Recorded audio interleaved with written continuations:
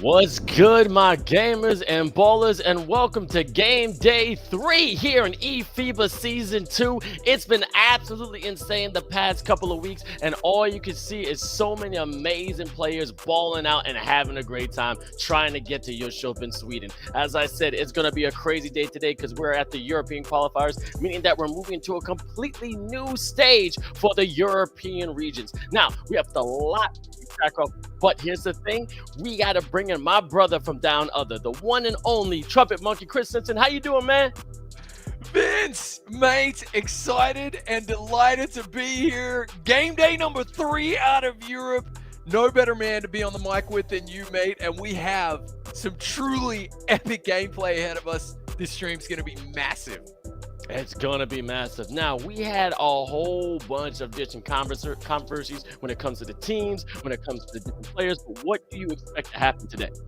Okay, man. The cream of the crop are going to rise to the top, all right? House of Pain, deep cut for the win right there. Mate, this is going to be huge. And honestly, a couple of different formats, which I know we're going to get into, so that's a teaser. But literally the best 2K tournament format I think we've ever seen. History being made today. Very excited. And the viewers are going to control everything as always. As always. Now, last Thursday, our two partners in crime, Indy and Nate, guiding us through the last game days of the South America and North America regions, where we, for the first time, saw some teams go bye-bye. And you know what? Let's take a look at what happened there.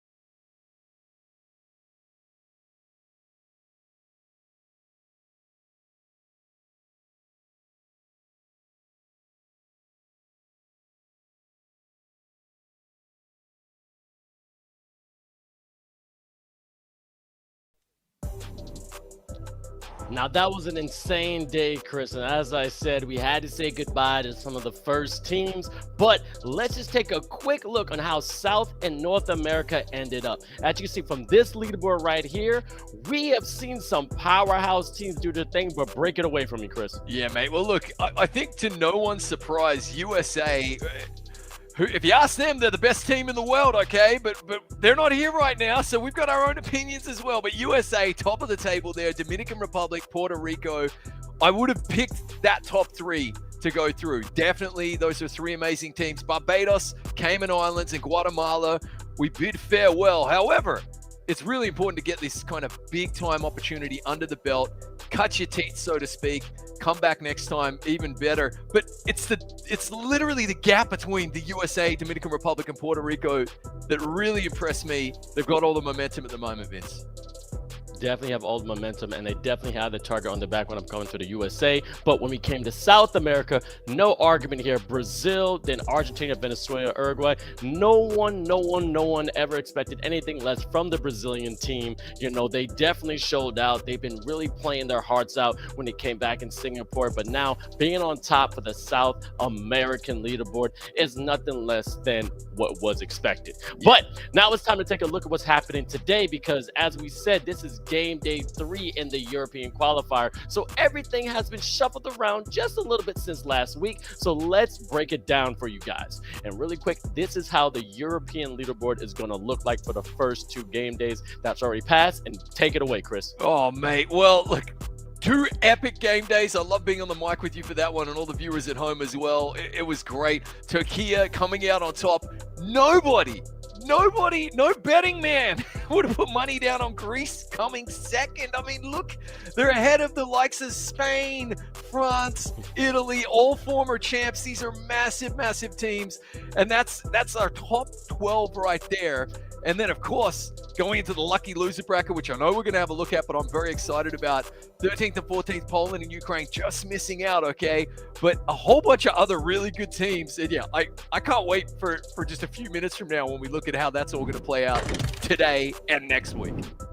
Exactly. Now, as you see, that was the top 12 is the tipping point, meaning the top 12 teams advances to a new group stage, and then they're going to be split into 2 groups. But then where the bottom 14 will be in that lucky loser knockout bracket that Chris just explained. So we start out with 26, and now we're going to be dividing up just a little bit. Now, that is how the leaderboard looked. Now, after the first 2 games, this is how together the groups are going to be, as we just have 2 new ones that have just reset. The top 12 nations have been split into 2 new groups, where all nations in the groups will battle it out again, each other really trying to get to the top and getting to that regional final. Once the game day is concluded, the placement in the groups determine how many points a nation is going to be taken on to the leaderboard. Now, as before, the first place will get 24 points, second 17, 13, 10, 8, and 7, but this will only happen with the first 12 nations. And Chris, this is a way to go to see if who's going to get that ticket to Sweden. Yeah, this is massive. I mean, the pressure well and truly on. Really love the format. Look, the group standings are, I think, going to surprise a few people towards the end of today's stream, and that everything to play for. This is where legends are made. We're now approaching that phase of eFIBA Season 2. It's going to be great, mate. It's going to be fantastic. Now, the group stage will be played out throughout today and game day 4 next week, where the nations will gather points to the leaderboard. Now, how the leaderboard look like after game day 4 will determine which 5 nations will move on to the European regional final. Now, that's key. From the top 12, there will be 5 nations going to the final, and it's all about making that top 5 as you see this leaderboard. And Chris, I mean, who do you think is going to hold, maybe get knocked down, or maybe surprise us? Yeah, this is going to be tight, man, because like literally out of that list, you pick, first of all, you pick those first 5. This is random, by the way. You pick those first 5, but Great Britain, Turkiye, Italy, and Spain also, like, it's nearly cruel that it's only 5, mate. It's nearly cruel, but such is life, right? The 5, the best of the best, are going to be heading to Sweden. Obviously, Turkiye, it's their group, right? Excuse me, their continent. It's their continent to lose. They wear the crown. Everyone's going to be gunning for them. Greece coming in second. We can't kind of turn our back on them. What's going to be great is to see how teams have prepped since last game day. All of the work they're putting in. We'll get the interviews done as well. We're going to find out who's ready to move on and who's not. It's hard to pick though, mate. Outside of Turkey, it's really hard to pick. Absolutely. Now, as I said, for them top 12 teams, we got 2 new groups. Now, I'm going to break down Group A because this, I think, is going to be a powerhouse. France, Belgium, Great Britain, Israel, Turkiye, and Finland. I mean, Turkiye definitely dominant in this group, but France and Great Britain have been creeping up to the top. And watch out for Israel. They got some ballers there. I mean, I'm so excited for this. But Chris, take it away with Group B. Yeah, Group A is looking phenomenal, but you can't turn your nose up at Group B either, mate. Croatia, Portugal, Germany, Greece, Italy, and Spain. 2 former champs in Italy and Spain. Greece, who are currently second in the overall standings as well. So right now, as of today, Greece, the second best 2K national team in Europe. This group right here is going to be absolutely massive. But then, of course, like Croatia, playing great. Portugal, amazing as well. And Germany, showing they belong. Yeah, mate. Both of those groups are they're crazy good. We are in for quite the treat today, it has to be said. Absolutely. Now, we start up with 26 nations. You already talked about the top 12. Now we got to get to the bottom 14. Now, this happens the first time when it comes to eFIBA Season 1 and 2, because this is going to happen. The first 2 game days allowed us basically to see who's going to be on the top and who's on the bottom. But now, since we have a lucky loser knockout bracket, let's take a look how this is going to play out, because 14 teams are going to go for that 1 spot in the European final. And man, oh man, Chris, this is going to be exciting. Dude, I love this. I love the lucky loser knockout bracket right here, mate. I mean, and just explain, Poland and Ukraine, because they came 13th and 14th, they get that first round bye, but it's single elimination.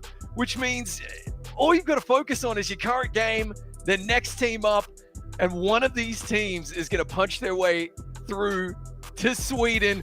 And don't discount Sweden at the bottom of the screen there, kicking off against Estonia. The home host nation trying to punch their ticket there. Imagine the crowds at that game, Vince. This is going to be huge if they can do it. Loving the lucky loser knockout bracket, though. We're going to be talking about that all night. It's going to be competitive. And also, just real quick, look at Lithuania. I mean, they played against Great Britain and Croatia and did their thing. But hey, you know what? I'm not going to say more. But also, I want to get into this because you know who you're rooting for. And this season, we're all about the community. The person that's watching, the person right there that's rooting, and the one that's representing their nation. And you know what, Chris? Take it away because this is your bag. Well, mate, when we say that we're putting you, the community, first, you guys out there, all right, we want your inputs. We want your opinions, your questions. We want you. And we also have a survey, which we'd love for you to just take a couple of minutes to fill out, all right? Because there are epic prizes at stake. There's the eFIBA hoodies, and Vince and I don't even have them yet, okay? The eFIBA basketballs, and also 2K game codes. Exclamation mark survey in the chat. Win that swag for yourselves, guys. We want you. You're a massive part of this show.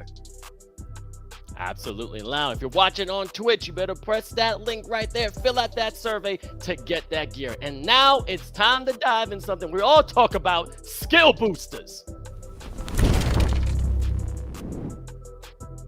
Now, as we enter game day 3, the skill boosters are not the same as last week. So let's take a look on how these 4 new ones are going to be activated for today. And Chris, take it away because these are insane. Yeah, can I go on the record as saying skill boosters are the coolest invention since Netflix, okay? Because if a team manages to get all 4 of these boosters, they not only get the 4 points, 1 for each booster, but then a bonus 5th point. And yeah, this week we got a nation getting a minimum of 15 3-pointers in a game, okay? Making 15 threes in a game, achieving 4+ blocks in a game, conceding less than 30 points, and then scoring a total of 100 points or more. And skill boosters for me have been like literally the best thing to be added to a 2K tournament ever. Okay, I've loved what we've seen from all of these kind of skill boosters, and teams maybe in garbage time in games as well, or even in blowouts, playing for a skill booster and that having a massive impact on the standings overall. It's been huge, and I think we're going to see a lot of teams really, they took like that first week to wake up and realize and to factor skill boosters into their game plan. Now on game day number 3, with everything to play for, it's pretty important. And of course, reminder, skill boosters are only going to apply to the 2 groups A and B, not the lucky loser knockout bracket, because that's single elimination. Again, remember that top 12, that's what skill boost is going to be. Now, let's take a look on what we're going to be doing today, because we're going to keep an extra eye out on some special games. But remember, this is a very dynamic new seasons, okay? We're going to be jumping back and forth with different kinds of games from world-class gameplay. As you see, we're starting there with Spain versus Germany. Then y'all going to vote. Then we got Turkiye versus Belgium. Then y'all are going to vote. And then we got Italy versus Germany. Now, this is on the regular program. And from this, Chris, which game should we really be watching out for? Well, yeah, but first of all, I really hope that the crowd get in and actually vote for Turkiye and France as well. So that's my pick there, which I believe will be in round 4. So make sure you get your votes on, get your skates on, guys. But all these games are epic. You know, I think it's great that Belgium and Germany are kind of like getting the massive headlights right here, the spotlight, I should say. But obviously, you know, watching Spain is fun every single time. You and I have called so many Spanish games. That's always like a really professional unit. And Italy really peaking at the right time and getting a lot of momentum coming into this one. You feel as though like maybe they felt forgotten, you know, and passed over a little bit, coming out so strong, having a great tournament. So that game's going to be epic too. Gonna be epic. And now go to eFIBA.basketball. Whenever you have a chance, you can see all the scheduling, you can see all the leaderboards, you can track your nation to see how well they're doing, because today is going to have so many games. Again, that's eFIBA.basketball. I see people already in chat on Twitch that want to see Turkiye, France. They want to be jumping around. Now, I have a question for you, Chris. We're talking about these brand new setup when it comes to trying to get to the finals. You got the top 12 with 2 groups, and then you got the lucky loser bracket. Oof. Which would you rather be? Yeah. The bottom on the top 12 or the top of the bottom 14? Well, mate, we were talking about this in pre-production, off-screen as well, man. So if my country, you know, is coming in 12th, and then all of a sudden they're going to try and punch their ticket through to a top 5 against those opponents, I think I would actually, my own personal preference, if I was playing as well, would be the lucky loser knockout bracket, because you just focus one game at a time, and you know anything can happen. It's like March Madness, okay? It really is. It's 2K madness. I love it. Give me the lucky loser bracket. We're going to be focusing, and rightly so, on the top 12 a lot today, keeping an eye on that lucky loser bracket, focusing that a little bit more next week. However, I love it. I'm loving the underdog story, the Cinderella story, and all the Swedes watching are going to be going crazy, shaking the stream. They're going to be shaking the camera, mate, trying to get the team, will them to a victory. It's going to be great. All right, and it's going to be fantastic. And now we got some partners all the way from Les Bleus and France that's going to talk about this fantastic eFIBA Season 2. And I just love them right now. We're going to have them coming right now. What's up? Bonjour, guys. How you feeling? Hey, what's up, guys? Bonjour. Bonjour. How we doing? Oh, we're doing great. I mean, I got to have your opinion. How are you liking eFIBA Season 2 this year? Man, it's an exciting season, and we hope France gonna beat a lot of team. We enjoy it every weeks, and we hope tonight it's gonna be hot for our team. We're gonna play against Turkey, first ranking. So, what do you think? We have to take our revenge against Turkey, as we have high hopes for this French team. We were finalists last year, and right now with eFIBA Season 2, we have the platform to show that we have 2K League talent, we have amazing players, and we want to go to Sweden. That's the main goal. That's what we want to do.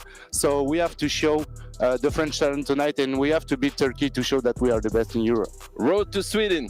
All right, now before Chris comes in, I got to say this. I know my man Sasha's Buckets Buenos right there, but my other man, you got to introduce yourself, man. Who we talking to right now? Oh, you know him because he's famous in France. No. My name is Lucas. I'm a commentator for French TV during basketball games, 5x5 or 3x3, and that's my job, you know. He's good. He's making live the French basketball like no one else in France. So we appreciate to have him for NBA 2K in France, for real. You know Kai Montgomery? He was my idol when I was younger. Of course, the voice. Yes, the voice, 3x3. I love it. And now, Chris, take it away, man. Well, mate, look, lads, first of all, bonsoir, mon amis. I love France, you know, I love Paris. Been 7 times. Had my 16th birthday at the Moulin Rouge. Probably shouldn't have said that. But listen, it's great to see you fellas. We all know about Breaker the Beast, all right? I described him last week as the original Die Hard. When it comes on the TV, you drop the remote, you watch it. He is he's must-watch blockbuster TV. But give me one other French player that maybe the uninitiated out there need to be looking for. Lay it on us. We gotta go with 𝐅𝐻𝐋𝐋𝐿. This is like the best lockdown we have in Europe. He is capable of like turning the light off from every point guard in the world. He is also capable to lead an offense in transition. So right now, you can find a better lockdown in Europe than 𝐅𝐻𝐋𝐿, and we are really proud to have him in the French team. And I hope he gonna show his skills against Aaron, because I heard Aaron was really good. So yeah, he is going to show the world. And thanks eFIBA for this platform for him, because you're going to discover one great talent with him. Absolutely. And then I got a follow-up question, lads. If Les Bleus can book the ticket to Sweden there, are you going to be getting on the plane with them? Are you going to be coming over? And there is a rumor going around that myself and this guy are going to be jumping into a Swedish lake in late November, and a few other team captains have already DM'd me to say if they're there, they're getting on it. Are you coming to Sweden, and are you jumping in the lake? Of course, we're jumping in the lake with all guys from France. We're gonna go to the plane and enjoy the ride, and we have to beat every champions, and France is ready. Yeah, we need to meet in Sweden. I can't wait to see Vince in Sweden and jump. I can follow him all around the world. Yeah, I can follow him in the lake, follow him in a volcano. I don't care. I follow Vince everywhere. My main goal is to be with Vince. I got you. Now I have to ask. You already know the rivalry is burning up between Turkiye and France, and I know everyone wants to see that rematch. But does that loss still hurt from eFIBA Season 1? Man, that was a chalk. That was a chalk for us because we was there. Yes, 9 points. They was up by 9 points. Maybe 3 minutes left on the clock, and they won by 1 point or something. And in a clutch moment, they killed us, and we won live. So that was terrible for us. But that's why we are hungry this season, because you know they woke up the rage in us, so we have to let the beast goes out right now and just throw it to them. Oh my goodness. Absolutely love it. It's such a pleasure to talk to both of you. Sasha and Luca, thank you so much for coming through. I can't wait, to meet y'all hopefully in person in Sweden. But we got a lot of games to get through today, so I'm pretty sure we're gonna have you back. But have a great stream, and I'll talk to you guys later. Peace out, y'all. Au revoir. Thank you. Bye, See you guys.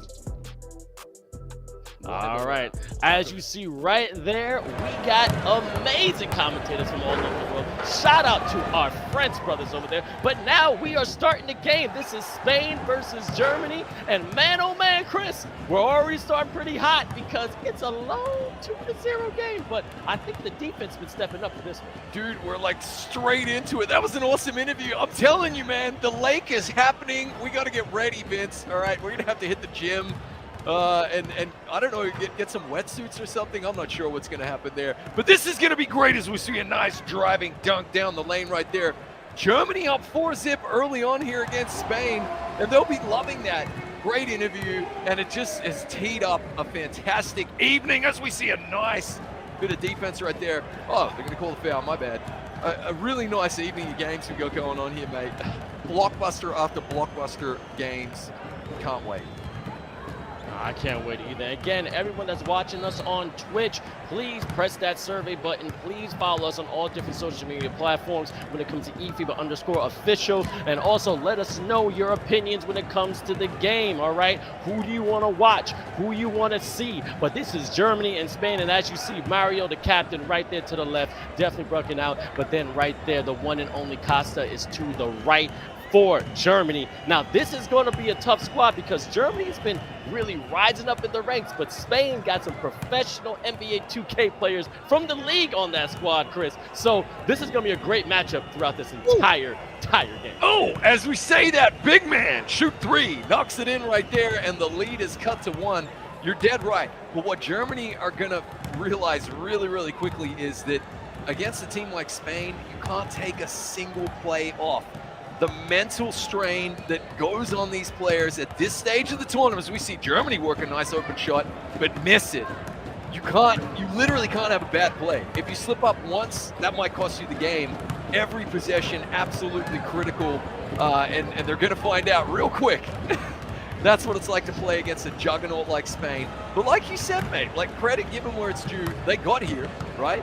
And right now they got a 1-point lead. As you see right now, under the big man is able to roll it in, but can't get it going down. Also get it right now, trying to reset, trying to see where the ball is going to be going to. I see nice cut to the basket, but a fake pass. It got me, but great offensive rebound, and then dipping it right there. Again, Spain 7, then Germany 6, and to let you know, Spain is in the red, Germany is in the white.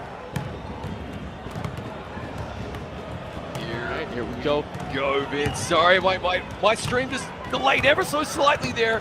And as we're going to get the inbound. And so far, yeah, so good.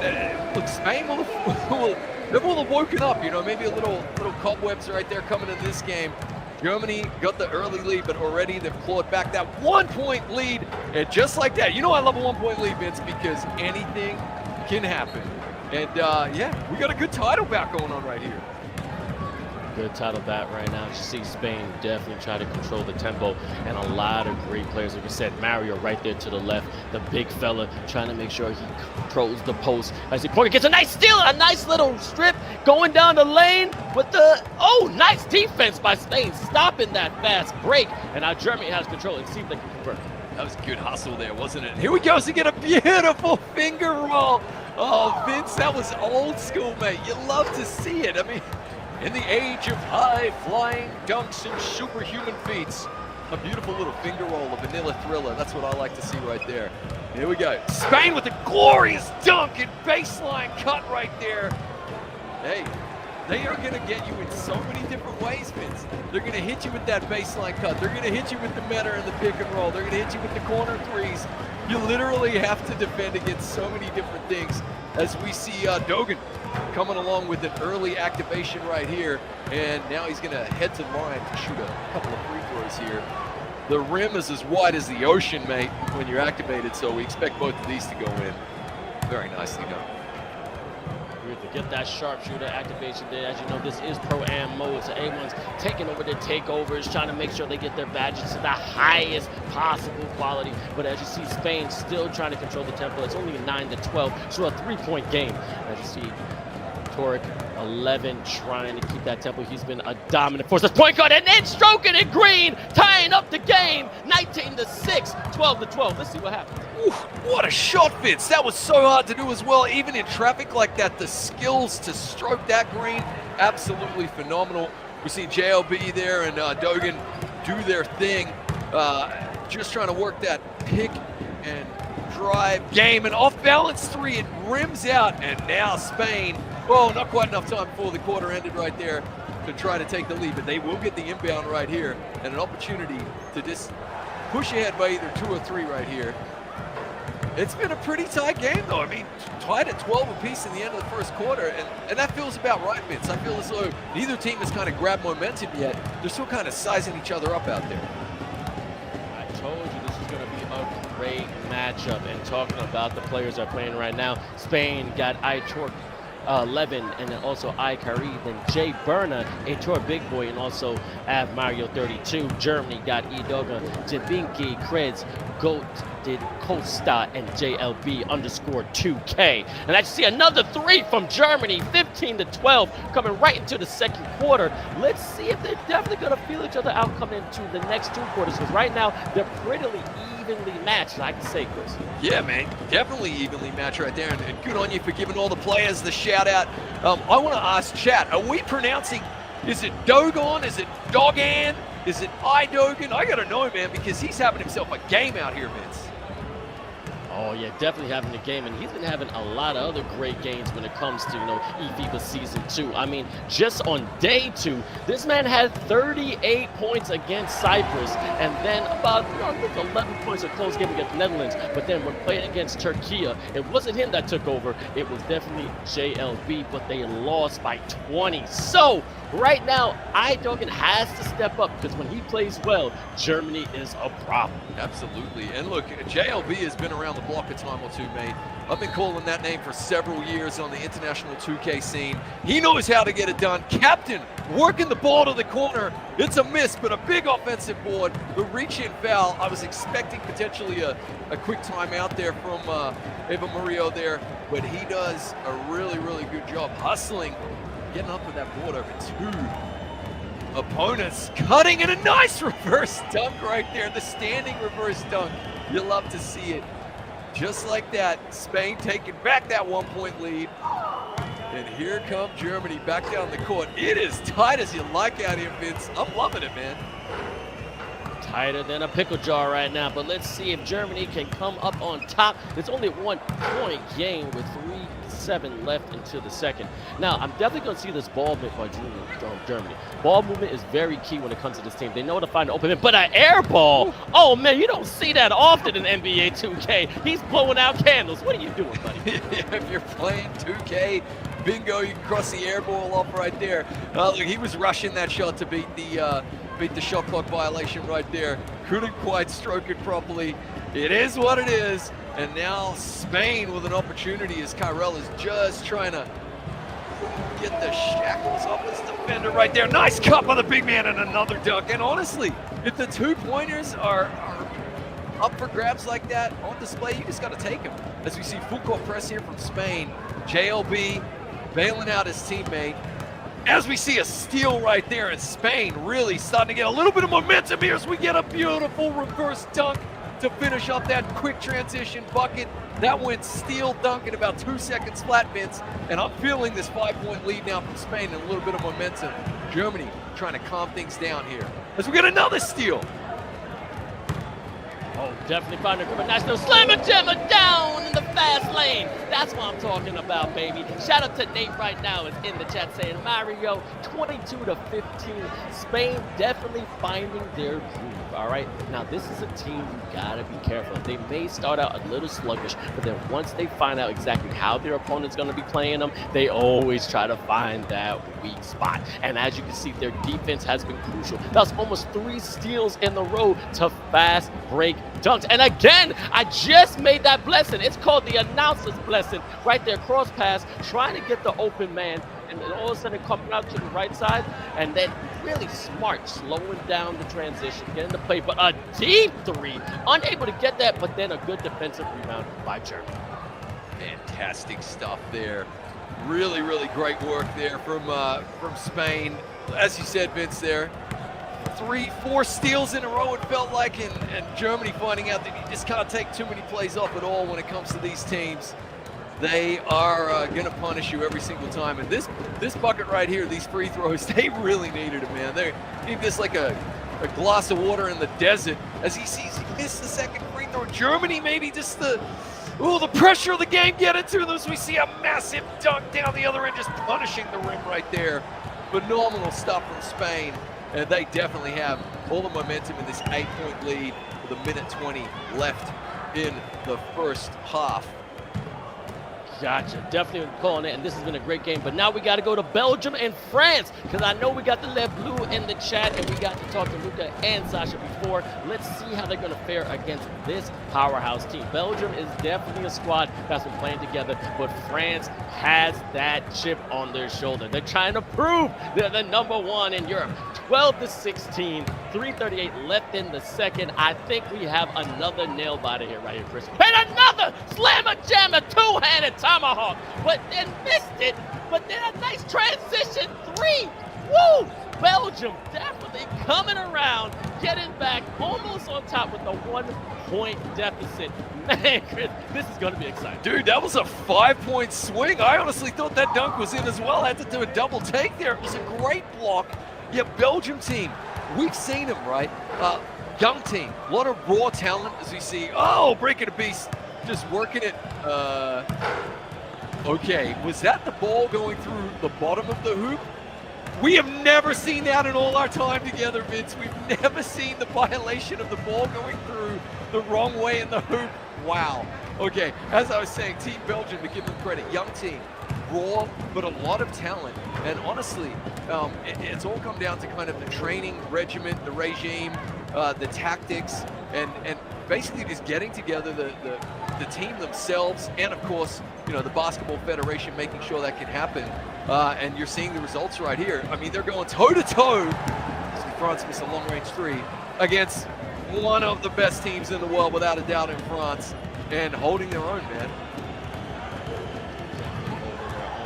Nice little pass on top of the key, and just a shout out, as you can see, the captains to the left and right. Breaker the Beast is to the left, and then Bajian to the right for Belgium. And for Belgium playing will be Duclamaz, and also the young Sean Bajian, K for Luke, and Swish for PF, and also for France, Breaker the Beast, 𝐂𝐋𝐋𝐿 𝐓𝐇𝐄 GTD, and also the big fella Mamba out. 1-point game. I think France is sweating a little bit, Chris, because Belgium ain't going nowhere. They are not going anywhere, man. They got the car in park and the handbrake on, mate. They're here to stay. Breaker the Beast, aka 𝐂𝐇𝐄. I love to watch it, man. Phenomenal stuff. By the way, as we see a nice little dipsy-do pass right there, working the open 3 in the corner, and it's missed, but a nice offensive board and put back there All of a sudden, France have that 3-point lead restored. Vince, that is Nate the Great in chat. That is Nate Ilos. Nate Olos. Nate, what is cooking? That's our co-host in chat, shouting out Mario. And yes, and he spotted it as we did as well, mate. The ball going through the bottom of the hoop. Never seen that one. Never seen that one. And again, if you looked at the leaderboard, if you go to eFIBA basketball, Belgium is in 8th right now, and the amazing French team is in 5th. Again, we need to get the top 5 players from the top 12. Remember that. We're doing these 2 different groups when it comes to the top 12, and then we're going to be talking about the lucky loser bracket in which the bottom 14 will have just 1 spot open to go to the European finals, all right? But as you see right now, Belgium trying to get control of this game. A nice little pass on low, little shuffle pass to the corner pocket, knock it 3, but man, France is definitely in control. Man, that's what I'm talking about. They can shoot the ball. Yeah, a lot like the Spanish game we just came from, right? Like Germany doing a great job as we see. Good steal right here. Oh, pass across the key, and a gorgeous dunk right there. Oh, that was so elegant. Honestly, just making it look ridiculously easy. It is anything but. To anyone watching at home, what they're doing takes a lot of stick skill as Belgium try to work that open 3 and miss again. And they are finding out now as they're down 10 just how quickly a team like France can pull away as they drop in another beautiful 3-pointer right there. Moments ago, Vince, it felt like we were tied up at 15 apiece, right? And all of a sudden, 13-point lead here for France. That's what they'll do to you. They'll embarrass a lot of teams out there. Belgium now just have to try to get a bucket. They need to stop the flow right here for sure. Definitely let you know Belgium is in the black, France is in the white. And also, we got you a survey for y'all. Everyone watching there on Twitch and all of the social media content, please fill out the survey. We got eFIBA basketball. Nice slammer jammer right there. We got NBA 2K codes, and also you may be the lucky winner of that eFIBA Season 2 hoodie. I don't know what color they have. I always see the white one. The white one looks good though, Chris. I think it'll be good with my skin. Yeah, definitely, mate. And we still want our Skill Booster Rooster t-shirts as well. You know, I think you can pull off the pink as well, Vince. Maybe you can. And really quick, right now, Belgium, a nice little transition mid-range, but that will be the end of the second quarter. And I'm telling you, these ballers have been balling. You see, switch with 17 points. Oh my God. No, 4. Oh, there we go. 17. He's gonna have 4 points. Not as many points as used to be going, but I gotta admit, Belgium's trying to find their transition. But X-Mamba out is a problem. 10 rebounds, all right? This man has been dominating the boards all through the season. And let's talk about day 2. This man had 2 triple-doubles, 1 against Sweden and 1 against Serbia. So you gotta watch out for this big fella with another slammer jammer. Oh man, another announcer blessing. France is definitely breaking away and trying to show how dominant they are this season. Gorgeous transition dunk there. Defense into points. That is what it's all about. And again, mirroring that game of Spain, they're getting sticky, living in the pockets of Belgium right here, trying to pick those pockets, get those steals, turn them into quick transition buckets, and honestly, really hard to defend. It's that simple. Here come Belgium, though, trying to work that ball rotation, shot clock down to 2, and they are settling for off-balance, low percentage shots as we see the gorgeous two-handed windmill reverse dunk. Dominique Wilkins is sitting somewhere smiling at that one, Vince. That was amazing. What? Nice and great hustle.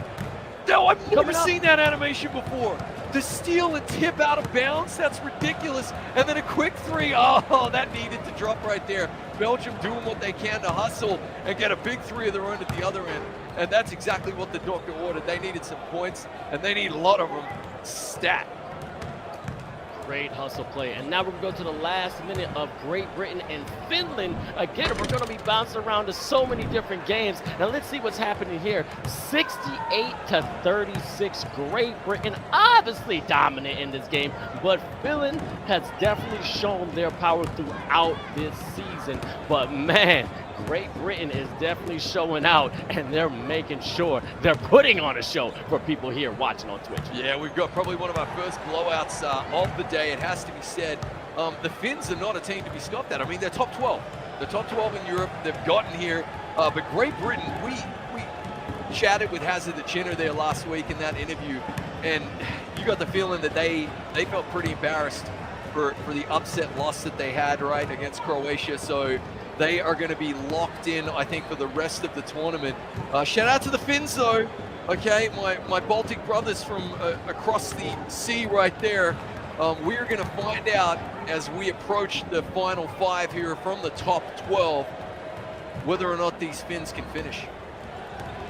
All right, we'll see what happens. And now we're going to jump back to Spain and, you know, Germany. 36-25. Germany came out firing, definitely showing dominance on both ends, being a two-way team. But Spain is now showing the experience. 36-25. I mean, I'm pretty sure the captain, Mario, is pretty happy, but they want to make this lead even more concrete with 20 seconds left in the third. Yeah, and you're seeing hands up in the passing lane, the sticky defense coming from the Spaniards.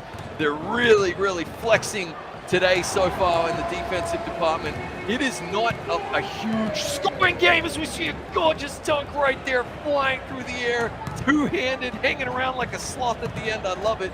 And so far, Germany, I think, as we have 4.6 seconds left here in the third, a quick timeout, so we're going to see an inbound play and hopefully a shot here from Spain. Germany will be pretty happy, I think, with this, Vince, because Spain are a dominant team. They could drop 100 on you easily. To hold them to 36 here so far in this one, not too bad. And you're within touching distance, just a few buckets away maybe from getting momentum and getting back into this one. Germany have really impressed me.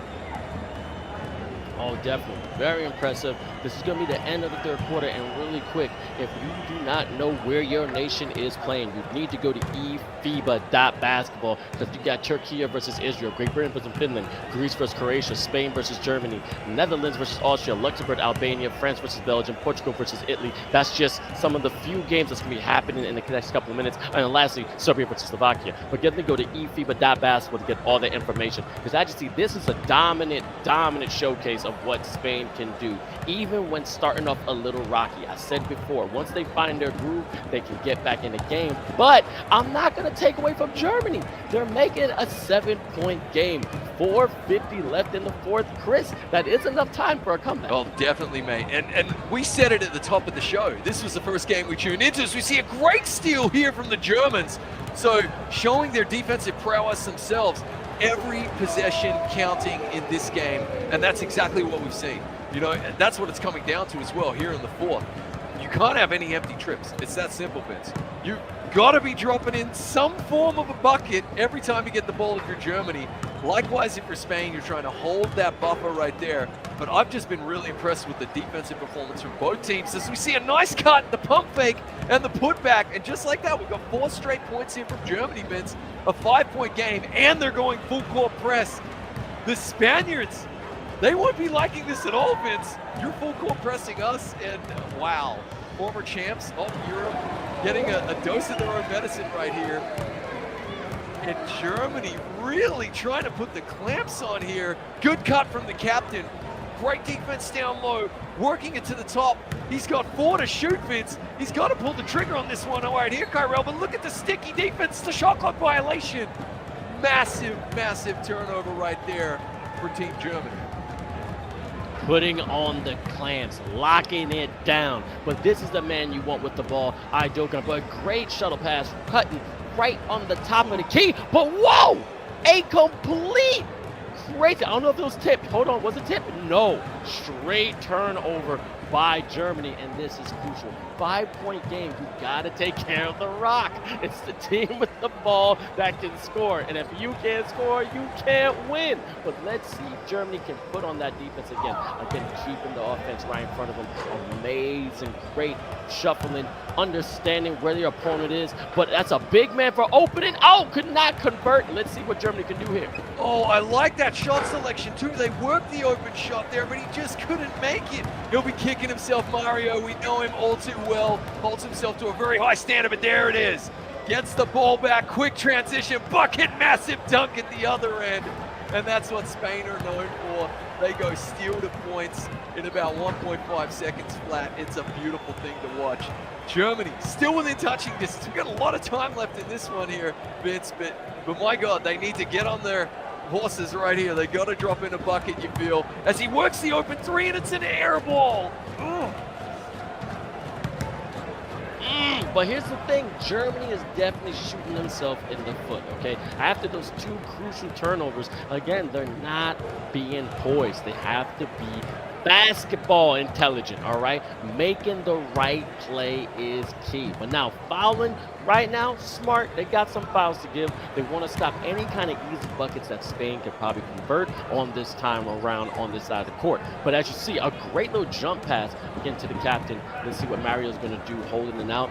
Mr. 11 trying to get more position, but big boy passing cross course again, and 𝐂𝐊 definitely nice little behind the back little James Harden, but could not convert that. And let's see if Germany can finally score this time around. Yeah, they can't have any empty trips as we see a massive rejection there from El Capitano Mario, sending that into the front row right there. Now Germany do get a little bit of a saving grace here. They are going to get the inbounds, but this is it. Now it's crunch time. Final 2 minutes, that's what they needed. A really saucy, sneaky cut to the bucket right there, Vince, that not a lot of teams will utilize. They need to pull every single trick out of the bag here, and now they need a defensive stop to make this one interesting. Pulls up the rock, pulls up the dribble, 𝐂𝐊, gives it off to Mario, who also pulls up the rock. And you're seeing a lot more steals in today's games for sure. And really just trying to turn this over. Great sticky defense again though. 2 seconds to shoot, 15-footer, off balance, clutch shot right there. Really, really love to see it if you're Spain. Heartbreaking if you're Germany, but 7 points. Oh, as we nearly get the steal from the inbound right there. 7 points in a minute 44, not impossible. What do they have here? The Dogan. Well, here he comes. Mid-range are key, but nice three by Germany, unable to convert, but now it's just being smart with the ball, all right? Mario definitely talking to his teammates saying, hey, we possibly got this game in the bag, now it's just be smart. Use the clock as your friend. Minute 22 left in the quarter, fouls are gonna happen. They're gonna have to beat you from the line. But now, corner pocket, it's good, baby! That is stroking it green with a beautiful lean green bean by Spain. Ooh, making it rain when it counts here, Vince. That was beautiful. Here we go, Germany now with a mountain to climb as we see another steal. And really, that has just been indicative of the way the game has gone here today. Spain do get a scare, without a doubt. Germany can hold their heads high in this one. They do get a scare, but ultimately their defense getting the job done. And of course, Captain Courageous, Mario, stepping up when his team needed him the most. It's not always about how many points you score, it's about when you score them, and he scored them when they needed him the most. Absolutely. It's me, Mario, man. Shout out to you, brother. And also shout out to CD2108 asking for that survey. I mean, this man wants that hood. He wants them NBA 2K codes and another three-ball corner pocket from Spain. Now they're just making it rain. They're trying to make sure they're putting a stamp on this game. 46 to 33, 32 seconds. Now it's going to be done. It's safe to say Spain will be it's amazing. And now we're also going to have Belgium versus France after this game, and I know Le Bleu is going to be excited for that. But Spain definitely showing some work right here because now they're just raining threes, Chris. Yeah, this is impressive stuff. Look, the Germans started off and they thought they were getting Oktoberfest. You know what they got instead, Vince? They got running with the Bulls, mate. The Spanish coming out right here. They are going to get the win, and that's a big one because Germany laid down the challenge. Spain answered it, and a big, big win for them. Now jumping over to finish off, it looks as though France versus Belgium. And look, it's gone the way of Le Blues, okay? But Belgium, dynamic young team. Every single game they play is more experience for them. They are definitely one to watch for the future, in this commentator's opinion, and are only going to get better. Really young team, dynamic, raw talent. Just got to work on the tactics. A few more training camps together, Vincent. I think they'll be the real deal. Absolutely. Okay, 71 to 46. And also watch that poll there on Twitch on the eFIBA official page. Now we want you to vote on what game you want to watch next. We got a lot of talent that's happening today. And what you can vote for today is going to be Great Britain versus France, Spain versus Portugal, and Greece versus Germany. We already got Great Britain versus France. That is going to be a game for sure. But as you can see, France coming out on top. I mean, hey, merci beaucoup, it was beautiful, but I have to admit that was a dominant force and Breaking the Beast, as you can see, showing out. And now we're going to Portugal versus Italy with this as 1:03 left, and Portugal definitely being the dominant force here. Wow, this is big right here, man. This is already probably one of the upsets of the day, Vince. Wow, Portugal, we knew they were good. Italy, former champions, and we're joining late. I mean, the fat lady hasn't just warmed up, Vince. She is singing. She's got the great pipes here.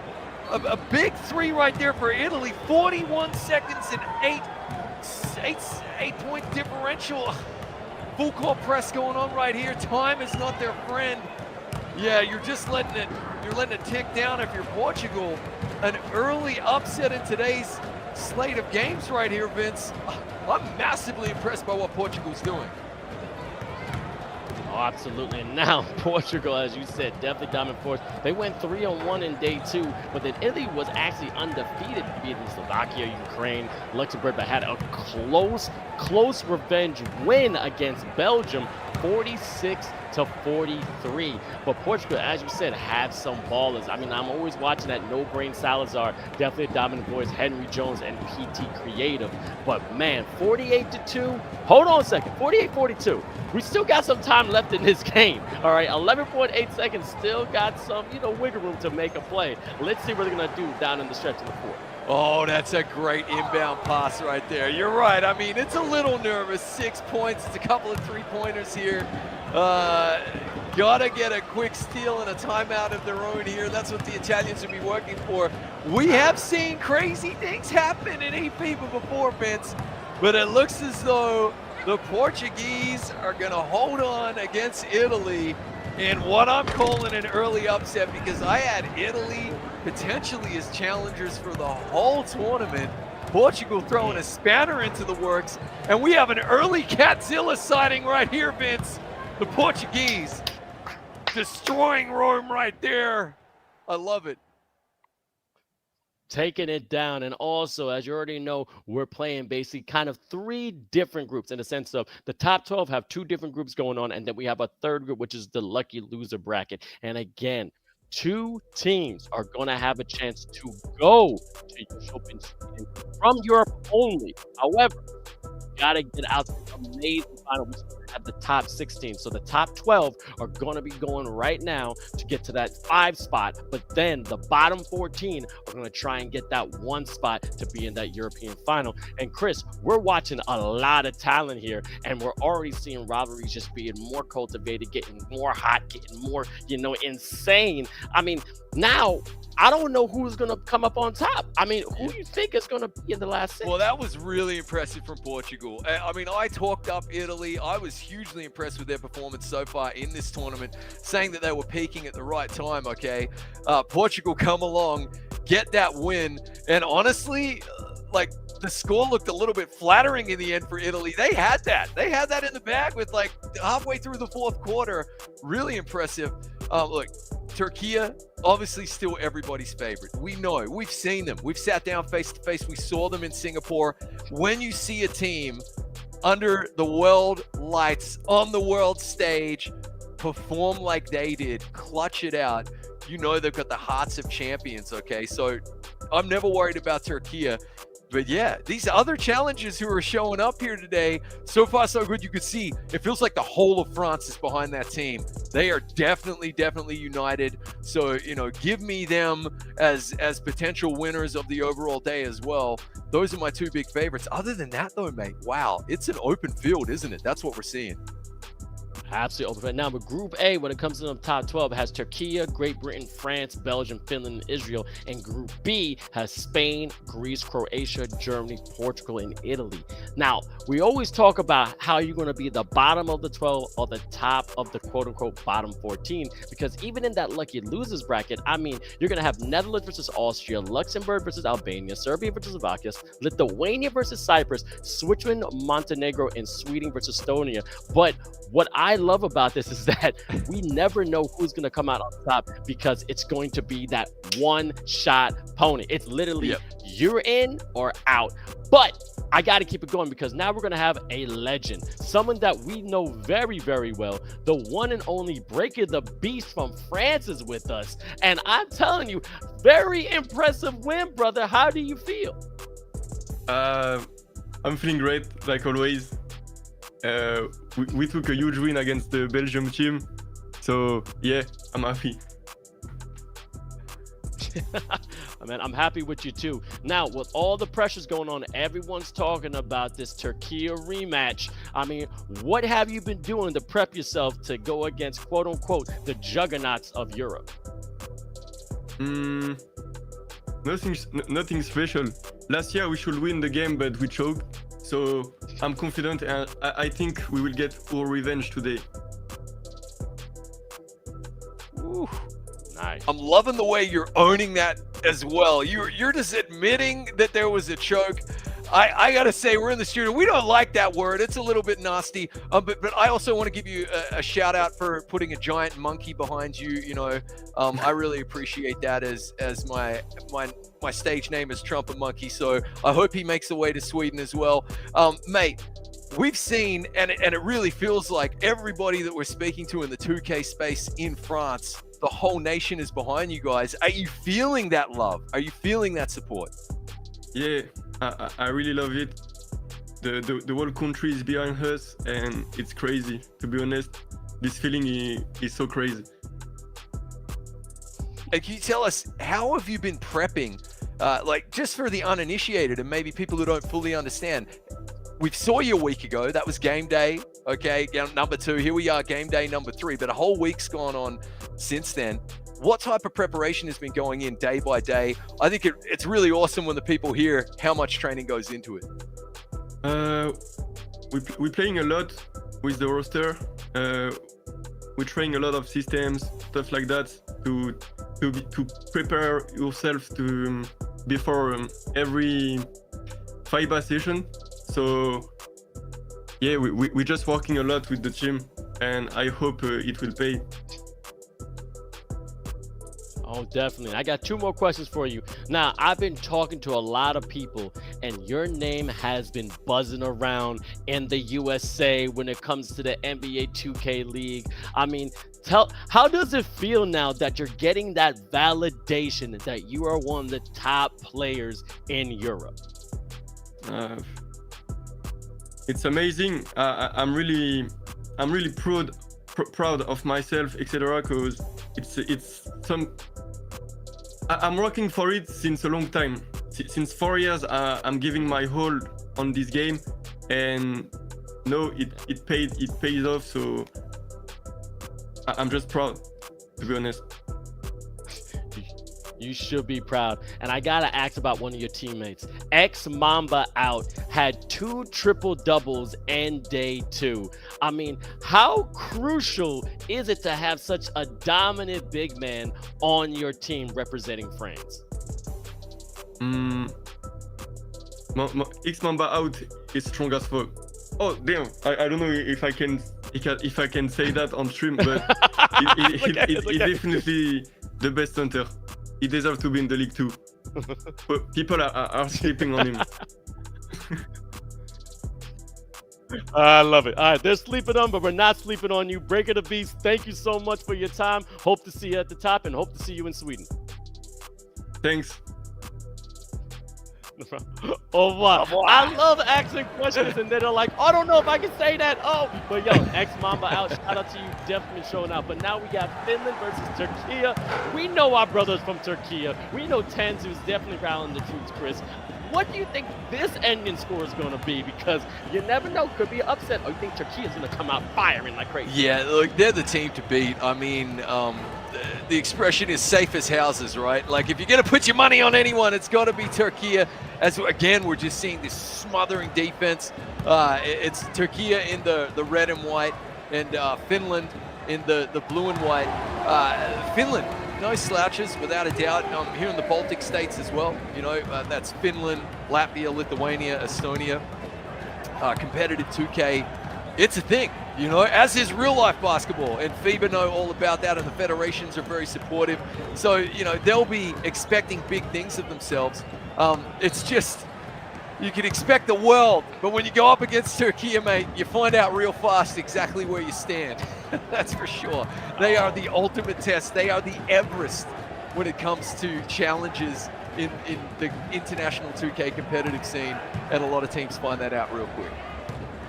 Absolutely, and also I want to talk about Finland just a little bit. I mean, they did go 4-1.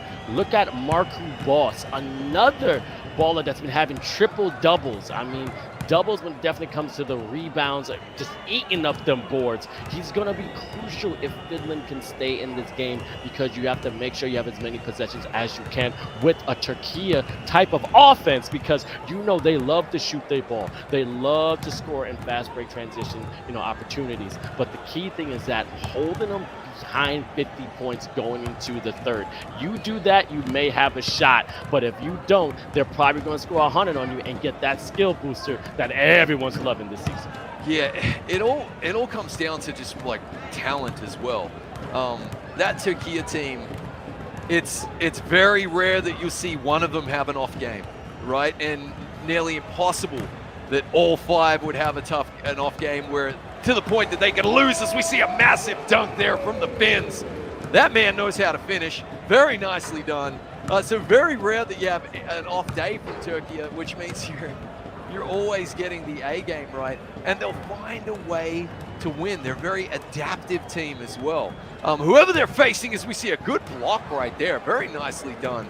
Whoever they're facing, they can adjust on the fly. That comes down to Tanzu, who you shouted out there at the beginning of this game. He is their leader. He's their captain. America, these are the Avengers, and he just knows exactly what to say, when to say it, and the technique that they need to get the dub, and they can change it on the fly, and we've seen them adjust in real life. It was an amazing thing to watch, the communication, and that's what you're going up against if you're Finland. Now the good news is you can get there too, as we see another nice dunk from the big man. Finland trying to cut this gap right here. You know, you can watch and learn, and you can actually kind of take things away from that if you are another national team who wants to know, okay, what's the formula for success? How do we win? Well, yeah, you know the meta, you train together, really good communication, and then it's just skill, skill, skill. Continue to get better at your craft. This Turkiye team have been together a long time, right, Vince? We know that. And that's a real unit out there who know each other in and out. It's impressive to watch online. It's impressive to watch in person, and they are hard to beat. As I've been monologuing, though, the lead has been cut to 2.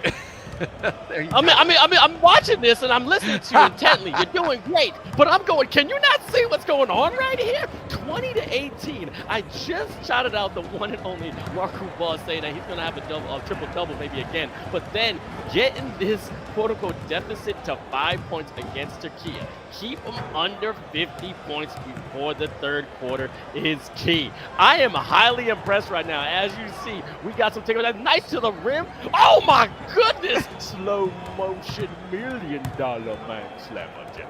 That's how I like to see a 3-point game, Chris. What? I think Finland may take out the dominant force of Turkiye. This is exciting. It is, man. It is. You love to see it as well, as they work an open 3 there and drop it in. Hey, the Finns came to play. As I said, a prideful people here in the Baltic states. They take 2K very, very seriously. And this is the type of performance you need to bring when you're playing against the Turkiye. So full credit to them. as Finland now have 2 activations, trying to work an open shot right here with only 4 to shoot in the half. There's the corner 3, and it's good. Finishing strong, Vince. Hey, you said it. We got ourselves a game right here. We got ourselves a game in the sense of everyone's trying to take out Turkiye. We had that amazing post on the eFIBA Instagram page of saying who is the team to beat, and unanimously out of the 26 federations all over Europe, they said Turkiye, Turkiye, Turkiye. All right, they don't want them to come to dinner. All right, they want to make sure that they keep them out of this game. And look at 𝐂𝐋𝐋𝐿 is definitely one of the top players on him. That's 𝐂𝐋𝐿, and also we got 𝐵UPA, we got 𝐿𝐷𝐄 𝐂𝐿, and Marco Boss that's representing Finland. But then on Turkiye, you know, 𝐸RENI, Jamboy, you know, one and only TR Tansu, Love Battle Dead, and also 𝐂𝐄 the Problem. I mean, 𝐸RENI's having a game with 10 points, but then 𝐂𝐋𝐿 has 11. I mean, this right here is gonna go down to the wire, Chris, because Finland is trying to prove they belong on that plane to Jönköping, Sweden. Yeah, they are, absolutely. Hey, shout out to Vecchi in chat. You're absolutely right, mate. They are indeed not truly a Baltic state, a Scandinavian state, but we all share the Baltic Sea there, my friend, and we view the Finns as close brothers here. Let me assure you, the most important thing is they love their basketball. They know how to hoop. As we see a nice transition dunk, but a foul right there. And that's the most important thing. And they're putting on a show here, trying to cut the lead. They've tied it up right here, Vince, with the and one massive dunk. Forget cut the lead. Now it's equal right now. You're going into the last 2 quarters, 29 to 29. Now let's see if you can hold out. But a great big man play underneath the rim. Just a little floaty. Just getting that easy 2-point for Turkiye. But 31 to 29. 3:46. And what do? Do you give it to one of your best players, Marco Boss, that's basically showing out with them triple doubles, or do you get it to your guard? But this team is a well-oiled machine, a nice little mid-range, but a good offensive board. I'm telling you, this man gallops up those rebounds. This is fantastic, Chris. It is, it is. Nice stuff here from Finland. Just trying to work that bucket. Oh, and they drop in the 3, and that's a 1-point lead. My favorite kind of lead, Vince, because anything can happen. Turkiye find themselves in a real fight right here. As we joined, oh, they had the comfortable lead. Finland have done a fantastic job to come right back into this game. And Turkiye, well, they're going to have to rise to the occasion right here as they get challenged by one of the new teams. Oh, kicks the ball out, had the easy bucket underneath right there, and a reach-in foul there from Black Mamba. That's why you need some big brain plays right here. You got to have that basketball IQ. You got that easy 2, you take it. Shout out to Gold 1E saying 𝐂𝐋𝐿 builds a demigod or what? It is a demigod, but nice two-hander, dominant slammer jammer, 34-33, taking the lead. Okay, they ain't scared of nobody. That's what I'm talking about. You ain't never scared. Shout out to Bone Breaker. Listen to it. Oh, reach-in foul right there. That's right. I mean, you got to come in fearless, don't you, mate? You got to come in and play who's in front of you. Give them your best game. So far, so good. They are playing super loose, super switched on. You love to see it as we see a 3 there and a miss, and all of a sudden an opportunity to pad the lead a tiny bit here for the Finns. A smart, quick foul right there, reach-in foul. You know, worst case scenario, you stop the transition bucket. Best case scenario, you get the steal. So a heads-up play right there from Turkiye. Trying to work this pick and roll. And they find themselves in unfamiliar territory, though, the Finns. Potential well beaters as we drop it off down low, kicks it back out for the 3, and it's good, Vince, and that's a 4-point lead for the Finns. Stroking it green, they're mean, and when I say never scared, I meant to say bone crusher. They're not breaking bones, no, they're crushing dreams right now. Finland out of the Scandinavian, but a nice little revenge slammer jammer, 35-37. Look, here's the thing. Turkiye has immense amount of pressure, but Finland coming in, quote-unquote, as a dark horse. I mean, placing like, what, 5th or 6th in day 2? But a nice slammer jammer again. Yo, 39-35, minute 39, Chris. I'm getting a little nervous. Yeah, well, we're going to see what Turkiye are all about as well. Their shot selection hasn't been terrible, but they're not stroking it green as they get a quick turnover right there. look, they are the champs for a reason. They're a really, really good team. So we're going to find out as we get a really aggressive dunk there and a nice flex after the dunk. We're going to find out real quick whether this is the Turkiye team that we know and love, or if the Finns can pull up one of the biggest upsets of the entire tournament so far. And you could say one of the biggest upsets in international 2K history. That's what's on the line here. Glory awaits them as we see good shot selection, but can't quite knock it down, and really stingy defense. It has to be said from the Turks right now. They know they're in a dogfight, but are they up for it? Yes, they are. And just like that, they claw back the lead. This is back and forth like a day playing on a seesaw, because I don't know who's going to come out on top. Now, Turkiye, when it comes to Europe leaderboard, is #1. Finland was placed #9. Just one more. They could have got another secure booster in the sense of if it's 10 more above. But as you see, Turkiye with that suffocating defense, and great foul by Finland, stopping that transition. A 1-point game. Now, this is still the top 12, all right, with 2 groups. So it's going to be about leaderboard points if you're going to advance to be the top 5 teams to go to the European finals. However, this is definitely going to make some noise in the Europe region, because Finland is showing they're here to stay and they can play. 42-39, 26 left in the third. Well, I tell you what, if Finland bring this game with them to all their other opponents here today, then they're going to have a fantastic chance at progressing. It has to be said, really, really impressive. As they're trying to work the pick and roll right there. Pretty sure that was an accidental pass, though. Couple of activated Finns. We got an activated Turkish player as well, as we see a nice 15-footer, rims in and out. The quarter will end. 3-point Turkiye lead, but crucially here, the inbounds from Finland as they bring the ball up the court here.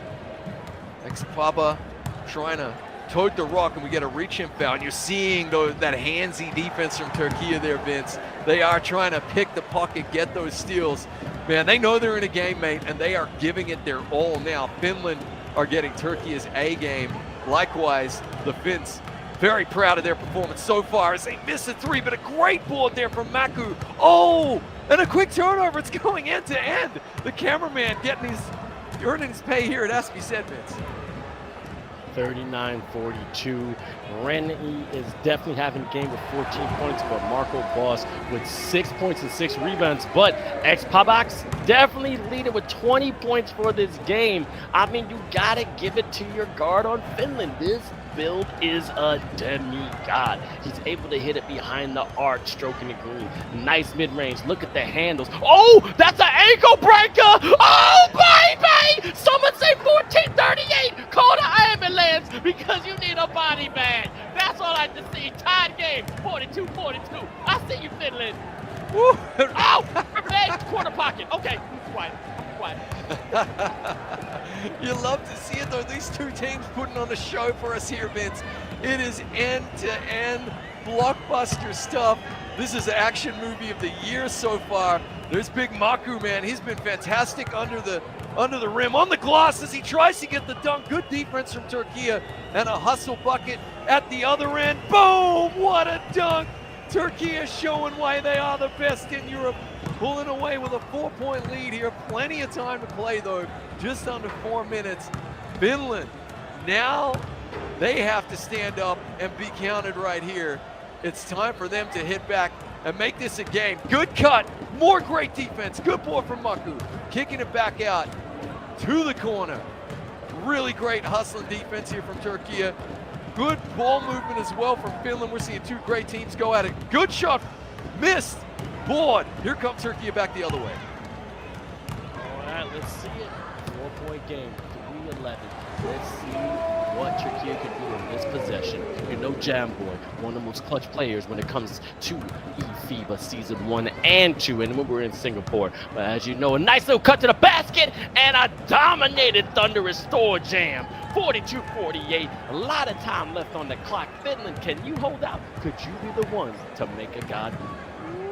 Odin's son with the thunderclap dunk right there. Finland taking a quick, easy 2 points right there. I got to tell you, I've been hugely impressed with the rotation on defense by Finland there, Vince. Turkiye had to work so hard for that backdoor cut and Finland just rotating brilliantly. Look at the way they're playing the pick and roll, getting to the passing lanes, getting hands up on those shots. They are not giving up an inch, man. They've given it their all here as we approach the 2-minute warning. Nice dunk inside there from Turkiye, though, just pushing it back to that 6-point buffer right now. Man, this is a great game. This feels like a title bout, man. It's fantastic stuff. Exactly, and India is in the chat. What's up, Made in India? Nice mid-range by Finland. I am telling you, let me get that abbreviation correctly. Some of my family are police officers. 1141 basically means ambulance is needed. Somebody better call the ambulance right now because there's about to be some body bags on the floor. This right here is a battle to the death, even if this is just regular gameplay. Okay, like I said, top 12 teams is going to go to the leaderboard. It is not the lucky loser bracket, which is basically sudden death. But as you can see, a nice little fade three. I thought they goaltended it. 53-46. Turkiye definitely coming out on top in the last minute and a half, but a great defensive play by Turkiye. Now they're definitely stepping up. We said Finland defense was definitely solid, but now Turkiye is showing that offensive momentum and taking them out one shot at a time, Chris. Very, very nicely done right here. Has to be said. Tanzu will have led the troops well. Turkiye working the open three, dropping it in. That's what they'll do to you, Vince. They will embarrass you on any given play. The lead is back to 10. You get the feeling they've weathered this Finnish Scandinavian storm.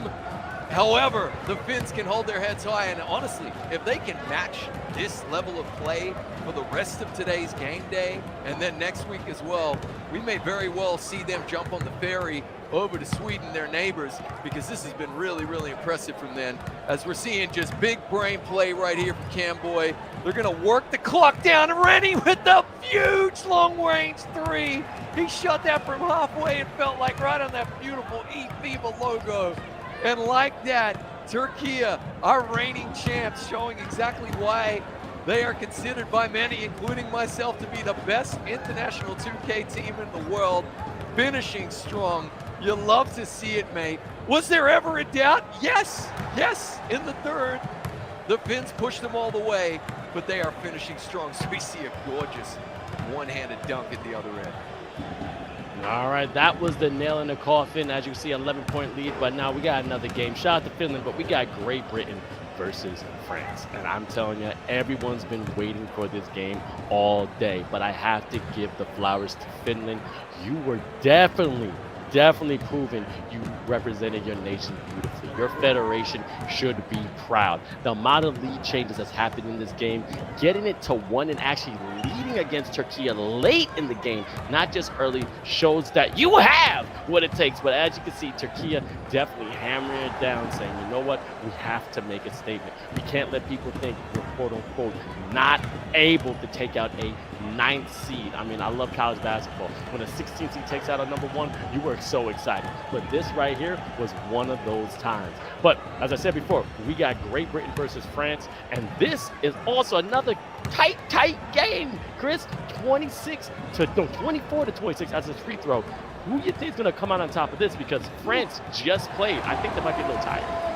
Ooh, Gunnar trying to knock in 3 free throws in a row there. There you go. You love to see it. A 1-point game here. And of course, this is one of the oldest historical rivalries in the world, friend. You feel me? I mean, come on. This is what it's all about. France versus Great Britain. This will always get a massive crowd. You love to see it. And so far, they are not disappointing here. These guys know each other so well, Vince. You know, just across the channel from one another. They really know each other well. Scrimmage all the time. Have a lot of respect, but also rivalry, it has to be said. So far, so good. You're thinking for Great Britain, because I would have had them as slight underdogs in this one. France with so much momentum, to have them at just a 1-point lead here. And it's the third quarter, Vince. Only 26 points on the board, 25 points for Great Britain. Low scoring game, which means a stingy game. Our kind of game, Vince. You love to see it, man. France just extending the lead to 3 right there. just extending the lead to 3, but I gotta admit, you're right. This is a rivalry that's gonna be there to the end of time. But please don't forget, please fill out that survey, all right? Just ask for iSurvey on any of our Twitch streams in which you have a chance to win eFIBA basketball, eFIBA hoodie, and also NBA 2K codes to get your build to demigod mode. All right, 25-28, only a 3-point deficit for Great Britain. As you see, 𝐓𝐇𝐄 right there to the left, and then Breaker the Beast to the right. This right here, is gonna be a test of mental fortitude. All right, these teams can ball. They have high quality players. 2-point game into the third quarter. Chris, this is gonna be a nail biter. Yeah, man, I think we're gonna come all the way down to the final shot here. It has that type of vibe about it, doesn't it? If you're just tuning in, it's France in the white, Great Britain in the blue, as we see a massive rejection right there. Don't forget, guys, one of today's skill boosters, which can get you another whole 1 point on the leaderboard, is 4 blocks or more in a game. I don't know if we've seen it yet, Vince. I definitely saw 3 blocks in a game earlier, but we cut between the games, so I haven't seen 4 from one team. But in a game like this, that's going to come down to it, as we see a massive 3 from France there. That's what they'll do to you, man. Breaking a beast. Oh, that's why he's 𝐂𝐄 aka Die-Hard. Man, he is a blockbuster player. Gunnar trying to work an open shot here. They really, really want a bucket here, Great Britain. They don't want an empty possession to give the momentum to France here coming into the fourth. There's 𝐂𝐄𝐄 working that pick and roll. Great defense from France, though. It's so sticky. Got to pull the trigger on that. It wasn't a great shot selection. He didn't have a choice. And just like that, France with an opportunity here for an activated Breaker to Beast, Vince, to extend this lead. Pulling up from half court. Oh, that was very Breaker, wasn't it? He misses, but they get their open 3 in the end. And just like that, a team like France made, they'll drop in a couple of quick 3s, won't they? And they're up by 8. Blink of an eye. Up by 8 for sure. And let you know, the last time you saw these players were back in eFIBA Season 1 was actually quite interesting. 31-70, France with a dominant win. So you got to feel for Great Britain. They do not want that to happen again. But as you see, 26-34, they're showing that they can ball a little bit with a nice little two-handed jam. Great Britain coming up a little bit closer, all right? As you can see, 15 seconds left in the third quarter. Let's see if they can definitely bring it all together. Defense is going to be key. And as you see, France is in the white, Great Britain in the blue. And they're going to end the third quarter with a nice little body. Oh, a foul. Shots win games, but free throws win championships. And let's see if they can do that now. Banks in the first right there. Trying to push this to an 8-point lead. 2.5 seconds to do something here. Great Britain, we're probably going to see a wild shot. Nice toss down. Oh, it's a turnover. Quick steal. In fairness, he had the chance his arm, but France, crucially here, Vince, going to get the inbounds, which means they can extend this lead to 10, potentially 11. 12 if we see something wild. Here we go. Breaker to Beast. Yeah, he'll be feeling it. Nice cut, just a complete breakdown of communication and defense there from Team Great Britain. Down by 10, again, in a low-scoring game like this against a team like France, they now got to get their skates on, mate. This is going to be tough to come back from. But 𝐓𝐇𝐄, the chinner, will be chatting the lads. He'll be in their ear, he'll be chirping, he'll be letting them know what to do. And they are a great team as we see a good bucket. They really needed that just to stem the tide a little bit here.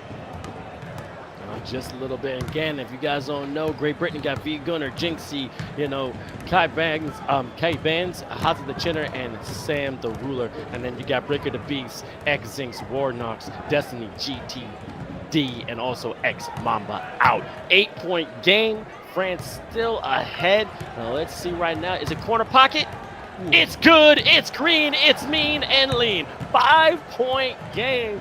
Great Britain is going nowhere, Chris. I can't wait to see the talking that's going to happen on social media after this one. Woo! Oh, big block right there. Rejected. Woo! That hurt. 𝐓𝐇𝐄 the Chinner with a captain's block right there, and a solid foul as well. It has to be said. They're going to get the shot clock reset to 14 seconds here in the inbound France, but really stingy defense from Great Britain. Yeah, they can sense that now is their moment. They got a little bit of momentum. They got 5 straight points here. They cannot switch off on defense. Talking to each other, Pull-up jumper, it's out. Great offensive board right there to reset the possession here for the French. Oh, and it just opens up and Parts nearly got the block against the glass. But France, they'll find a way. They always find a way, Vince. They are one of those teams. And they go to full court pressure as well. Beautiful steal right there. And another quick dunk. And just like that, they extend the lead back to 9. That is what these championship caliber teams will do. Even to a great team like Great Britain, they will embarrass you very, very quickly. Amazing. A nice little split right there. France right now at 42, 35 points for Great Britain. But as you saw, that pressure, that suffocating defense, that full court press definitely broke down Great Britain. I don't think they were ready for that. And nice stroke in the screen, but it's beautiful. But here we go. We got the last 30 seconds of Italy versus Croatia. Oh my goodness. 54 to 57. Let's see who's going to come out on top here. Goes in, coming out to the corner. That's a 3. Unable to convert it. Oh goodness. Can Croatia come out on top? Italy definitely trying to find a way to get this game back in. All right. What's going to go there? Here it is. Okay, nice defense. Nice defense. Coming in for the corner. Oh! And scores a 3. Croatia up by 6. All right, 60 to 54. 2.4 left in the game. Oh, that was a game. All right, let me see the people in the chat. Let me see the Italian flags. Let me see the Croatian flags. Because right there, I think this may be game, but you never know when it comes to NBA 2K. Yeah, this is going to be a huge mountain to climb as they miss the 3. And that is, wow, Italy, you would have to say, in the scheme of things here, Vince, dropping 2 games, a little bit of an upset. They've gone down to Portugal and now Croatia. Man, this Group B is up for grabs, Vince. Wow, I thought Italy had fantastic momentum. Really, really impressive. Oh, yeah, that's fantastic right there. As you can see, back to Great Britain versus France. Oh, this is still a battle. Minute 36 left in the game. Let's see where they go. Coming up. No, nice little shuttle pass. Oh, but missed the nice little floaty. France with possession again.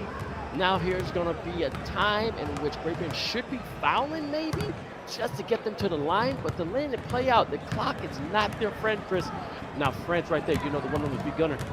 Trying to get up. Gunner, sorry. Oh, great interception by Great Britain. Let's see what's going to happen here. Here we go. I mean, France.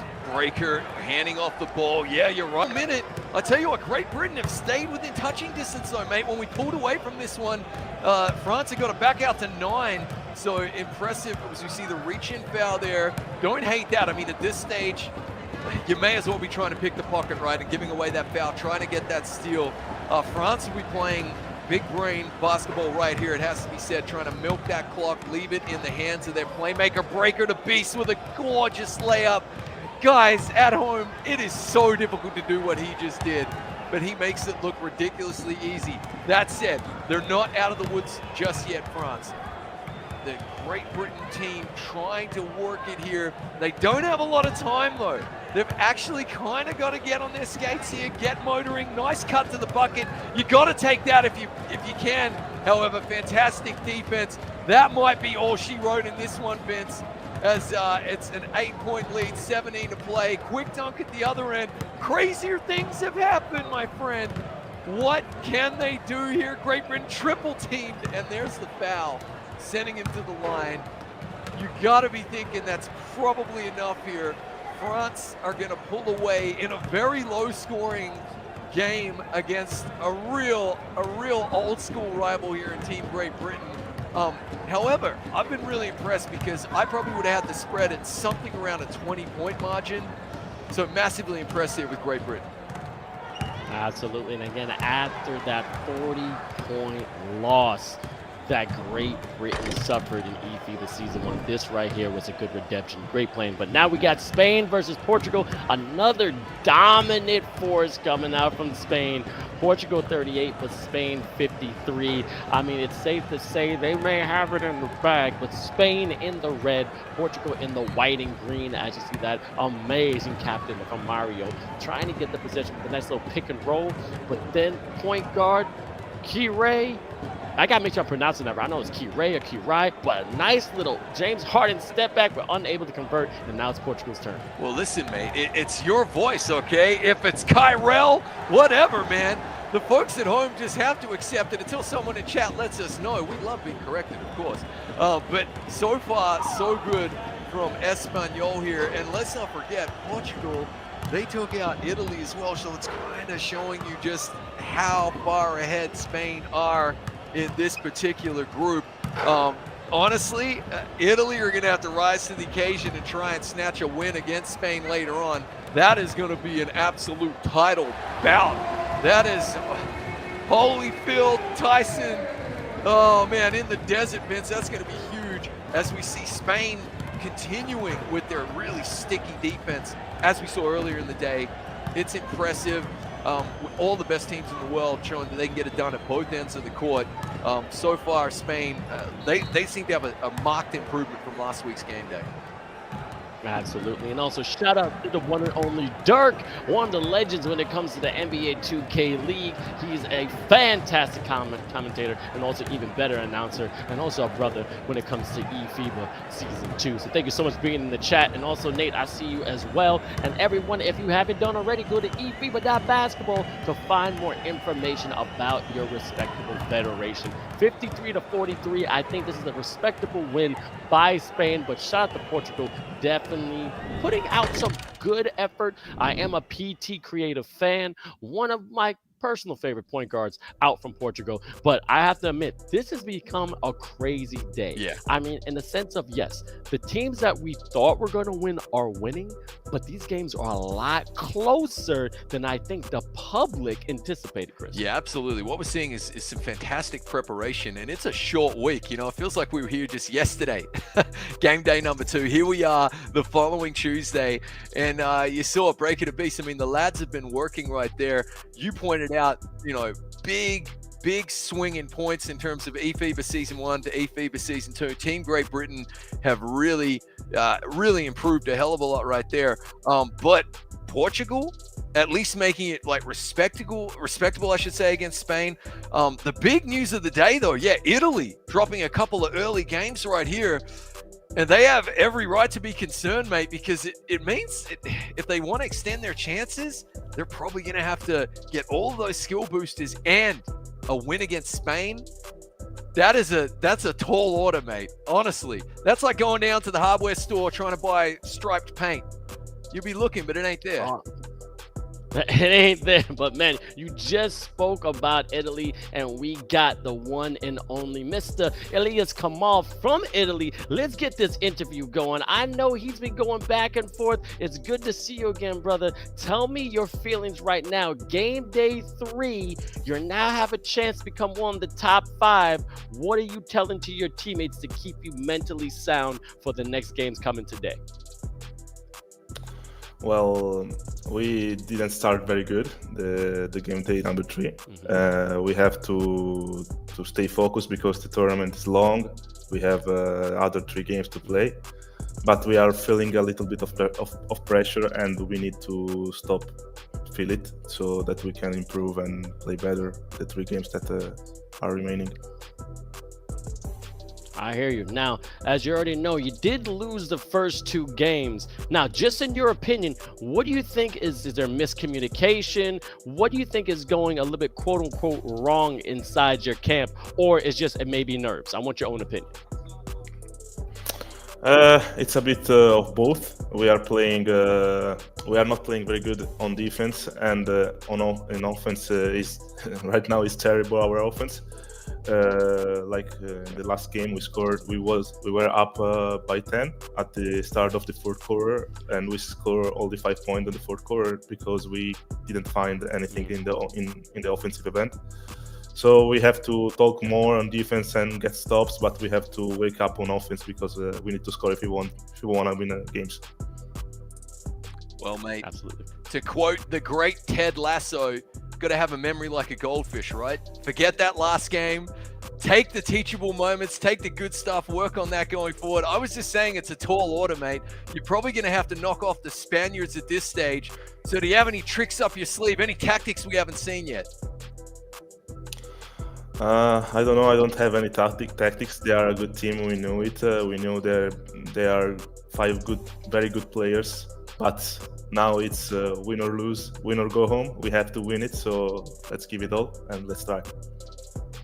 Absolutely. And so what's the message for the players right now in your team? We're gonna let you get away from the interview and go and talk to them. But what are you about to go tell the lads to inspire them for the next couple of games? The key word is confidence. We lost 2 games, but we were in that game. The second game we were up. The first game we didn't score any shot, but we couldn't win. So we have to stay confident in our abilities because we can win the 3 games that are remaining. So just be confident. All right, and that definitely stay confident. I mean, you placed 7th when it came to the leaderboard, so you are a team to battle. All right, so, and again, last couple of games literally single digits. I mean, that was a crazy game against Portugal and also a crazy game against Italy. I see the talent you have, and I know you got a lot more you can show for the next games of the day. But now I want your opinion when it comes to this new way that we have these 2 groups in the top 12 or the bottom 14. I know you're in the top 12 now, but if you had a choice to reset it, would you want to be amongst the top 12 or would you want to be with the bottom 14, in which is a sudden death, loser bracket? Well, honestly, if I have to go to the grand regional finals, I have to beat the best teams. So I prefer to play the best teams now, and if I lose, it's okay.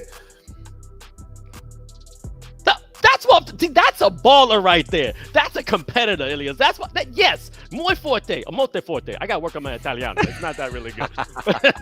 But man, that's all I want to hear. Chris, you have any more follow-up Nah, mate, questions? that's a gladiator's answer, mate. I love to hear it. All right, I'll be chanting Maximus for you. So get it done. We'll be watching.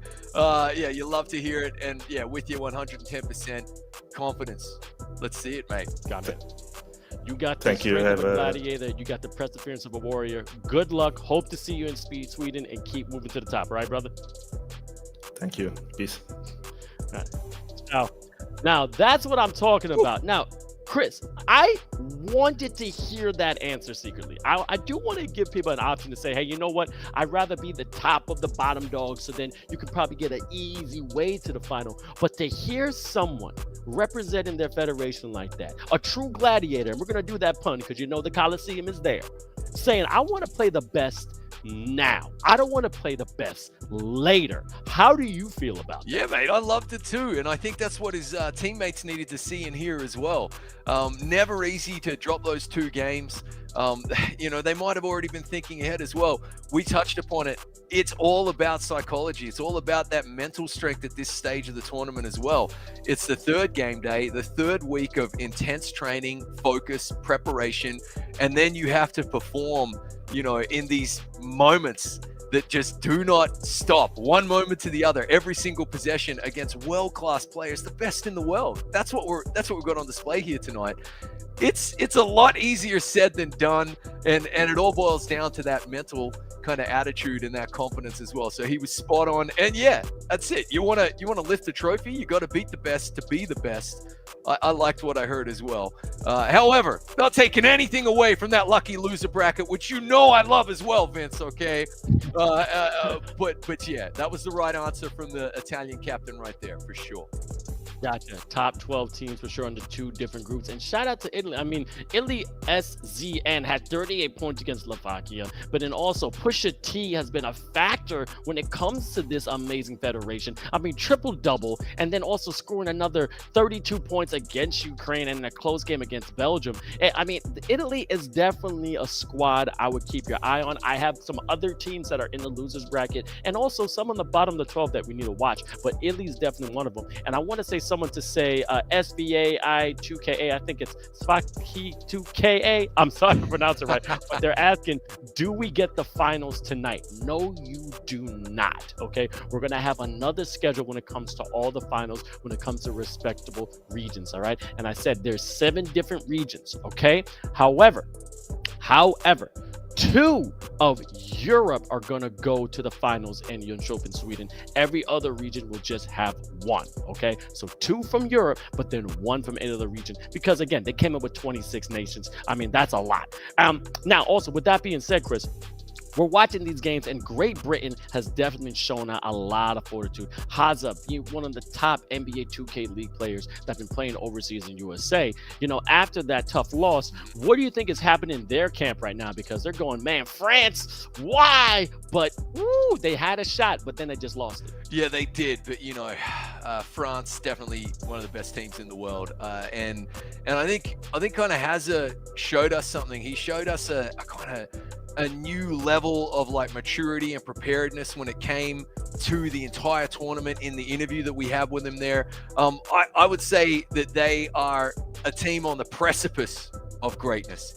You know, maybe not necessarily like the complete finished article yet, but what's required in order to achieve that is what we've seen in Turkiye, which is the same unit, the same players, the same mindset, working day in, day out for several years. That's the level of dedication that it's needed to, you know, be the best in the world. I think they've got the building blocks in place right there. Of course, it's always fun when you're going up against the arch rival, the French across the channel, right? You know, so it was an entertaining game. They can hold their head high without a doubt. And the French will probably be breathing a little bit of a sigh of relief, like, oh, we got away with one there. But no, good to see 𝐓𝐷 the Chinner. Like, I'm massively impressed with him. Have been. He's always had wisdom beyond his years, but really impressed with the leader he's become for that team. And of course, you know, if we get every single year, it's gonna be fun to watch.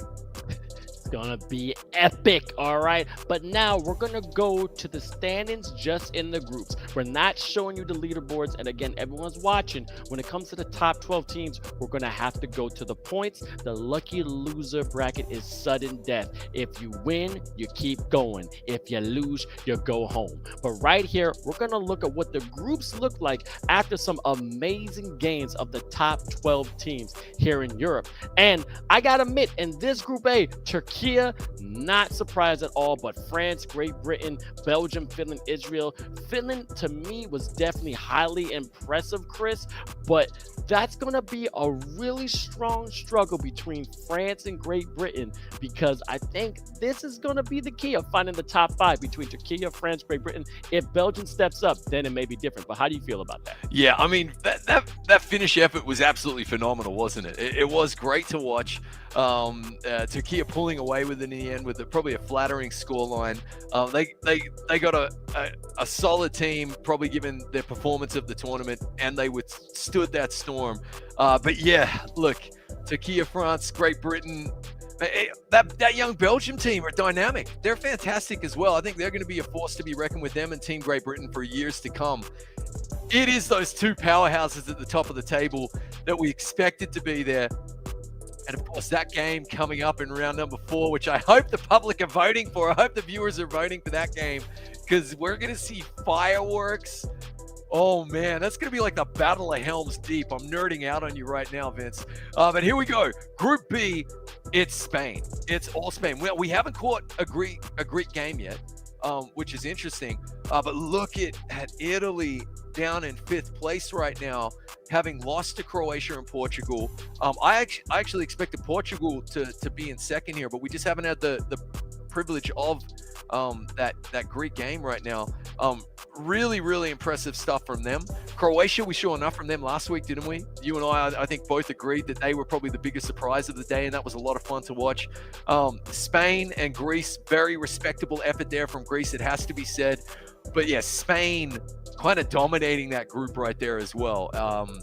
And maybe not entering the discussion quite enough about one of the powerhouses in Europe, because it's been a lot about Turkiye and France, hasn't it, on socials as well. So, you know, they're letting their game speak for themselves. Oh yeah, definitely. And when you look at Greece, I mean, they were coming in second in the leaderboards coming in today. They have amazing guard and Kostas Pop. I mean, he's definitely been taking a lot of points when it comes to, you know, controlling the game and knocking down the mid-range and sometimes, you know, from behind the arc. But now we got some more games. All right. Shout out to the captain from Spain, but we're going to Turkiye and we're going to Belgium. Now we're talking about Belgium. They're right below France and Great Britain. If they can come out on top on this game, this is going to make earthquakes amongst Europe. But as you see, Turkiye with a dominant lead, 8-0 just into the first quarter, about 2 minutes. And again, another three. Turkiye is not holding anything back.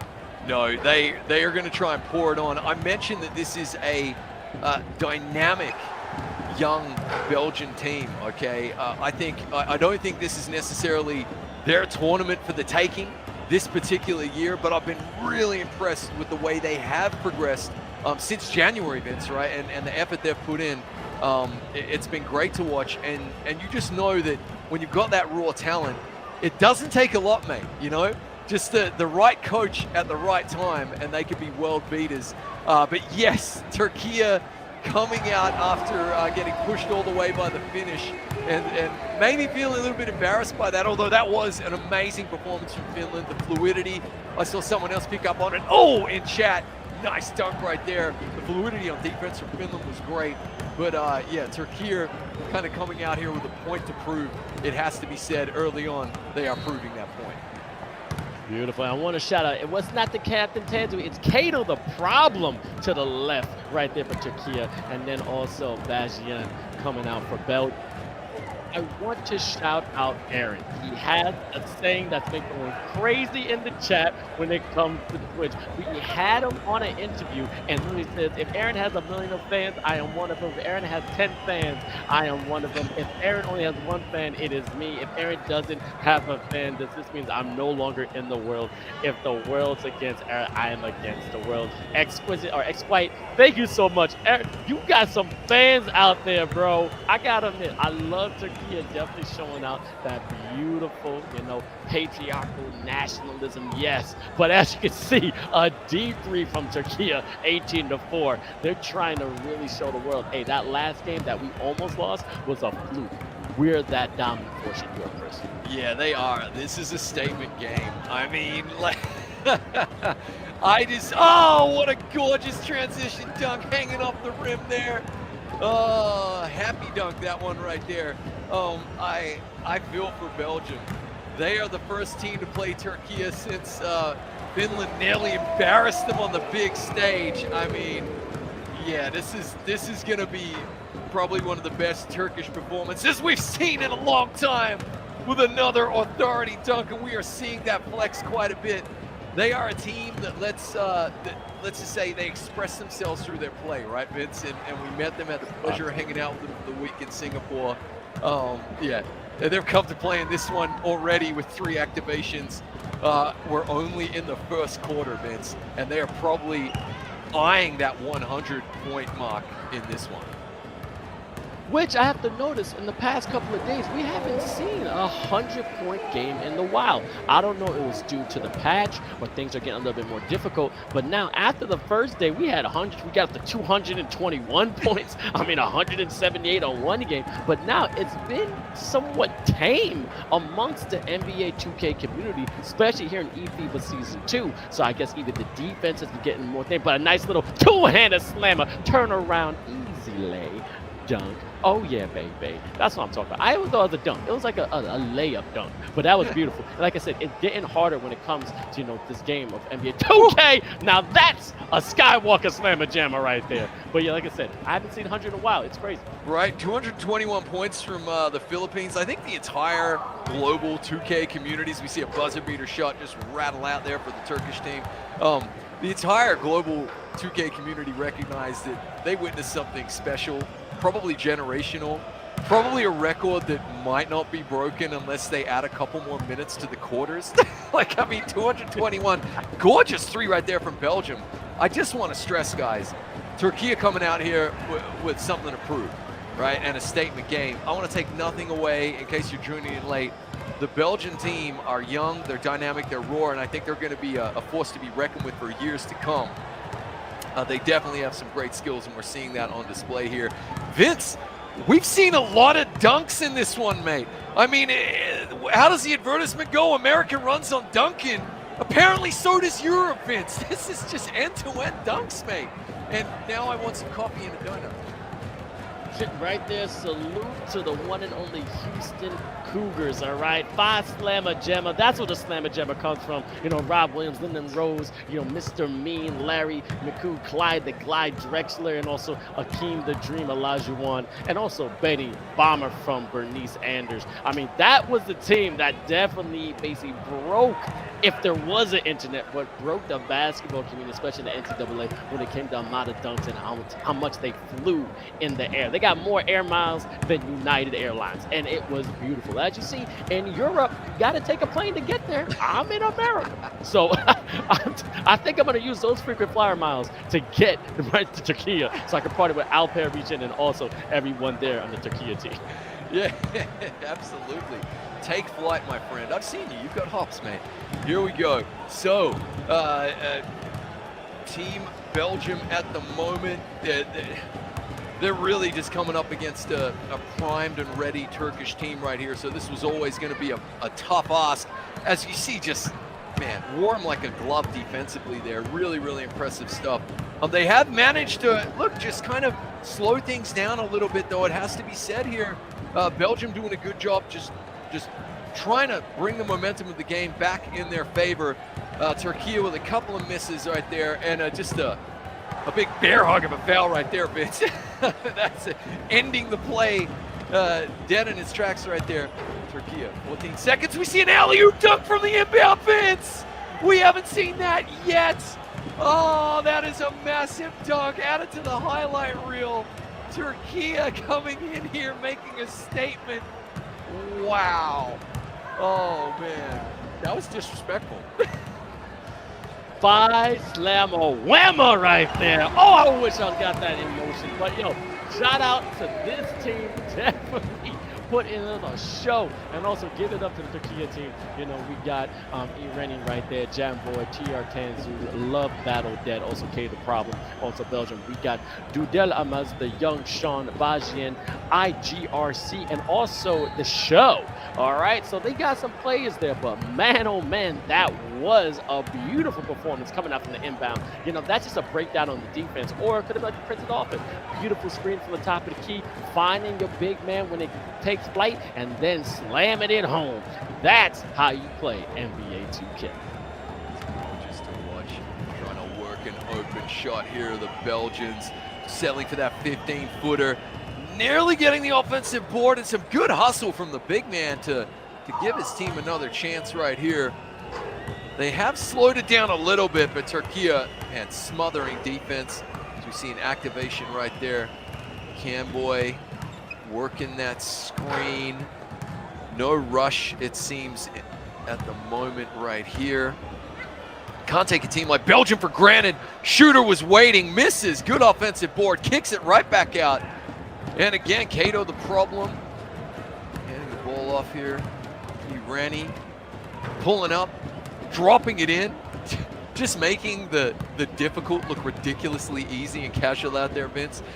Belgium have done a good job here to at least slow Turkey down here in the second quarter as we approach the 1 minute mark before the first half is over, and just showing their skills as well. They are dangerous.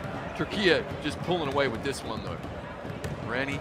Definitely pulling away. Also, shout out to 𝐂𝐋𝐿 saying that 𝐂𝐄 is on fire. But now we got some more games for you, okay? This ain't the only one. We were talking to this man, Ilias. So Italy is now up facing Germany. And man, this right here, we talked about. You can't come out slow.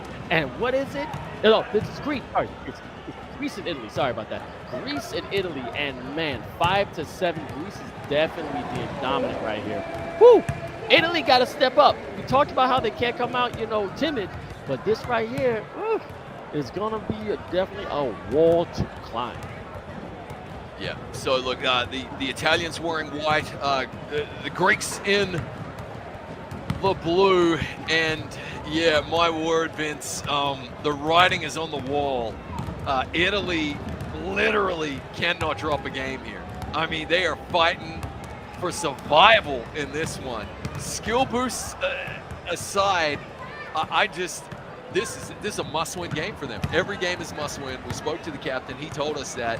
I liked what he said. He had all the right answers. That now needs to translate into gameplay. But Greece have been like the darlings of the tournament, haven't they, mate? I mean, they have been the story. Nobody had them pegged as being contenders. They finished second on the leaderboard after game day number 2. We interviewed the captain, loved his confidence, loved that he wasn't getting ahead of himself. The moment didn't seem too big for them, right? And they really want to book their ticket to Sweden. And by beating former champions like Italy, that's exactly how you do it. As we see a nice aggressive dunk down low there for the Italians, just to claw the lead back to 5 here. So far, so good in this one for Greece. Italy, they're going to be fighting for their lives in this one. Italy's definitely going to be fighting. This is going to be a game. As you said, Greece definitely that horse that everybody's saying, yo, we got to ride them, because they're definitely trying to cross that finish line in style. But man, oh man, Italy is not going anywhere though, okay? It's only a 5-point game.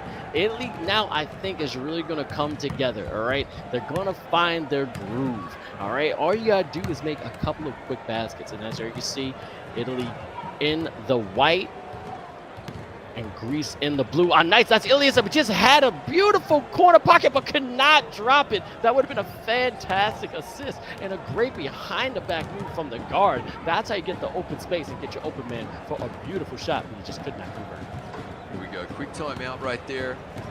Just gonna reset things here. I've just been so impressed with, obviously, the performances, the W's, the wins they're racking up, Greece. But that interview that we had with the captain, man, just grace under fire, right? Calm under pressure, man. He seemed cool as a cucumber as we see a nice, easy cut and a two-handed gliding dunk from the small man. You gotta love that one, Vince. There was a little Spud Webb action right there. I even heard Muggsy Bogues could dunk at one point. You love to see it. And really good defense. And that right there, those steals and turning those turnovers into points at the other end, that's what we're seeing the big powerhouse teams do as they bang home a 3 and extend the lead to 10. They are literally just turning the game on its head in the blink of an eye, and Greece showing that they belong. Oh, definitely they belong. I got a shout out to this Greek team. We got Kostas Pop, all right, Citizens Game, Reverend GR, Lockdown Leo GR, and also, if I pronounce this right, I'm sorry, Helios Rapsuts. I think I say Helios. I'm gonna call him Helios. There you go. And also for Italy, Ili SZN LGs, Pusha T, X Pipa Potato, and Just Flaka. All right, watch this team come alive. 15-24. Huh. What is going on here? Oh, great full court pressure defense, trying to get Greece to get a turnover, but this is some solid defense from Italy. But left his man for way too long, and then Scrogan and Green more range than 5G. That was beautiful behind the arc, Chris. Yeah, really nicely done. I mean, again, full court pressure from a world-class team like Italy. They break it, pull the 3, as Italy come back at the other end and drop into 3 of their own. That's what they need, Italy. They got the confidence, they got the skills to pay the bills, they got the players, the ability. They just gotta, go toe-to-toe here with Greece down the stretch and try to claw themselves back into this one so that they're within touching distance come the fourth quarter, where we know it's like the witching hour, right, mate? Anything can happen.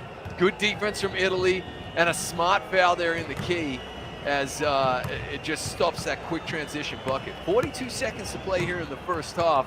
9-point lead for Greece as we get a quick turnover from the inbounds and a foul.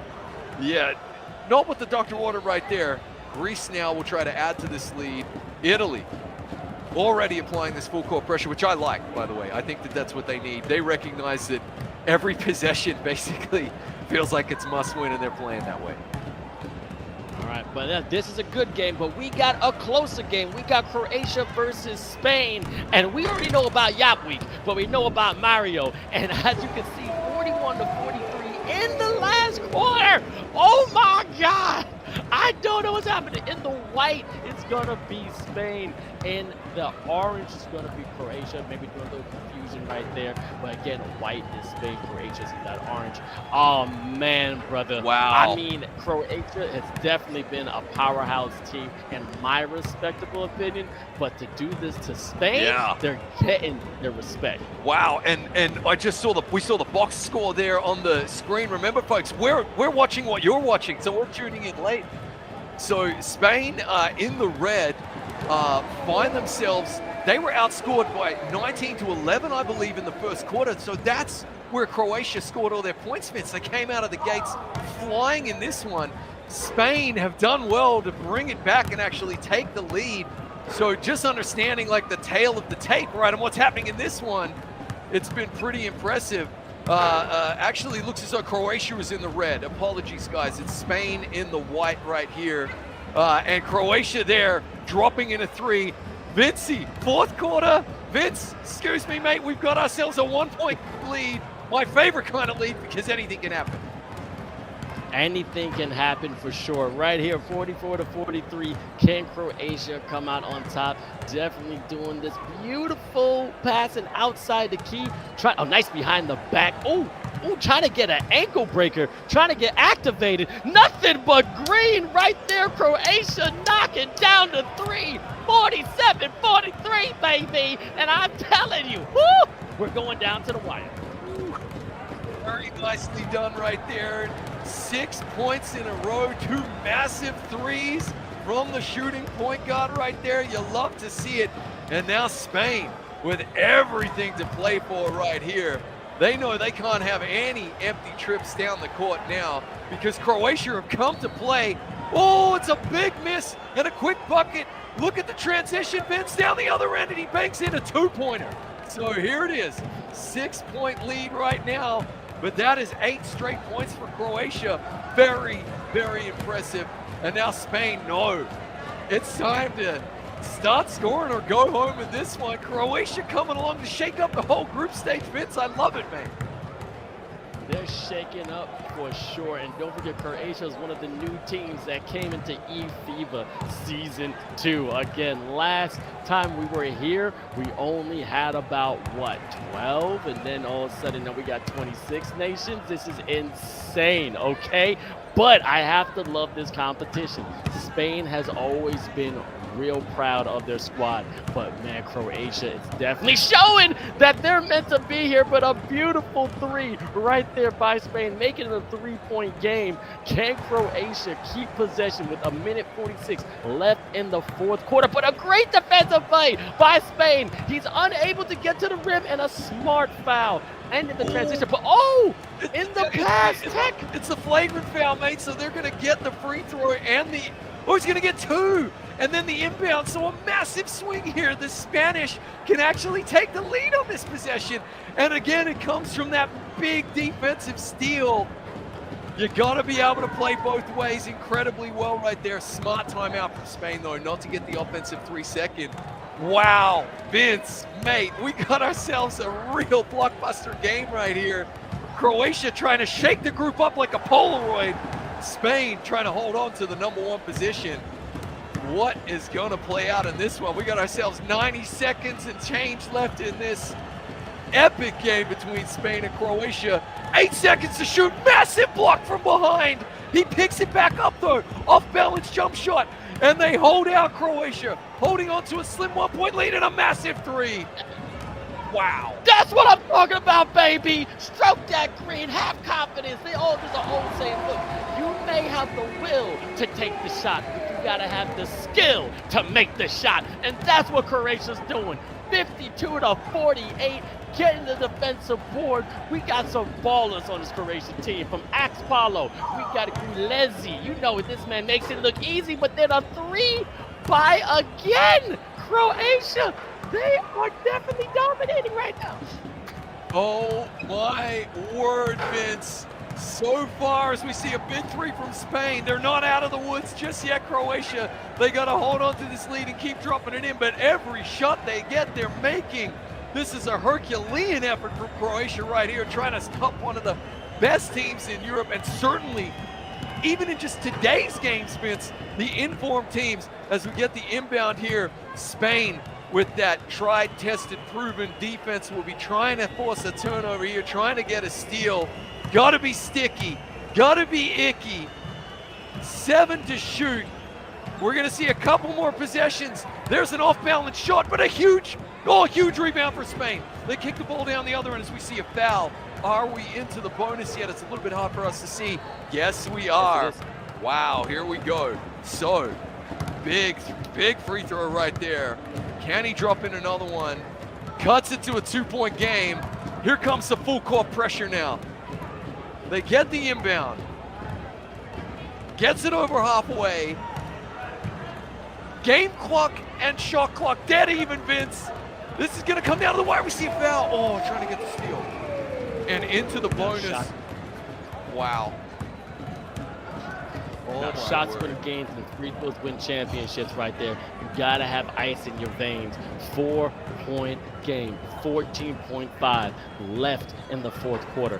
Can Croatia get a good defensive stop right here to make sure you can end up bleeding, but a nice little reverse. All right, it's still a 2-point game. 4.5 seconds left. If they get a steal, call a quick timeout. Not sure. Oh, they're gonna foul quick. All right, the game is still in here. He has to make these free throws, Chris. Yeah, massive free throws. This is a clutch moment right here. He knocks these in. It's pretty much curtains. He misses the first one, Vince. Oh my God, I can't watch. Even if he makes this, we're gonna see a timeout right here from the Spanish. They're gonna get the inbound from just on the other side of half court. Croatia have to defend for their lives. We could be going to our first overtime of the day, Vince. How did he miss the free throw? And we got ourselves a chance. Here it comes.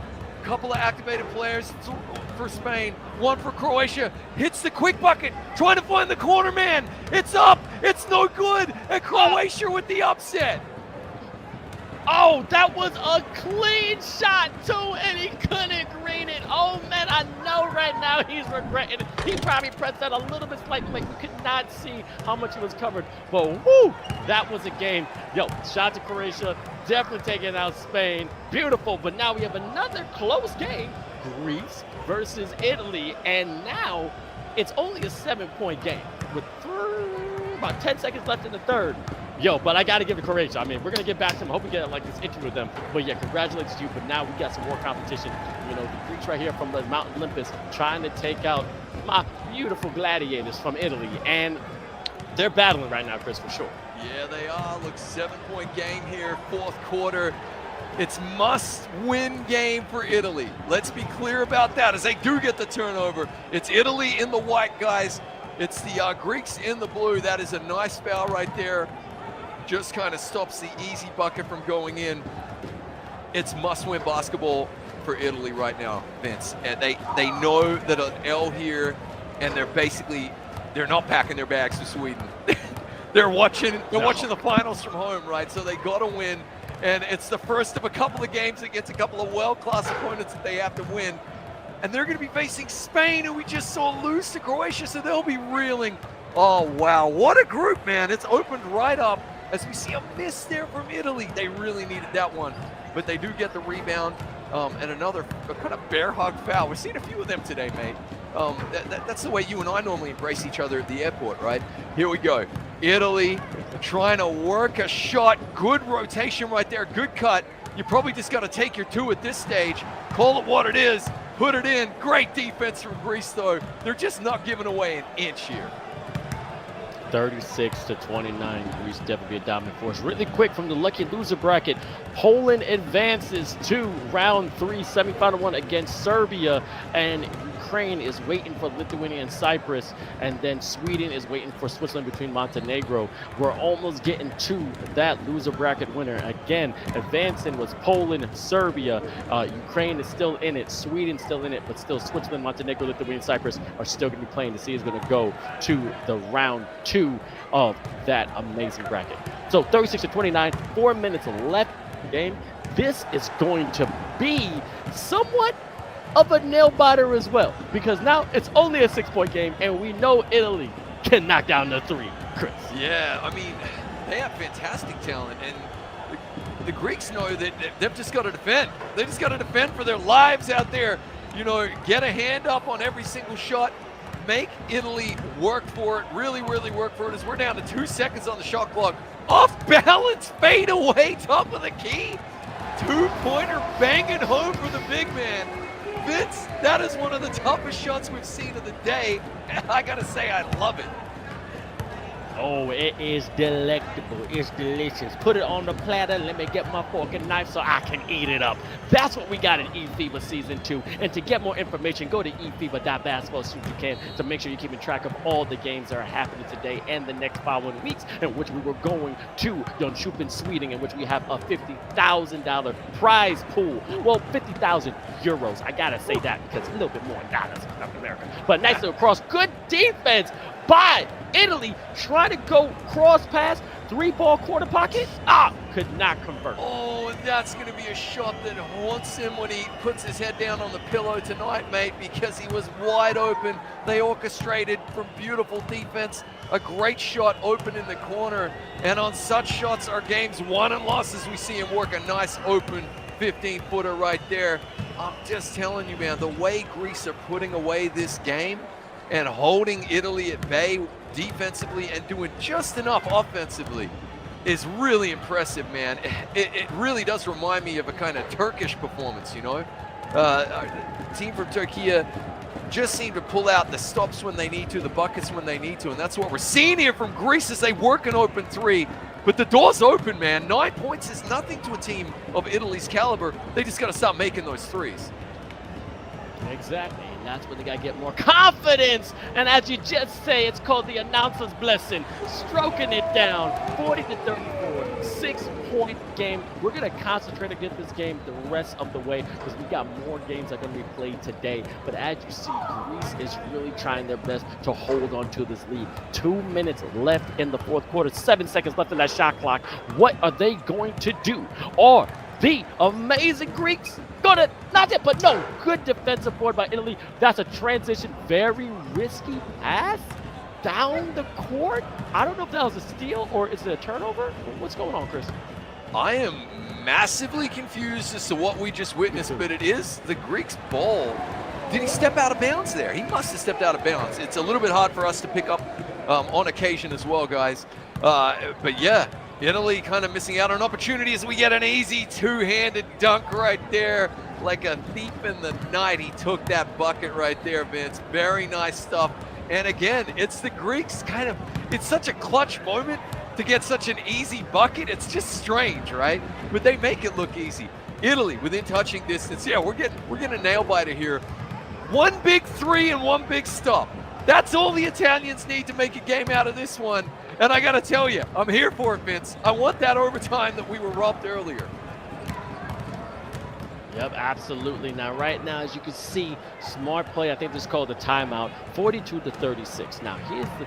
This is what you got to do for Italy. You got some of your top players that could definitely knock down that three. You got to get a nice little staggered screen. We got to get some more momentum coming to your team. Now, with Greece, they are a defensive juggernaut. I mean, I'm looking at the amount of blocks that you get from Helios, and also, you know, Citizens Game also has a couple of amazing assists. But you got to be defensive-minded now, all right? Scoring comes naturally to you, but defense is going to be hard. You do got control of the rock right now. There's about 4.3 seconds left. That is a nice three from the corner. That's how you knock it down. Oh my God, 45-36. That was clutch, man. And that was unscripted as well, just feeling each other, communicating, calling for the ball. That was really, really impressive. Italy still barely within touching distance. But this is now Greece's game to lose, it has to be said, and they will milk the clock here for all it's worth. You're good. I like that foul. I mean, you got to be trying to pick the pocket at this stage, 100%. 42 seconds to play, 7-point differential, Greek possession. Italy, if they lose this one, Vince, and it's looking that way, they are going home, or should I say staying home. Good timeout here from Hellas right there. Man. Oh, you couldn't have scripted it any crueler, right? If you're Italy, No, you drop your first two, and then you just got to go ahead and play Greece, and then Spain. But oh Oh, but I gotta give them credit because against Portugal, against Croatia, they're all tight games. There was no blowouts. There was no showing that they did not have the heart, they did not have the skill. It could be a team to watch with the following seasons of eFIBA. Mark my words, all right? Because they have the passion, and they also now have that chip on their shoulder to prove to the world that they belong in this fantastic league that we're creating with eFIBA. And you know what? Shout out to them. Shout out to them. Yeah. I'm going to give them their flowers, Chris. Definitely good. Yeah, absolutely. Look, Italy, former champs of Europe, and I called it early on as we see an air ball there, and just a, I guess, kind of indicative finish for their game here today. They had an off day, man. We came into this entire game day talking about the mental fortitude that's required. You know, talking about that, and then actually going out there and doing it are two different things. It's a lot easier said than done. Day three really intense weeks, and actually, you know, a lot of teams kind of began their training camps a month, sometimes even 6 weeks out from the tournament start date. So they're 2 months into this, playing really like fantastic 2K basketball every single day. You have one off day, and you come up against three of the best opponents in the world, and yeah, you're gonna be dejected like that bloke right there. He's feeling it. But but like out to Ilias, man. Yeah. I mean, just given his energy, as you see. But Chris, we have to talk about how passionate these players are. They take this seriously. Not only are they playing one of their favorite games that they have ever like picked up the sticks for, they're representing their federation. Yeah. You got the world watching you. Yep. But here's the thing. Here's the truth of life. There's going to be winners and there's going to be losers. But here's the thing. The more you lose, that's when the more you quote unquote learn. And that's when you fall forward. You don't fall back. You make sure you learn from your mistakes to come out stronger. And that you see that because that was amazing. But I want to take a second and we're going to talk about, you know, something that happened in the past. Before we start round two, okay? Let's talk about something that happened last season, because in that moment, we had a crazy game between Turkiye and France. And I'm sure everyone knows what happened during that game. But let's take a small walk through memory lane to relive that passionate match. Let's check it out.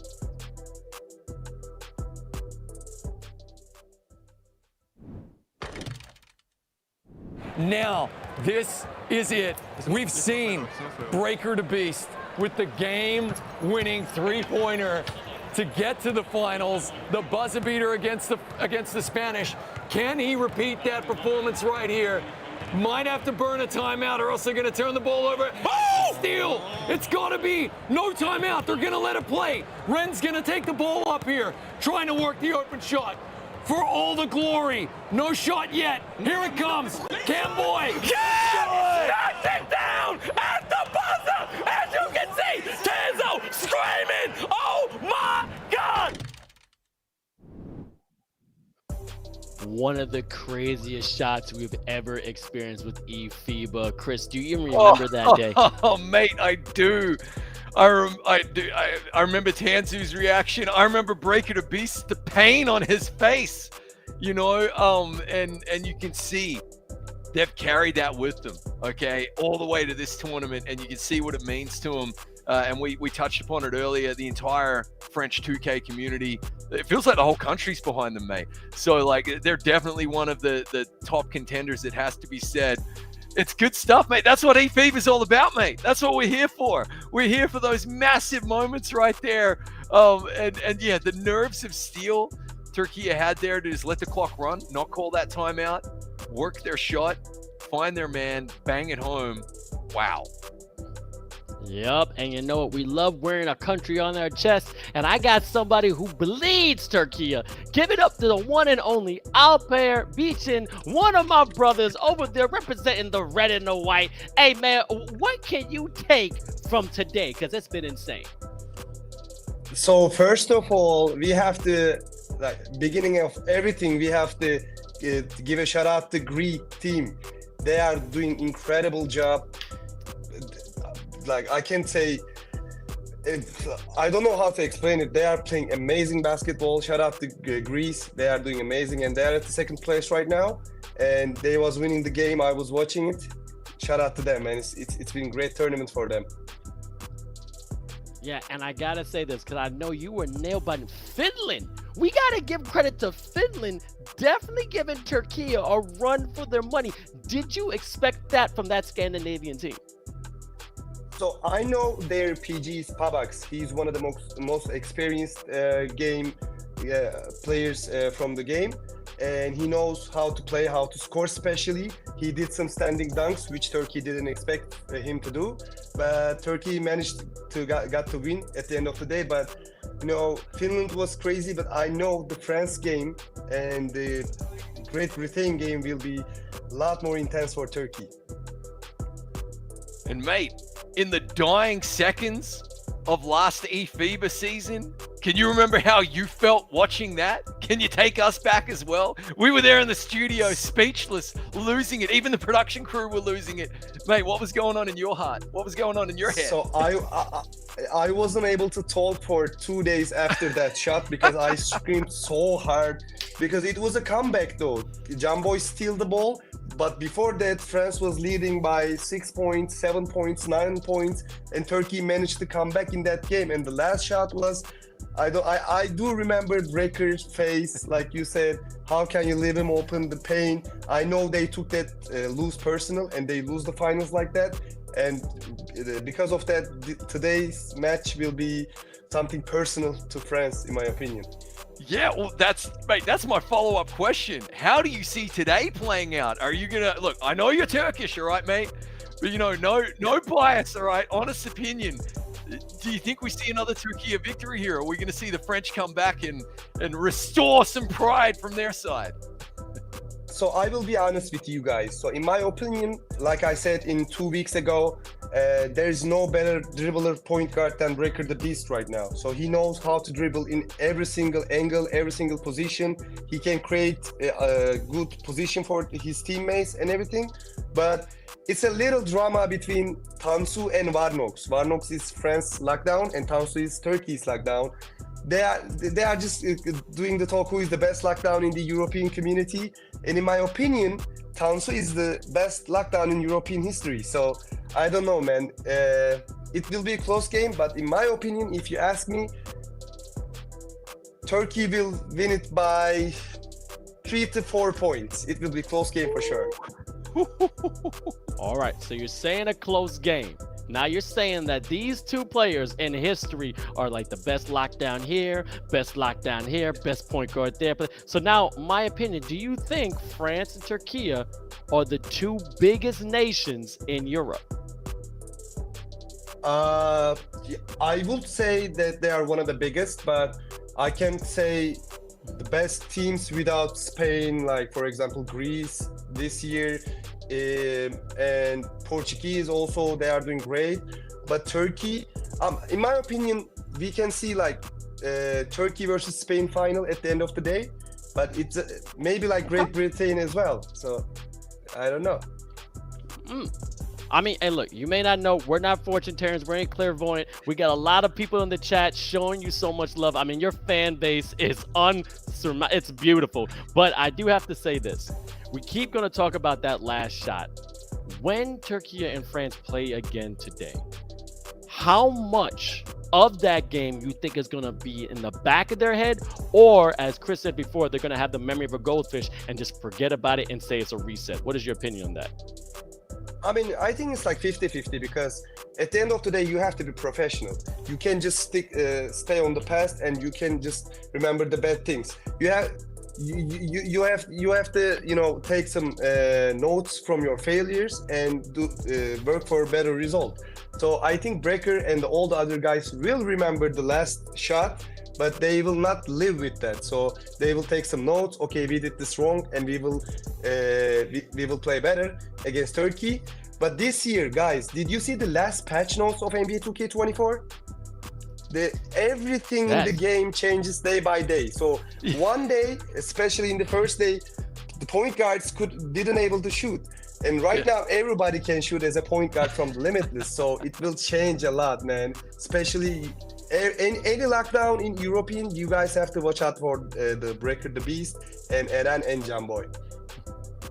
You love to see it, mate. I want to kind of jump in with a question, right? Have you been paying attention to the lucky loser bracket? What do you think of that format? And again, if you were one of the fringe teams, would you rather be like number 12 in the top 12, or would you rather be number 13 there and playing in that single elimination bracket? Just give us your thoughts on that new format, because they're trying new things here with eFIBA Season 2, and I gotta say, I think they're nailing it personally, but I want to hear your thoughts. So I would like to say on eFIBA Season 2, I asked my viewers as well. So what do you think about this lucky loser bracket, and what do you think about the skills boost and everything? And my audience loved it actually, and I loved it too. But if you ask me, Chris, I will be humble like every single time, but I would prefer being number one as always, right? So, but it's a great addition to the eFIBA seasons, and I think the teams do need like second chances. And like you guys said, the games are playing every week, so 1 week can change everything, and that's a great thing to add to eFIBA season. Exactly, and as you said, with the game of NBA 2K, it's always evolving, it's always changing. I mean, I thought there's going to be more layups, and now there's more shots, and people are more confident. Now, the last thing I want to talk about is this. The amount of pride that comes out of being on top, is immense when it comes to European nations. The reason why I say that is that Italy, as what, the question Chris has said, he'd rather be, on the top, nation. And I think you agree too. My thing is this now.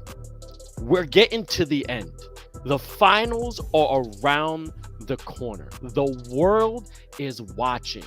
You play this game. You know this game. If you were on the Turkiye team right now, what's going through your body? Like, are you nervous? Are you excited? Like, what are you feeling? I don't know how to explain it, but being able to represent your country like in front of the world is crazy thing, especially when you do the job that you love so much and you represent your friends, all the country with it. It's amazing for me. I will be really, how do I say, Kobe mentality, man. I have to win it all for my country, take some smart shots, do the winning plays. It's 2K24, it's Kobe's game, so whoever wants most, they're gonna win it. So I mean, representing the country is the most important thing for every one of us, right? Gotcha. Well, it's always a pleasure to see you, my brother. I need to see you in person, period, so you can teach me some Turkish and we have some coffee. Have a good one. Talk to you soon, brother. See you, brother. Bye-bye. See you, mate. Oh man, the one and over Alper Beachin. That's one of my brothers right there, Chris. I gotta admit, we gotta have a great time with him. He may jump in the lake with us. Oh, he's jumping in the lake. He's jumping in the lake. That dude right there, he's bigger than Catzilla. Okay, they love him. Look at the fans in chat. And man, I agree with everything that he said right there. But I love the lucky loser bracket, man. No one's gonna convince me otherwise. I would love to be team number 13. Top of that group, and then get that first round bye and go through. And it's exciting too. I mean, I was just checking, and you were earlier. We saw Austria beat the Netherlands, but then Poland knocked them out. Luxembourg beat Albania. Serbia beat Slovakia, and then Serbia knocking off Luxembourg. So it's going to be Poland, Serbia. Oh man, and then Ukraine just waiting for the results there between Lithuania, Cyprus, and Switzerland, Montenegro. Sweden knocking off Estonia, so they've already kind of gone through. That's the big Cinderella story. I just can't wait to see it, mate. And then if one of those whoever comes out of that lucky loser bracket, if they really make waves in the next day, oh mate, we got ourselves a Cinderella story. I'm watching one team. Lithuania. I'm watching that team. I'm telling you, if y'all see this squad go at it, they're not getting blown out. They're against you see what Croatia just did, all right? You see what Great Britain can do. They're literally nipping at the ankles of these top squads. They could do that to Spain. They could do that to Italy. I think they could do that to Greece. And I also think they're going to give, if they had a shot, Turkiye a run for the money now because their confidence is soaring. But that loser bracket is going to be a difference maker, because now here's the thing. You already won your respectable quote-unquote championship. You just came out literally the bottom of the barrel, and you got scars, you got stories, and now you got nothing to lose. What is the greatest saying? The person who has everything to gain will always have a match against someone who everyone to lose. But with that being said, let's go to Great Britain versus Belgium, because we got more games here on eFIBA Season 2 Game Day 3. This right here is Europe, and the qualifiers are insane. Now take it away, Chris, because it's already a close one. Ooh, it is already close in this one. Shout out to Alper. We appreciate you, mate. Looking forward to jumping in the lake. And look, these are two teams in my mind that are incredibly similar. Dynamic young talents who I think are just like one more year away of working together, training together, to really being world beaters, but definitely on the up and coming, and on any given day could show up. 177 points a couple of weeks ago for Team Great Britain. That was insane. But here we have Belgium, who really just got rinsed by Turkiye, right? Coming out a really, really solid 3-point lead here early on in the third quarter. Another low-scoring game, Vince. We've seen that a lot today, mate.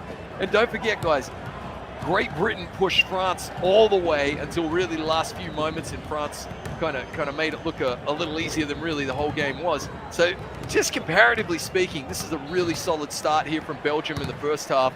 And trying to kind of get a big scalp of their own, it has to be said, as we see it looked as though a 3-second violation. Great Britain going to get the ball back here.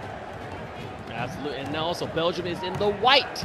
Great Britain is in the blue. 21-18. We know both these teams can ball out. And as you said, the past couple of games have been absolutely insane. And I gotta admit, no one could say anything to any of these teams in the sense of they're not representing their country correctly. They really are. They really are. And I gotta give them credit. I mean, Great Britain just coming off a nice win against Israel, but that was actually pretty close too. 39-46. Israel definitely showing out that they can play as well. But then also, you know, Great Britain has, you know, top caliber team players on there. Like, they're team players. They know how to work the ball. They know how to get the assists, which I love seeing it. But then Belgium as well, I mean, that was a hard loss against Turkiye, 47-21. But like you said, these low-scoring games, it's like infectious. No one can get past what I think. Oh, actually, lie. Luxembourg had one game. Against Albania, 109-26. So about only 2 games 100, Turkiye and Luxembourg, but it's not as many as we were seeing before. Absolutely. Here we go. Everything to play for in this one, as we're just seeing we're seeing why it's a low-scoring game right here, Vince. It's end-to-end. We haven't seen a bucket in about, like 3 minutes of actual in-game play. Down to 90 seconds left in the third, and Great Britain will have a chance yet again to either tie this up or chip away at the lead. Hazard the Chinna will be communicating, will be in the ears. Great Britain find themselves yet again in a game with a chance to win. They just got to kind of get over the hump, don't they? As we see sticky defense from Belgium. Yeah, this is why it's such a low-scoring game, mate. 21-18. Both teams at the moment have an opportunity to get that 30 or less skill boost, Vince. That's crazy. It's crazy, man. We love skill boosters. We also like the survey. Please fill out the survey as soon as you can. We got some great merch for all y'all when it comes to hoodies, NBA 2K codes, as well as eFIBA basketballs. And also let you guys know, if you're watching, we will be going to Turkiye, France once the game starts. The game hasn't started yet, but go to eFIBA.basketball right now so you can keep track of all the other countries that are playing in eFIBA Season 2. 61 all came together, 26 alone in the Europe region. The top 12 have their own respectable tournament with 2 groups, and the bottom 14 got the lucky loser bracket, and it's been a battle down there, where as you can see, 18-21, Belgium leading by a couple of points, and finally scores. Finally. 5 points. That was literally the first bucket, okay, since we tuned into the game, mate. So we've been talking for 5 minutes, and around about 3.5 minutes of game time, as we see a couple of buckets now, just staying within touching distance. I love it though, Vince, man. Like I mean, no disrespect by saying that. I love this defensive struggle that we're seeing right here between 2 very talented teams. take nothing away from them, guys, as the fourth quarter is about to begin right here. Both of these teams are riddled with stars. Players who in their own right, if they were just playing pickup 2K games against Joe Public, would be dropping in 100 points themselves, as we see a great block from Great Britain. And a quick transition bucket and a dunk at the other end. These are world-class players. So that gives you an idea of just how good the defense is on display right here.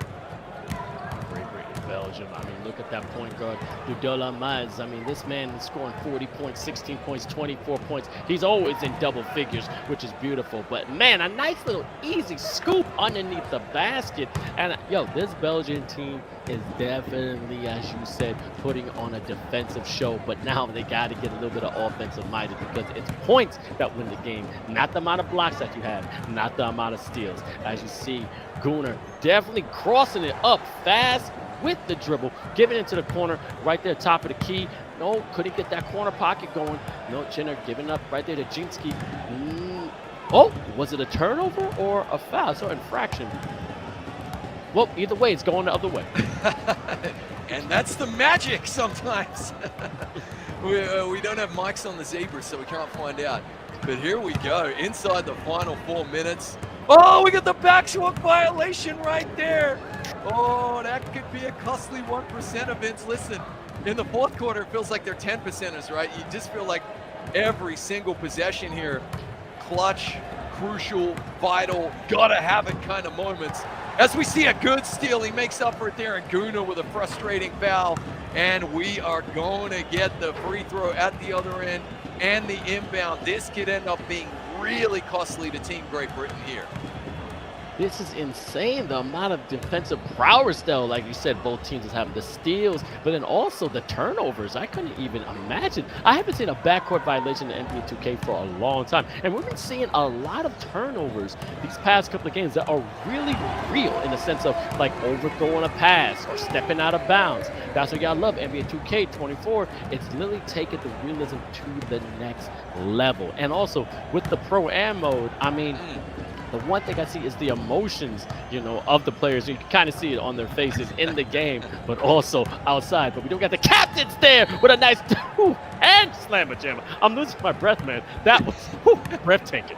Well, yeah, can they give a thought to the commentator? You're going to give us a highlight dunk at the end of a monologue? Come on, players, help a brother out, right? As we see the icicle underneath Gunnar. He is as cold as a Latvian morning in November right there, Vince. This is going to be a tough hill to climb. The Belgian players trying to work the open shot. Clock is their friend with a 6-point lead in such a low-scoring game. Oh, they're feeling a little bit comfortable. Gotta find it, gotta have it here as we get a foul, and more than likely, oh, no free throw there. That's interesting. Looked like he was unimpeded there to the rim. Anyway, there's a foul. Got to be getting close to the bonus now. Well, as we can see it there. No, okay, not quite yet.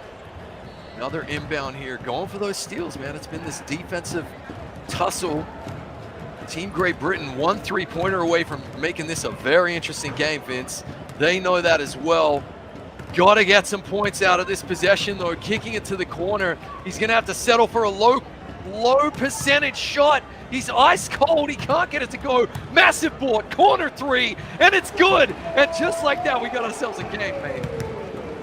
3-point game. That's what I love to see. And I'm looking at the stats here. It's amazing. I mean, 12 rebounds by 𝐼HRCX coming from Belgium. But man, oh man, 11 rebounds by Sam the Ruler on Great Britain. Like you said, this has been a defensive game. I'm looking at the interceptions and blocks. They are up there. They are definitely stacking the stat sheet. Yeah. But as you see, the amazing point guard from Belgium, Dudel, gets a foul. Wait. Now it's only a minute 52 left. Offensive 3-second, I think that was offensive 3-second, Vince. It's a little hard to tell. It is in another language in our defense, okay? It's in Belgian. So we're trying our best. But mate, and I just want to, on the coattails of your comment there, guys at home, when we say it's a defensive game, big dunk on the baseline in a 1-point game. My favorite kind of lead, Vince, because anything can happen.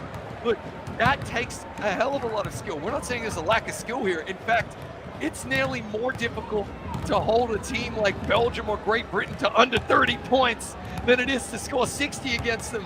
phenomenal stuff as we have Hazard the Chinner now activated, which is huge for his team inside the final 90 seconds here. A bucket here, and Great Britain can take the lead. I gotta tell you, Vince, this is actually probably my favorite game of the day because it's these two dynamic young squads putting on a show for us as it rims out. I can't watch, mate. Oh my word, down the other end. Big defensive stand. It's end-to-end stuff. Oh, he missed the cup. You got to finish your breakfast, man. But as you just see, Great Britain is definitely trying to show out here. 53 seconds left. They're trying to get for the last shot, but 11 seconds left in the shot clock. As you see, Jinxie, definitely one of them guards. You got to be careful. He does have that mini demigod build. He's passing the corner. 3-ball. How did he miss? Couldn't get the corner pocket, but a great offensive board by Great Britain. Still has possession. V. Gooner definitely sizing up his man. Nice behind the back, keeping possession. Beautiful thing, and a smart foul right there, I think, because they did have fouls again, but 14 seconds left in the half of the shot clock. Here's this 29 seconds. Definitely showing up. Whoa. Oh, very costly pass. Was that a foul? Turnover, No, timeout? that's a big steal and an instant timeout, Vince. This is what it's taking to get the win for Belgium. This absolutely epic defense. Both teams on the precipice of getting a skill boost for holding their opponent under 30, so they're not going to come away empty-handed, Great Britain. But if Belgium score again here, they will. Massive defense needed here. One stop in the ball. There's the three. No, he missed it. Big rebound. Big turnover. Got to call a timeout. Vince, it's coming down to the wire, mate. We've got another iconic eFIBA moment. I can feel it.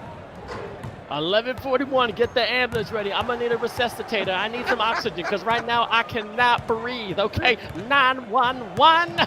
This is how eFIBA Season 2 needs to be. We need more games like this. As you see, defensive prowess, offensive kind of minded, but 27-28, 10 seconds left. Let's see what Great Britain's gonna do. They're in the blue, and as you see, V. Goon, one of the point guards, one of the top to do it. Oh, it's an open lane. No, we got put a nice slammer jammer on his head. A defiant dunk to get the lead, 29-28. That is absolutely clutch. They put it up on offer. Again, that was so difficult to execute with a man hanging off him. 4 seconds here. They're going to take another timeout here. Belgium, just look, take their time here. Figure out what they want to do. Have a little bit of a talk about it. You can't take those timeouts with you into the next game, so you may as well use them. Here we go, Vince. 4.3 seconds.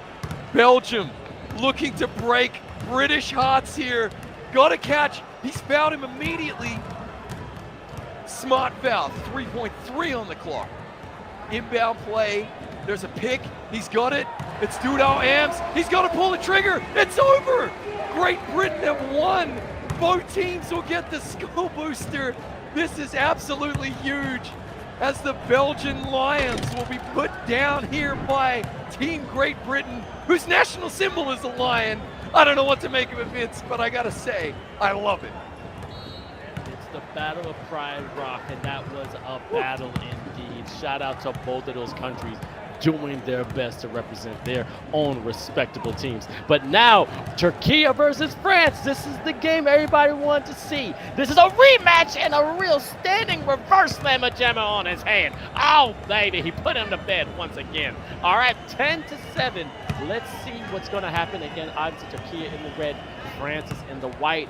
Chris, who do you think's going to come out on top? Ooh, listen, mate, I've been picking Turkiye from day one. I'm not going to change my tune now. I wasn't going to change it when they played Finland. I'm not changing it when they're playing the France. In my humble opinion, Turkiye are the best team in the world. We'll find out soon enough. Team USA might have something to say about that.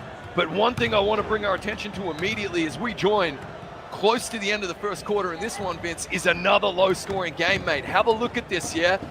Rims in and out, that shot. 25 seconds to play here in the first, and it's only 12-9. So both teams, again, with this stringent, sticky defense, they'll be happy enough with what they've done so far. I mean, these teams know how to score. I mean, their averages is clearly over 50 to 60 points a game. But as you can see, France is on the pace of scoring about 40 for the whole game, which is insane. But as you can see, Turkiye definitely being more smart, being more timid. But Iran, I see you, Aaron, definitely doing some attack on Titan laying. That's all, man. It don't matter the size, it matters how you can fight in that battle, which is beautiful. And he only, look at that, that was an off-balance air ball, breaker to beast. Had to get it out there, had to give it a shot as the quarter was ticking away. Oh, nearly that cross-court violation. Vince, with that cross-court violation and with the ball going through the bottom of the hoop violation, we have like our most epic eFIBA bingo session going ever here today, mate. Tripled with, I should say, the inbound alley-oop dunk that we saw as France come away no points on that possession, and now Turkiye in this 1-point game with an opportunity here to take the lead. Yeah, but as I said, France averaged about 64 points per game, but Turkiye averaged 83 points a game. As you can see, defense has definitely stepped up all around when it came day 3 of eFIBA season 2. Oh, nice little lay. How to make it set, because that's a nice little scoop, extra sprinkles that basically gets the lead to 1 from Turkiye to France. But I'm loving the passion and effort that these players are doing, because they're definitely showing out. It's not all about scoring. It's about stopping your opponent so you can come out with the W. Yeah, that was really nice. So we made that look easy. Again, low scoring affair. Look at the rotation defensively here from Team Turkiye. Nice shot from the top of the key. And again, it's just getting hands on the ball. It's getting the hand up. A good offensive board. Kicks it back out. He's only got 7 to shoot. Reaching in there. Great cut. We got a foul. Was that off the ball? Yeah, an off the ball foul right there. So it puts the shot clock back to 14, and France will get the inbound here. But there's no easy shots in this game, man. And this is potentially a preview to the finals. We get a nice little cut. And kind of like a two-handed safe. I would call it the safety layup, Vince. I used to make a lot of them as well. Like, don't screw this up, Trumpet Monkey. Put this in, right? Drop it in. That's what we saw. But man, it's tight as we like, man. This is maybe potentially a preview of the final right here. Let's see what happens. Kicking out to Camboy. Ren, gotta pull it here. Off balance, air ball. Mate, that is once again indicative of this really great French defense. Turkey are giving it just as good as they're getting it, though. It has to be said.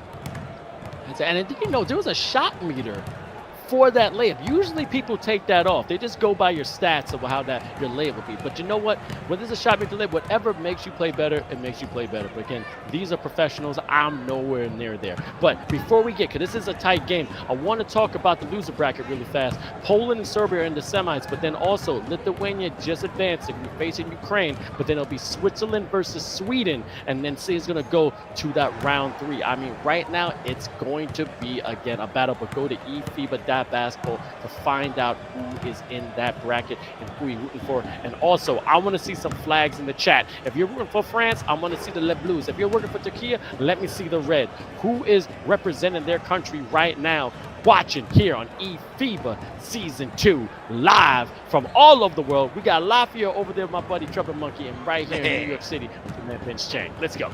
Absolutely. Hey, listen, you know, one of New York's favorite sons was a Latvian son, man. When we had Porzingis playing for the Knicks. Oh, I just want to mention Lithuania dropped 75 over Cyprus, and Switzerland dropped 81 against Montenegro. Those are some pretty high scores right there. Wow, and Luxembourg dropping 109 against Albania. Serbia then defeating Luxembourg. That is going to be fun to watch, Vince. We're going to show more attention to that loser bracket later on. Right now, though, two of the best teams, hands down, in the world. Really, both of them fighting for that #1 spot in Europe. Turkiye currently hold it, and it's a 1-point game, and Turkiye have managed to actually grab the lead in this one, Vince. Great work there. Zinks probably should have pulled the trigger on that 3. He had it. And now with 5 to shoot, he's got slim pickings for a shot. The defense from Turkey, pretty good. That was a really nice look, and just like that. I love this seesaw 1-point leads. You know I do, mate. That's my favorite kind of lead.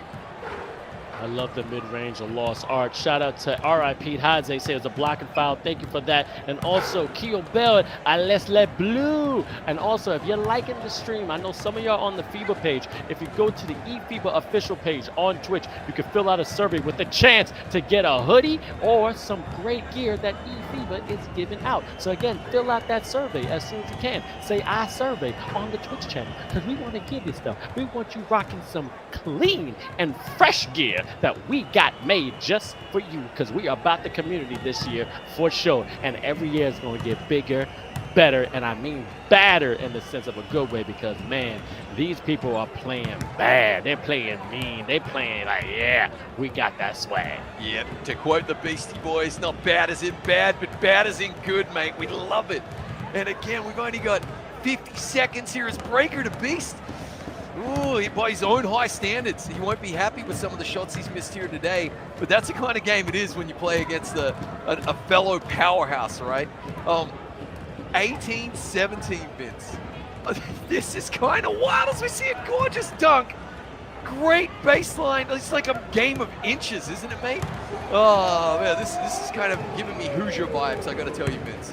Skywalker for sure. Loving it. Oh, big steal.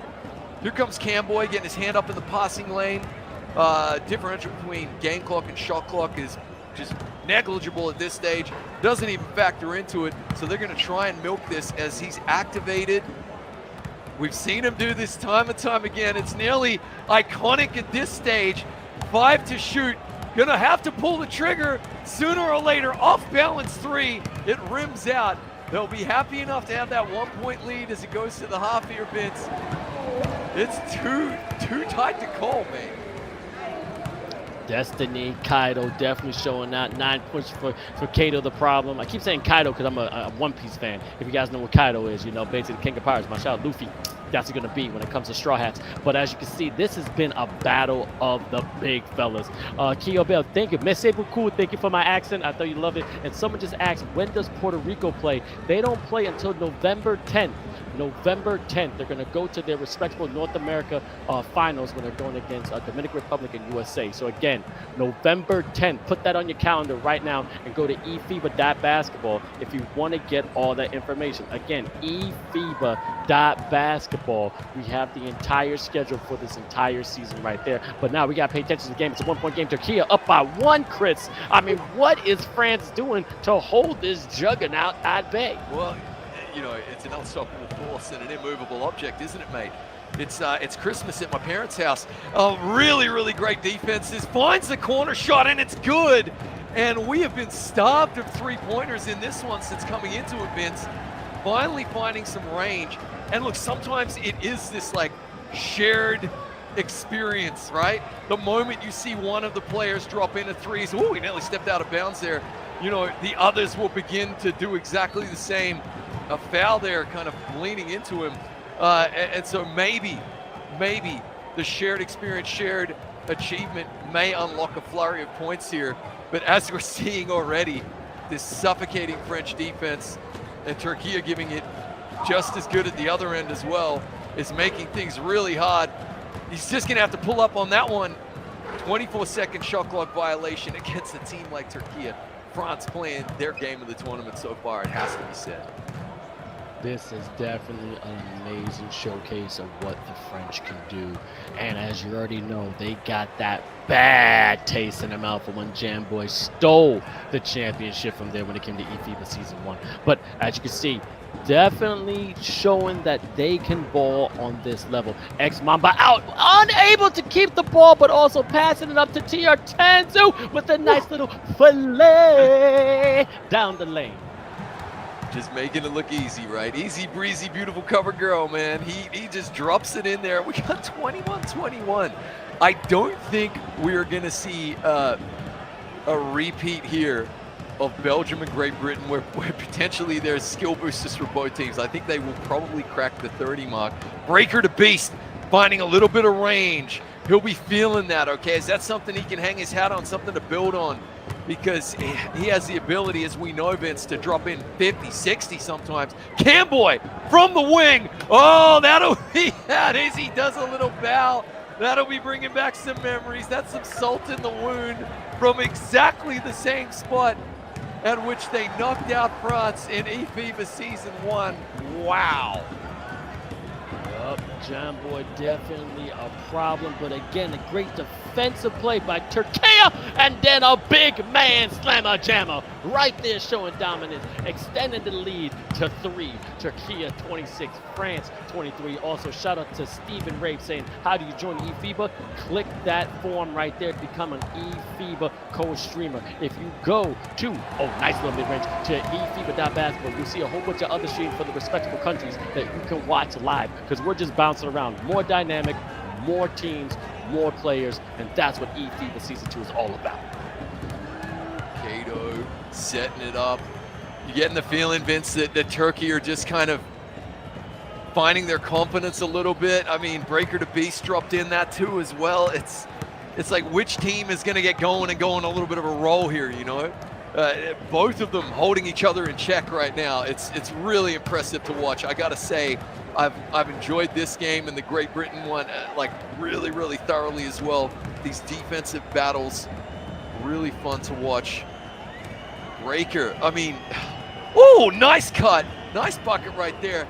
You switch off for a split second, a fraction of a second, and they're gonna get a bucket against you. It goes both ways. Yup, so crucial. And these builds that these players have been doing, the meta has been crucial when it comes to every single game. 𝐂𝐄 the problem! Stopping on the competition. Two-handed jam, 28-27. What? 1:14 left in the third quarter. France, I think right now is shaking a little bit, but they have not fallen. They still got fight in their eyes. They still got that energy in their legs. Stamina is a part of the game, and all of them been working out every single day to get this rematch that they've been waiting for and praying for since last year, Chris. And man, this is definitely a game that you cannot keep your eyes on. Yeah, as Mamba out gets a really nice board right there and a heads up smart quick timeout, so he doesn't get the offensive 3-second violation. 𝐂𝐄 the problem, coming up with all the solutions. I love this 1-point game as well in a defensive just tussle like this. Vince, I love it, man. This is what eFIBA is all about. Oh yeah, this is definitely some jiu-jitsu right here. They're tussling for sure. We don't know who's going to get tapped out, but I know both of these two teams are not going to quit fighting. Only 34 seconds left in the third. As you see, Mr. Aaron, everybody who loves him, is definitely trying to get a good pass within a turnover. France now control right there underneath the basket, able to pass it out. Beautiful ball movement. That's what I like to see when it comes to this French team. Break at the beast. Here we go. He's getting it left, right, up, down, break of the beast, goal! A very sketchy, threading the needle down the lane and getting the turnover. And just really quick, 𝐂𝐄 the problem, leaving the pack with 11 points, and then Destiny GTD with 11 points as well. So hey, Chris, I gotta admit, this is going to go down to the wire, and it may be another buzzer beater. I'm just calling it right now. Yeah, it may. We got to watch our blood pressure, right, mate? we're not young men anymore. They can't keep doing this to us, all right? But yes, I mean, I'll take it, though. I'll put the body on the line to watch a game like this as Turkiye just extend the lead ever so slightly there to 30. And really nice move down low, it has to be said.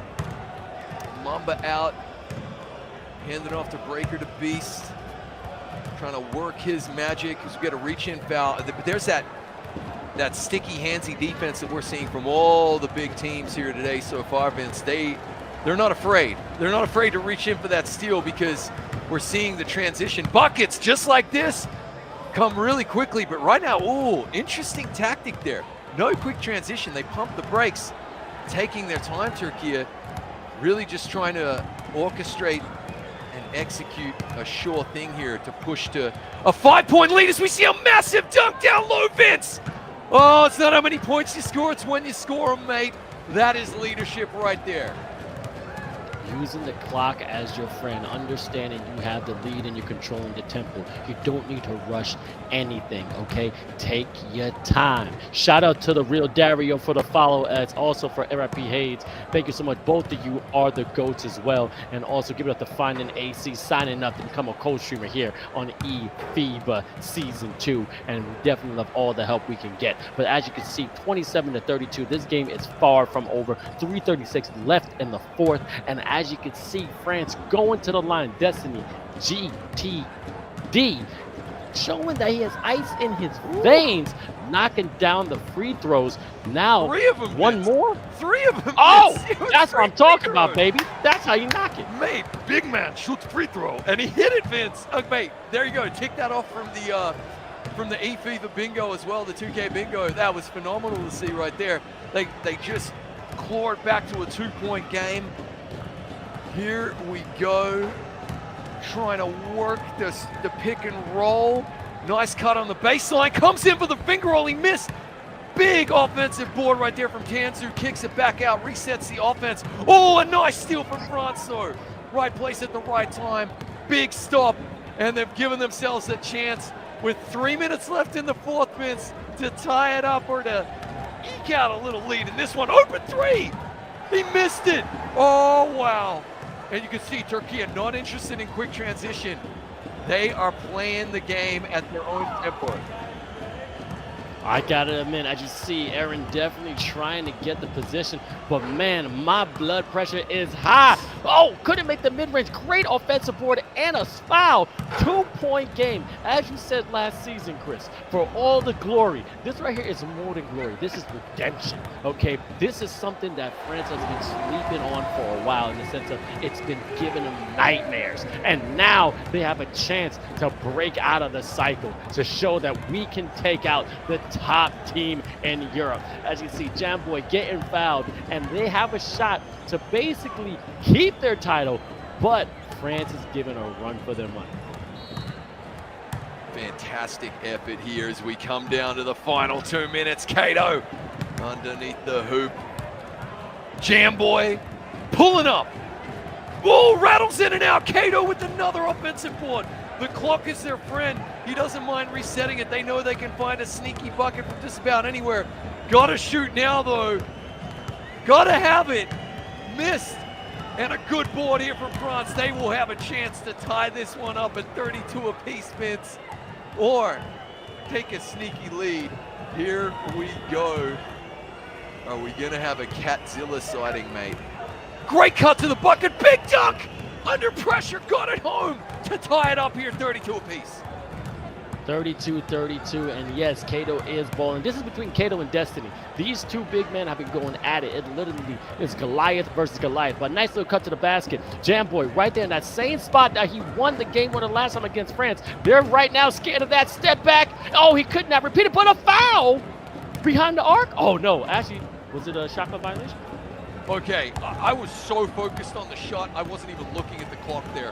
So 0 situational awareness from this commentator. Sincere apologies, viewers. Either way, France now with a golden opportunity to take the lead in this battle of 2 juggernauts. This is absolutely awesome. Yeah, this is Hulk versus Thor. You know, you love them both. You're not sure who you want to win as we find the corner 3 and a huge miss. And back the other way. Calm, under pressure, slowing it right down here, Vince. Brand bringing it up. I love the way Turkiye are approaching every single possession so calmly here, taking their time. And you know that'll be Tanzu in their ear getting a massive dunk. And the lead here for Turkiye with 41 to play. Big man, showing right there. That's what I'm talking about, baby. Not scared of nothing. All right, 34-32, 33 seconds left into the fourth quarter. But you can see X-Mamba out, been averaging triple doubles throughout this entire season. He knows exactly what to do with the rock. Get it in the pick and roll, but actually fake the pick, and then a nice little fillet to tie up the game. All right, 34-34. Now, this is when you gotta be smart, okay? 19 seconds left, Chris. What are you gonna do? Shot clock is now off. Where are they gonna go, all right? They already know that Jamboy can knock down that 3 whenever he wants. We're going now here, 7 seconds left. Where are they gonna give it? Jamboy again! Oh! repeat! It's a repeat! This man right there, archery! That's what I'm talking about, baby! Jamboy, one of the clutch players of eFIBA ever created. What? Yes! Oh, man. Oh, that toast so little jam, but he had just enough at the end. 4 seconds here for the French to try and come back in this one. They foul him and send him to the line. Oh, my word. Before he could get the shot off. And now we are going to see the most intense 2.3 seconds ever.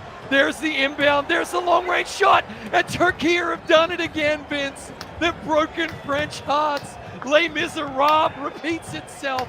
Oh, my word. Hats off to both teams. Phenomenal performance. Look this way, look that way. I'm gonna look up, I'm gonna look down. And now I'm looking at y'all. Turkiye has basically planted the flag. I know France, you're hurting. I'm a fan, all right? But this is part of the game. But if I'm not mistaken, that was Jamboy with that final shot. And you know they wanted to give him the rock. He right there, as I said, has the will to take the shot, but the skill to make the shot. That's what I'm talking about, baby. That was amazing. Magic Jamboy. Let's go. Yeah, look, the stuff of legend and history repeating itself. And now he has this clutch highlight from both the left and the right side of the court.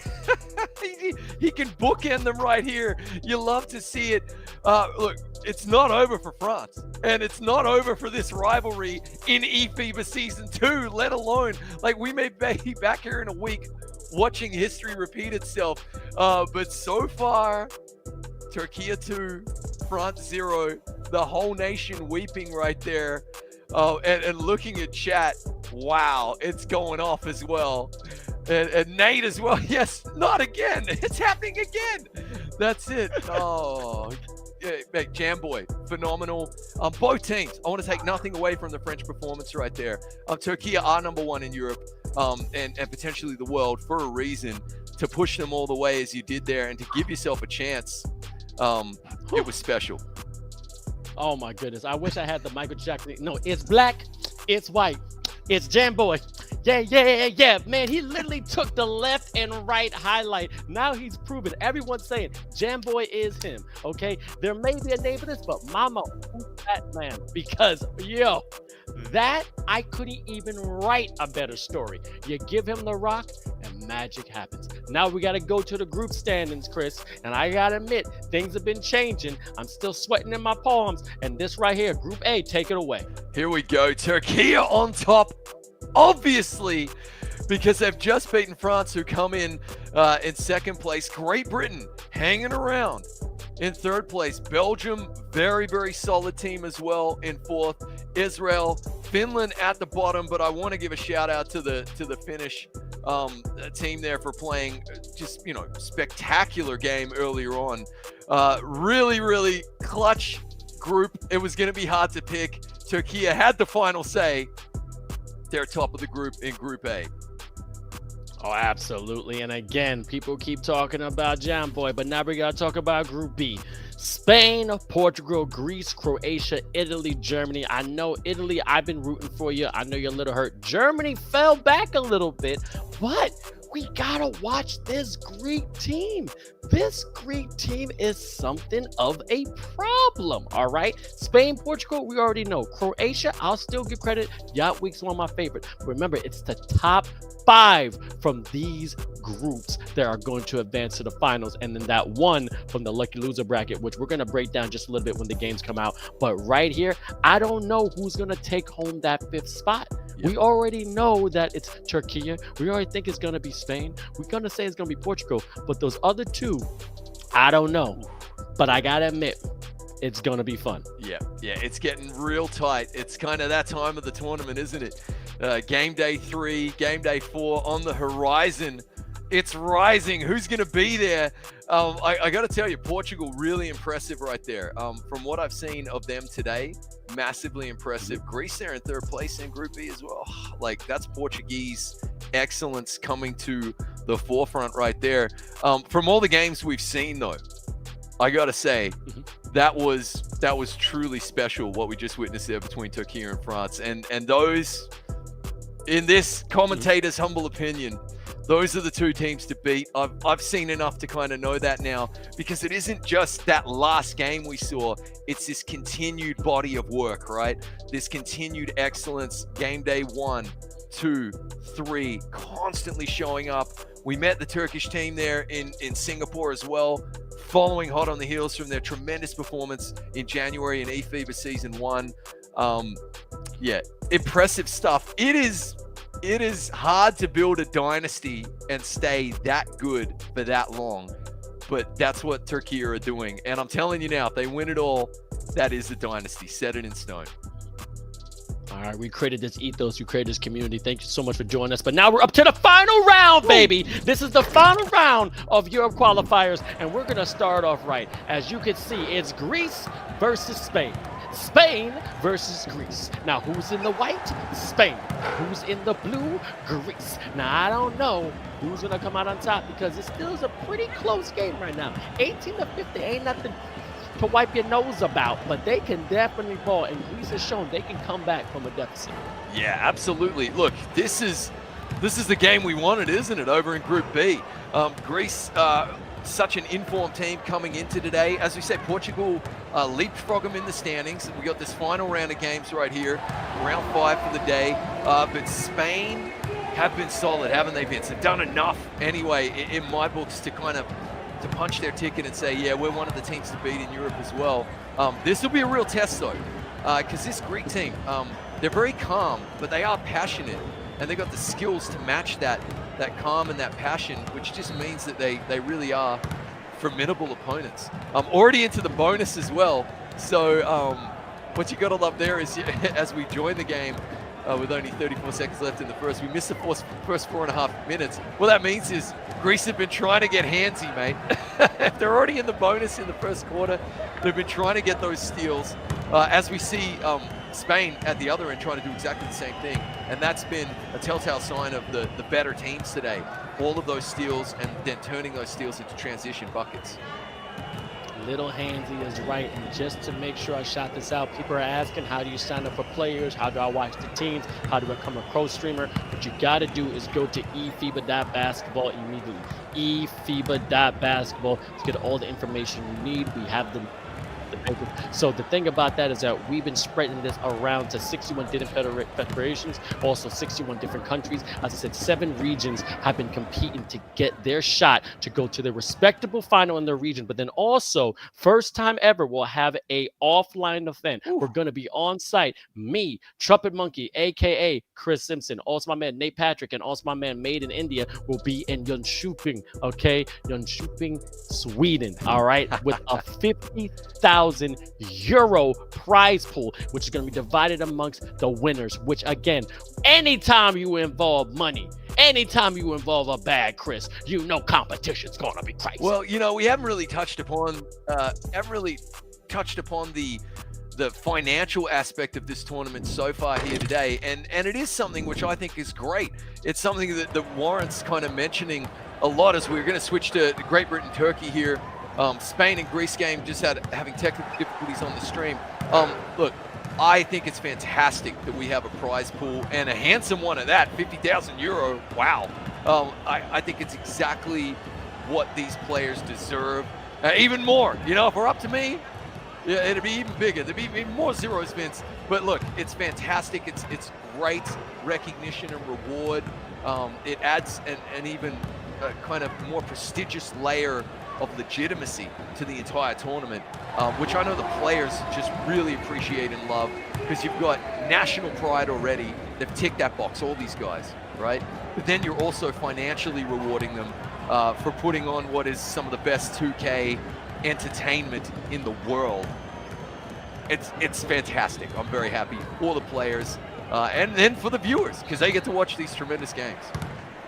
And that's the thing. We do want to give it back to your viewers. We're about the community. You're watching Great Britain versus Turkey, but again, the community is key. We want you to keep on voting when it comes to different games. We want you to let us know what we're doing right, what we're doing wrong. We also want you to fill out that survey when you can, because we want to know if you want to get some free merch. That's what we want to do, baby. But again, we're doing so many different days and so many different amazing, representation of countries to play. I mean, it's October 24th. Come back October 26th. Africa's playing.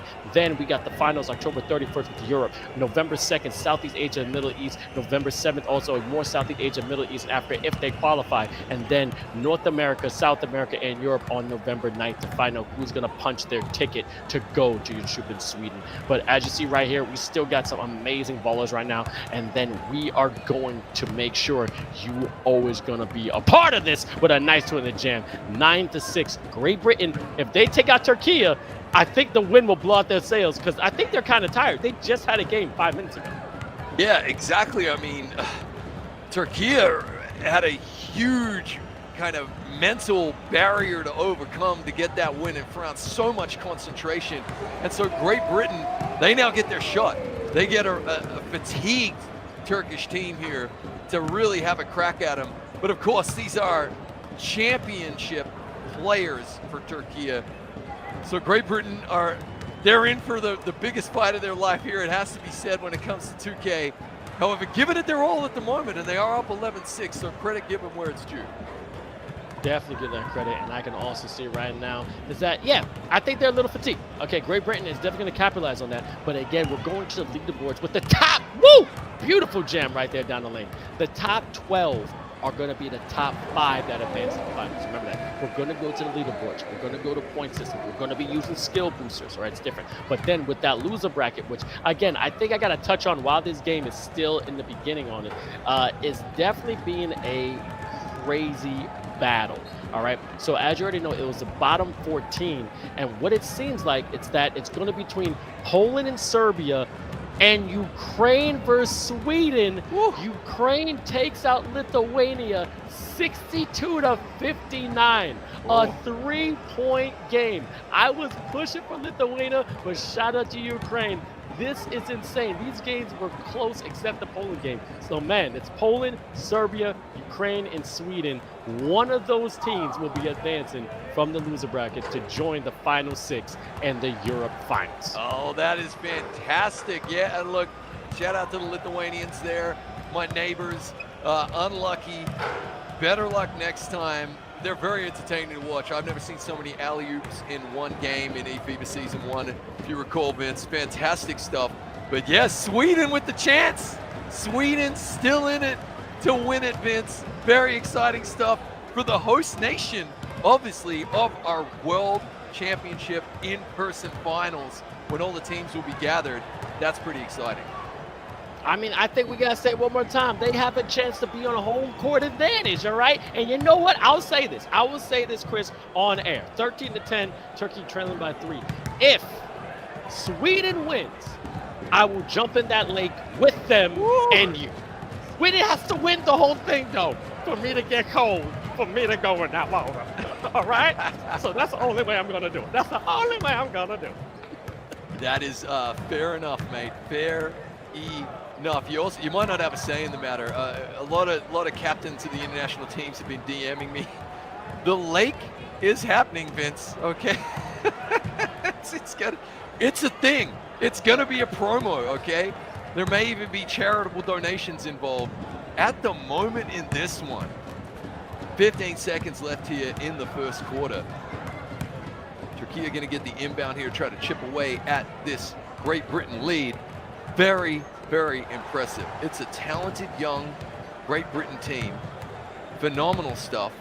Pulling up on the 3, missing it. And right now, Turkey are getting Great Britain's best game after a really depleting, intense full 4 quarters against France. So that's why Turkey are going to be like really having to overcome that kind of mental fatigue right now, Vince. And that's hard to do, man. That's easier said than done. But they are a fantastic team. They do have the hearts of champions, so I'm sure they've got it in them. And they're going to make it very interesting for Great Britain down the stretch here. Hold on a second. I'm going to say it right now. Absolutely right on all points. We got Ponzus Hulton says, if we make it to the final 6, you jumping in the lake. Now, I got, so Sweden's already said, if they make it to the final 6, I got to jump in the lake. I said if you want it. I said if you want it in your home court, in your home base, I would jump. But now you're not catching me out of it. Mate, chat is like the customer. They're always right, mate. We know this, right? I even had a bloke try to tell me, you know, like what Finland is earlier. Look, they're always right, okay, Vince? So it means you got to jump in the lake. It's happening. All right, but again, there is 7 regions there. Again, oh, a beautiful shot right there. And again, 1 from each region is going, but 2 from Europe is going to be going over there. So it's going to be 8 in total, which is going to be insane. 16-14, Turkiye now clawing back. Again, we have not got away from this game, but a nice little straight to the rim. Oh, nice little mixed communication there. Oh, a little fumblerooski, couldn't hold it in, but then Turkiye gets the ball back and a nice little easy slammer jammer dunk. Yeah, I mean, that was pretty pretty. This is what Turkiye will do to you, man. They'll scrap. They'll literally claw their way to get that ball off you, and then take the ball down the other end and get a squeaky bucket to tie the ball game up. I like Great Britain's shot selection here. I like what they're doing, but look at the defense from Turkiye. A hand on that shot from the corner, a hand on the easy dunk, and at the other end, just taking advantage of a tiny bit of lapse defensively from Great Britain. And just like that, Turkiye have scored 8 straight, Vince. And this is why I said, they are hard to beat, mate. It is very rare that they will have an off day as a team because each player is just so darn good that you've really just got to beat them man for man across the board. And we saw even the likes of France couldn't do that today. Exactly. And also, I want to take a shot really quick. Italy faced Spain, 1-point game. Spain won 51-50, 1-point game. Italy definitely shout out. I know that's gotta be a heartbreaker. Nice little slam down there. But also more games that are happening. France versus Israel, Belgium, Finland, Greece, Spain, and also Portugal, Croatia, Turkiye, Great Britain that you're watching right now, and also Italy versus Germany. Italy has 1 more game for today. Yeah. But man, I just want to shout out that game right there. And again, I'm an Italian fan. Shout out to your country, but man, that's got to be a heartbreaker. Yeah, that heartbreaking is the word, mate. I mean, they've literally lost 4 games today. And there is no way in the world I saw that coming through. I thought that we were going to be looking at Italy, Spain, you know, for the top of the group, that game. And in the end, a 1-point game is you know, hats off to them because Spain are such a phenomenal team. But to go 0-4 on game day number 3, that is just a really dramatic fall from grace, isn't it? And look, it's the type of thing that you just never want to experience again. So you hope that's what they kind of build from. You know, the guys, let's never be here again. Let's go away. Let's get better. Let's work together. Identify how we lost these games. And next eFIBA, just be rearing and ready to go because that unfortunately means curtains on the tournament for Team Italia. Of course, skill boosters still to come, right? So let's wait and see. Yep. The final tale of the tape. But 0-4, not putting yourself in with a great chance. As we see another, I like the shot selection here, Vince, from Great Britain. They're just not banging it in, as we've now seen 14 unanswered points from Turkiye. 14. That's a guy, but then stop the bleed. Just got to stop the bleeding and just see the ball go down into the hole. And also shout out to Onsu Hutlin saying that they'll try their best to make sure we have a warm bath ready after we jump in the lake. But then with that being said, I want to talk about the community. Please fill out that survey. This is the last round of today, but we do have a survey in which we're giving away that hoodie. We're giving away some NBA amazing codes and also giving away some eFIBA merch all around. And again, if you want any more information, go to eFIBA.basketball immediately. But please get that survey. I just want to say one thing. eSmoke says, why is Jamboy like that? How can you be so consistent while others keep complaining about shooting? Is that hard work? eSmoke, yes, it is hard work. I know this Turkiye team. Me and Chris know Tanzu, we know Aaron, we know all these personally. They put in that work. These are true athletes representing their country. That's no shuttle pass and a two-handed jam. I'm telling you, that was just too easy. That was like delivering a pizza. Pizza. That was beautiful. But yeah, it takes a lot of hard work for you to shoot like that on a consistent level. Wow, Vince. And I couldn't agree with you more. I mean, these lads had the Xboxes in their hotel rooms, guys. You know, they didn't go sightseeing in Singapore. They just got outscored 16-0 in that quarter, Great Britain. And look, that's indicative. That'll happen to you going up against the best in the world. That is slightly indicative of the young team. They're young, they're dynamic, they have fantastic talent. And when we join, mate, and they're up 16-10, right? They then score 0 in the second quarter. Turkiye outscored them 16-0. And that's why now 18 unanswered points. That's why they're the best in the world, mate. And shout out to Great Britain still that you're watching right now. This is V. Gunnar, Jinxie, Kai Bands, Hazard the Chinner, and Sam the Ruler, and Turkiye. You already know who's on there. We got E9 Rennie, Jamboy, TR Tanzu, Love the Battle Dead, and also 𝐂𝐄 the Problem 40. And a nice little now see, that's what you gotta do. Yeah. See the ball go in the room, just stop the bleeding, and now start clawing back. There's still a lot more time left in this game. Put a Band-Aid on it, rub some bacon in it, get back on the horse. No, I want to take nothing away from Great Britain. You know, I really like that team, man. I think Hazard the Chin is a top bloke.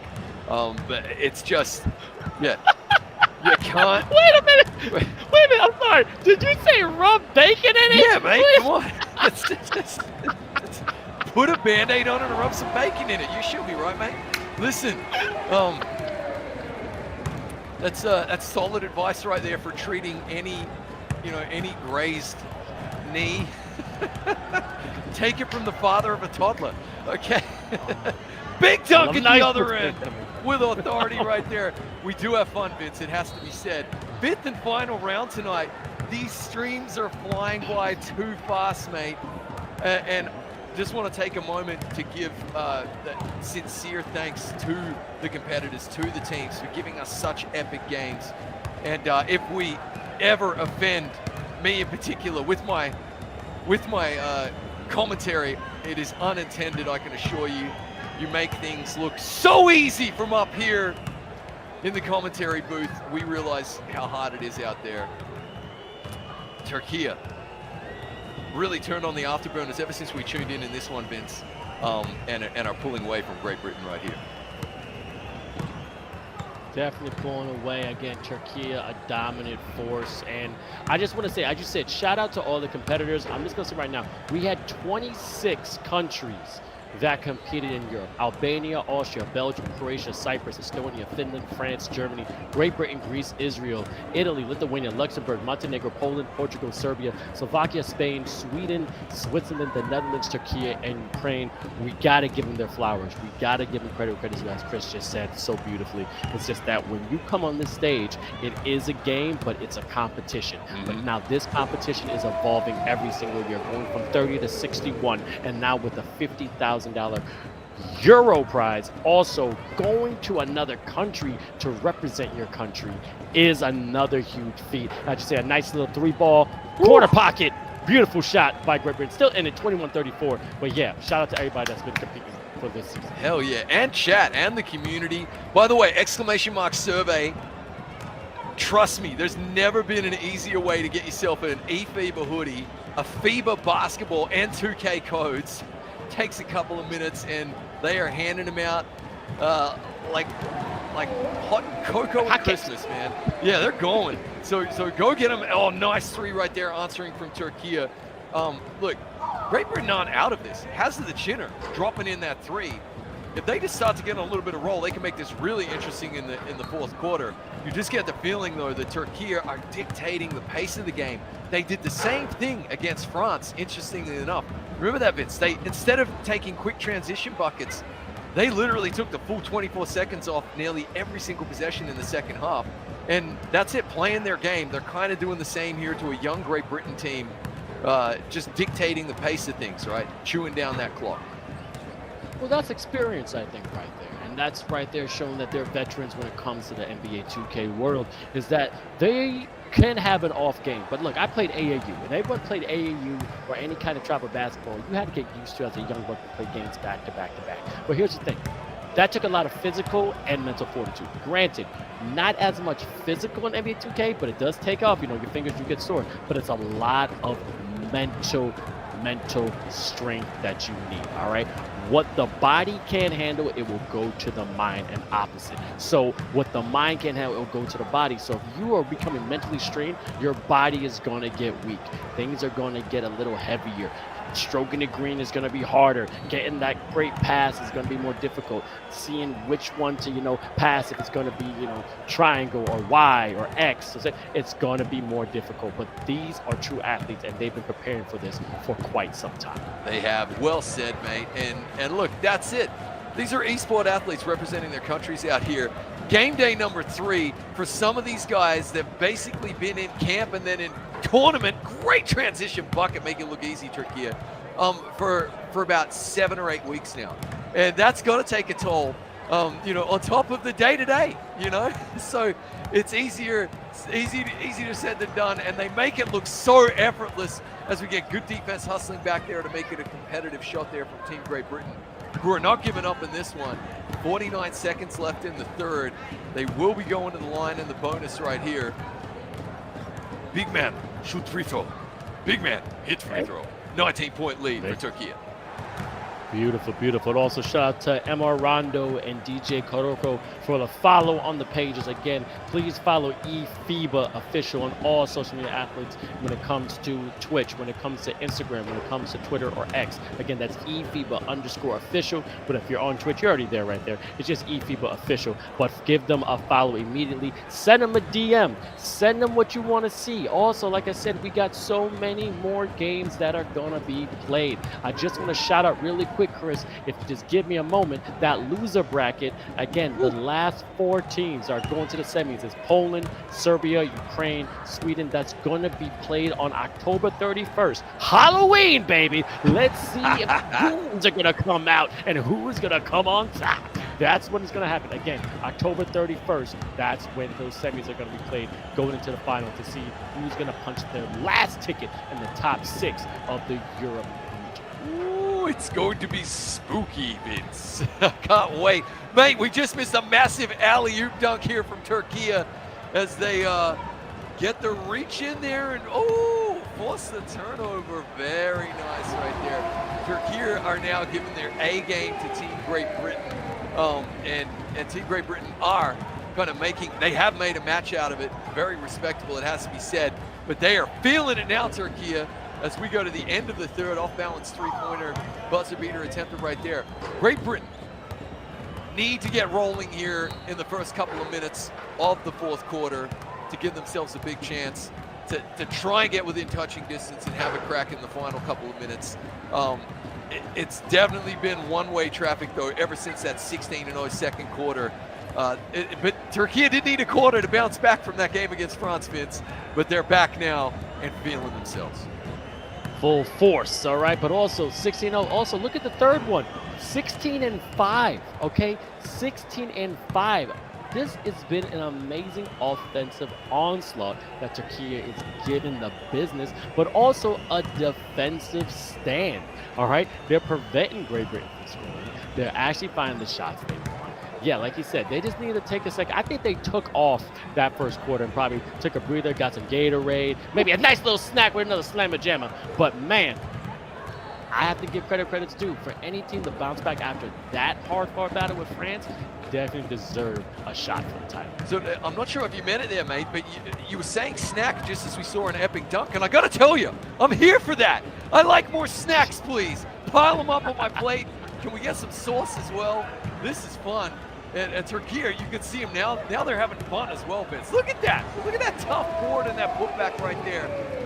Is that going to be an and one? It is. So an opportunity here for a three-point play. 𝐂𝐄, the problem. Big man shoots free throw. Big man, this free throw. Oh, it happens. All right, let's let you know the final games for the day. France, Israel still haven't played. Turkiye, Great Britain, Italy. It's going to be, as you can see, versus Germany, and then Greece versus Spain. Okay, we're watching Turkiye versus Great Britain right now, but Belgium versus Finland. Finland came out on top 59-50, and Portugal versus Croatia. Portugal came out on top 52-44. Wow, a couple of big score lines right there. So Finland getting it done against the Belgian Lions. And there you go, man. Croatia. That was one to watch, Vince. That's going to have a lot of impact on the final standings, mate. And of course, our skill boosters are going to have a huge say as we get an beautiful rebound, put back dunk right there from 𝐓𝐇𝐄. Got the timing just right, making it look easy. It's anything but world-class players on display here at eFIBA Season 2. You love to see it. Absolutely love it. All right, now as you can see, the one and only, a nice little court pass to a 3-ball in the corner right there, 50-26. Now, as you said, Turkey is not going to let up. I think the most respect you can have against the other team is not show them mercy. I'm going to say that. Don't show them mercy. You keep balling out. Nice little slam by Great Britain. And Great Britain is not a team that you could just sleep on, okay? They have the ability to ball. We already know that. They may have a chance to be in the top 5. So don't just say, oh, yeah, this is whatever game. This is also a game to test out your opponent, see what they can do. And now you're playing against them head-to-head, find their tendencies, maybe find their weakness. Everyone has an Achilles heel. You just got to find where it is, and that's how you take out your opponent. Woo. Oh, ankle breaker. I'm sorry. Oh, I just said Achilles heel, and his Achilles just snapped. Ooh, ow. Nice. He fell over. Great stuff, and I couldn't agree more, man. And look, Team Great Britain are going to give it their all as they get a nice defensive stop right there, pulling up for the 3, missing, offensive board. 𝐓𝐇𝐄 trying to kick it back out. We got a foul though, just going to reset the play. Yeah, Great Britain can hold their heads high. They gave it their all in the first quarter. It's just hard to keep a team like Turkiye down for very long. You see an off-balance, gorgeous 3 right there. But this is what you want. Inside the final 2 minutes, you got nothing to lose, everything to play for here. So you see Turkiye inbound into full court pressure from Great Britain. You just got to keep swinging. You got to go down swinging. You got to hit the mat swinging. Go for it if you're Team Great Britain. Try to find something, like you said, Vince, that you can hang your hat on as we see another missed 3. Leaving the door just a tiny bit open here, Turkiye. That's a heads-up timeout right there, falling out of bounds. It moves the ball up the court, and that's why they're champs. 38 left. I mean, we've seen miracles, but you never know what's going to happen. And people, please stay tuned in right here on the Twitch Spodge, and also, wow, Twitch Spodge. Wow, the Twitch page and also YouTube page, Spodge. I like that, the Spodge. Because we still got Italy versus Germany next. All right, we got some more great games for you. But as you can see, this is Turkiye versus Great Britain. As you see, in the blue is Great Britain, still stroking it green. They're not letting up. 1:23 left in the 4th. Let's see how they're going to battle it out today. Yeah, I like it, man. I like that they're fighting to the final whistle here as well, you know. They're making a game of it. Like you said, stranger things have happened. They're going to milk this now, though, down. Irene is just going to take his time, and just make sure it's a heads-up play. Great dunk right there. And that's just what the doctor ordered, man. 1:02 to play, 16-point buffer. Loving Great Britain. You can see the vitality, man. You can see the vibrance on this young team. 𝐂𝐄 activated, trying to find his sweet spot. Good screen right there. Love to see it. They're finishing strong, Vince. This is good. This is something you can hang your hat on. Hold your head high for your nation. They're not out of it yet. We're going to have a look at what happens with skill boosters in the final standings. It's going to be very interesting, my friend, to see who makes it through to game day number 4. Can't wait to see it. Smart. Oh, can't wait. Yeah, heads up basketball here.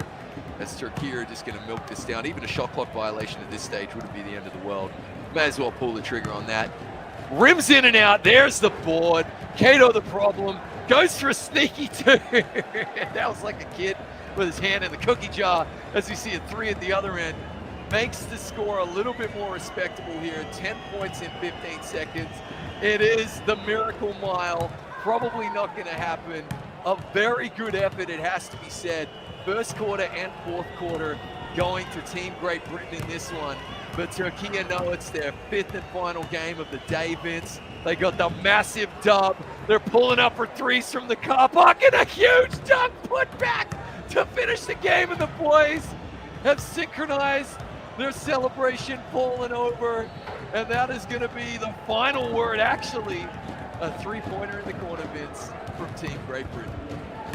There it is, 54-45. Dominant, but then came back to an 11-point game, or 9-point game. I give credit is due. But now we have Germany versus Italy, which is another lopsided event. Italy right now is just angry. Italy right now is going to take out all their frustration on the next team, as you already know. 54-29, 2 minutes left in the fourth quarter. Chris, I can't blame you to have heartbreaking 50-51 against Italy. All right, that's the first one. Great Britain, you know, definitely was like another competition for them, but when they faced against Greece, 38-48, which was but again, they just kept trying to claw back. So again, 48-42 against Portugal. I mean, they really have been fighting throughout the entire day. So I think Germany's just going to get the full blunt force. Yeah, yeah, they are getting the fury of the Italians right here. Look, Italy dropping 4 straight games in this group here today, I think surprised a lot of us, Vince.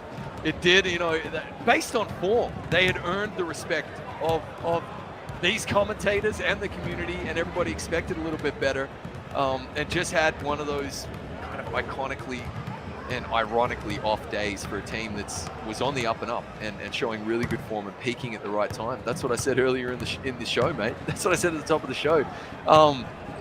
It is what it is, and you can see what it means to these players. Like, we think of that iconic, you know, breaker to beast moment, the pain on his face in eFIBA Season 1, and we saw a shot of, like, yeah, who would have felt like the loneliest man on the planet, the captain from Italy, after their big L earlier in the day.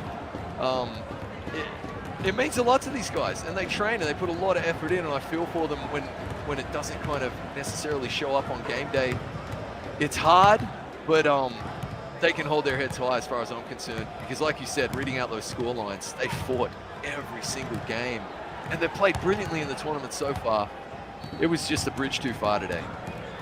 Yep, but also shout out to 𝐿𝐴𝐻, came onto the amazing stream. eFIBA official with the 169 raiding party. All right, let me see all the Turkish flags. Let me see all the Turkiye flags. I want to see red, red, red, red, red all through the chat. Shout out to everyone that's coming in. 𝐿𝐴𝐻, thank you so much. All right, but also I have to give credit to another team. Shout out to Italy, shout out to Germany, but Chris, Italy just played Spain. Yep. Close one, 1 point.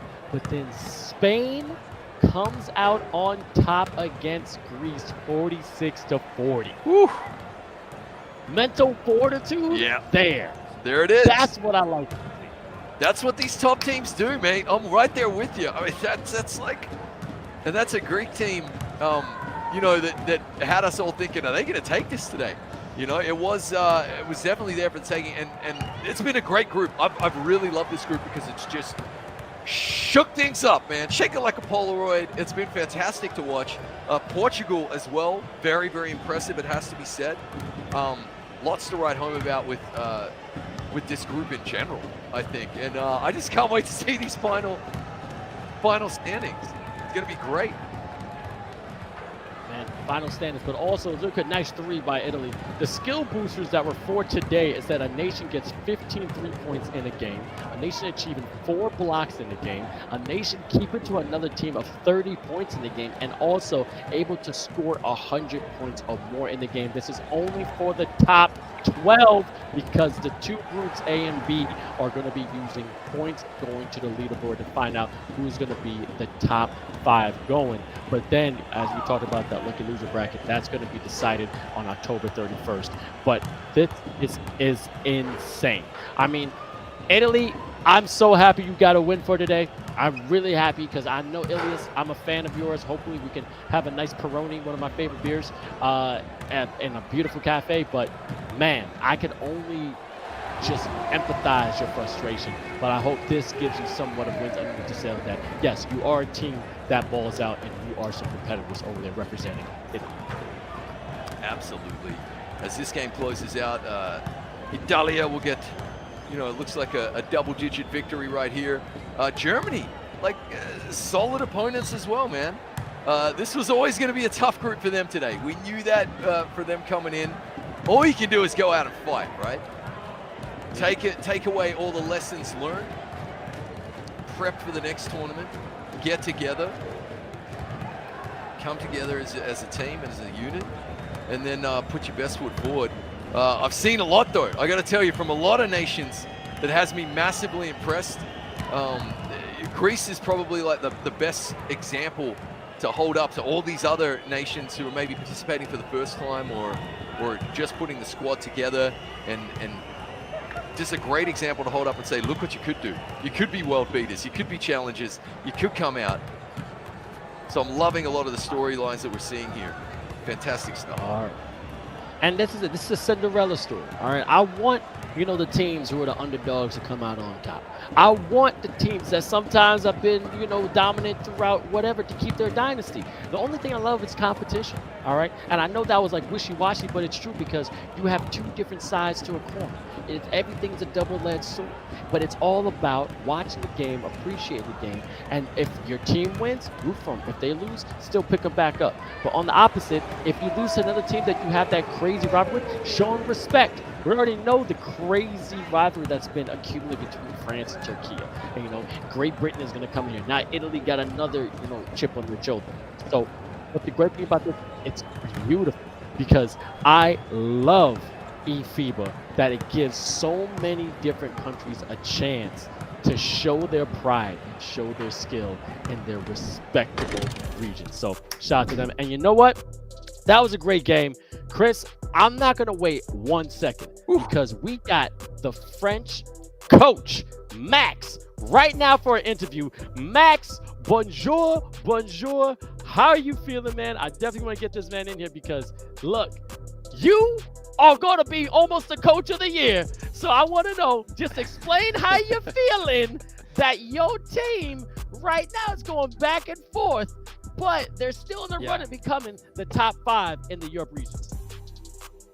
Yeah, I'm quite happy the way we played tonight because we improved a lot since the first games of this competition. So obviously it's not the result we wanted tonight, but I think we were the best team to face Turkey and to put them in this situation. So once again, they killed us at the end, but if they kill us tonight, but we kill them later in the competition, I sign every day. And like, I know you still want to have that battle. Now, again, it was deja vu. Jamboy getting from the corner, the opposite side. You know, just tell me what went wrong, because you knew he was going to get the ball. Yeah, but we thought when we saw him dribble, we thought he was maybe playing a quick roll, and then he just shot right after the first dribble he made. So yeah, it was just a very good play from a very good player, and it's quite the only shot he made in this game. So he's very clutch and a really good player. Congrats to him. And mate, were you expecting such a defensive battle there, a low scoring battle? Was that the game plan all along, to try and hold him? It's just the two best defense in the world, with maybe the best luck in the French side and one of the best defensive duo in the other side. So it's not really a surprise to see a score this low in such a great game with such good teams. In my opinion, it's the way we will have this kind of battle at every time we play them. And we loved it, by the way. But I got to ask you then, how are you going to prepare? You got a week now, right? 1 week, and then it's Halloween. It's spooky time. Anything can happen, all right? You know? And I don't know, are you going to be in costume? But you got to tell us, how are you going to prep for the next week?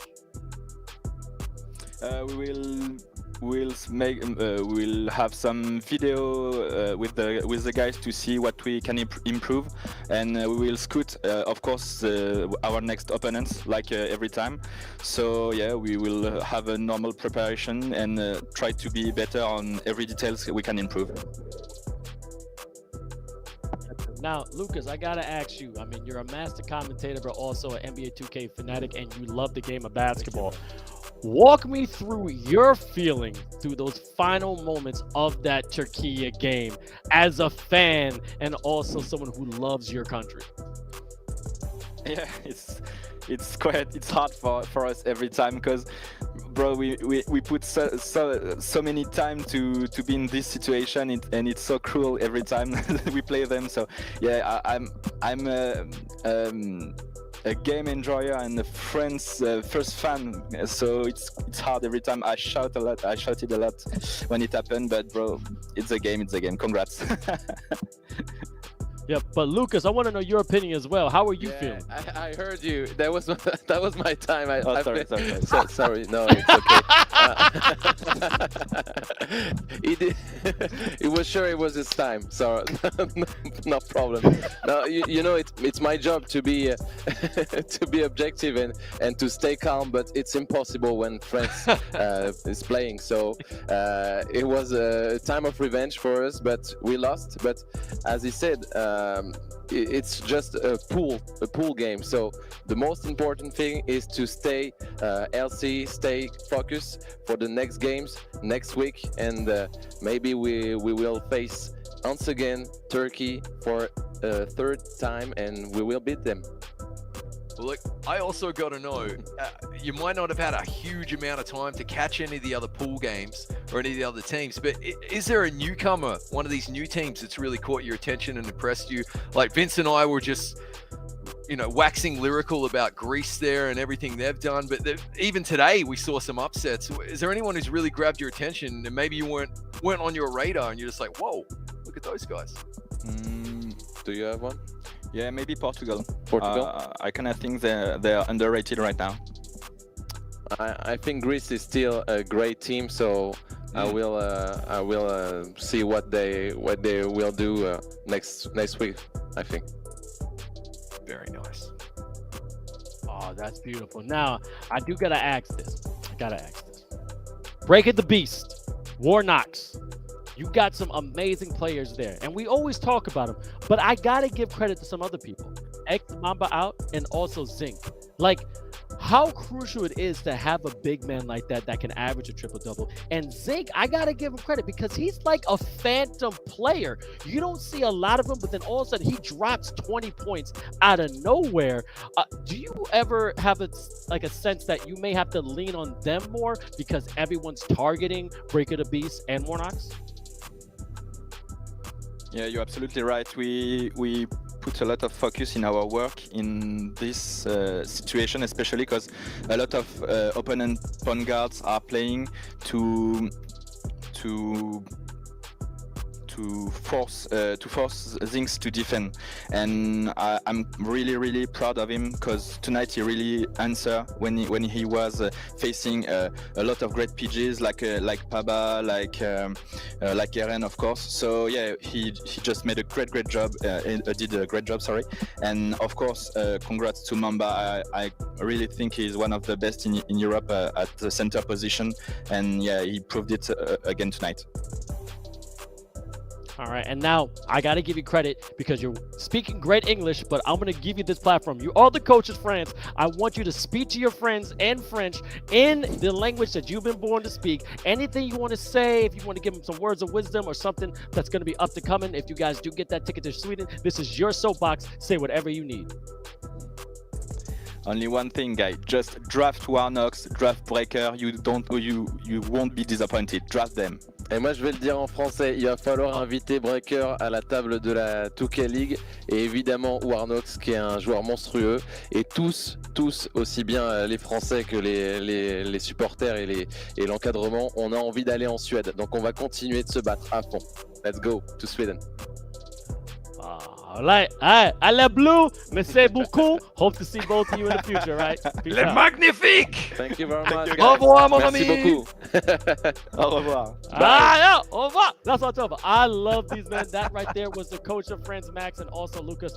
They are fantastic supporters when it comes to the French team and also representing their country. And you almost could believe we're going to be seeing them in the finals, but yet we're not going to the group standings just yet. And we still got the leaderboard that we're going to have to factor in those skill boosters. But we're going to talk about the loser bracket in just a second because, Chris, it was the top 14, well, the bottom 14 teams, because it's hard to say bottom because they're playing some top games in that loser bracket.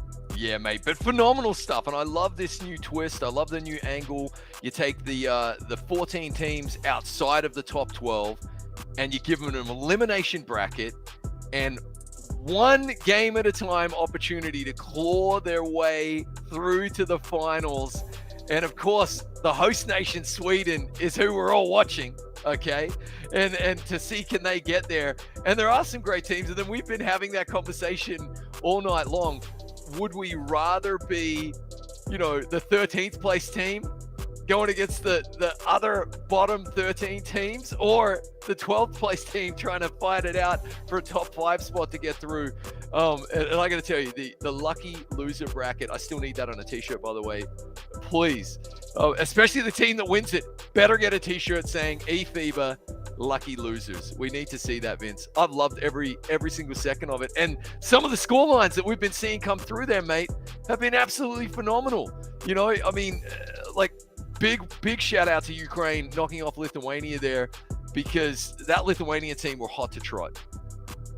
Oh, yeah, and I was rooting for them. Again, what they did against Croatia was amazing. But again, just to break it down, Austria went against Netherlands, going advanced facing Poland, then Luxembourg versus Albania. But again, Luxembourg hitting up 109 points against Albania. Wow. Serbia taking on Slovakia 82-40. Lithuania again 75-41. Switzerland takes out Montenegro 35. But then because of connection issues, Sweden against Estonia. But again, going all the way past on October 31st, we're going to be watching Poland versus Serbia and Ukraine versus Sweden. The Scandinavians will have a chance to be on their home court, on their home soil. And I said, if they win it all, I'll jump into the lake. But without that, we got to talk about something else, which is the group standings. And man, I want you to take it away first, Chris, because with these groups, it's been insane.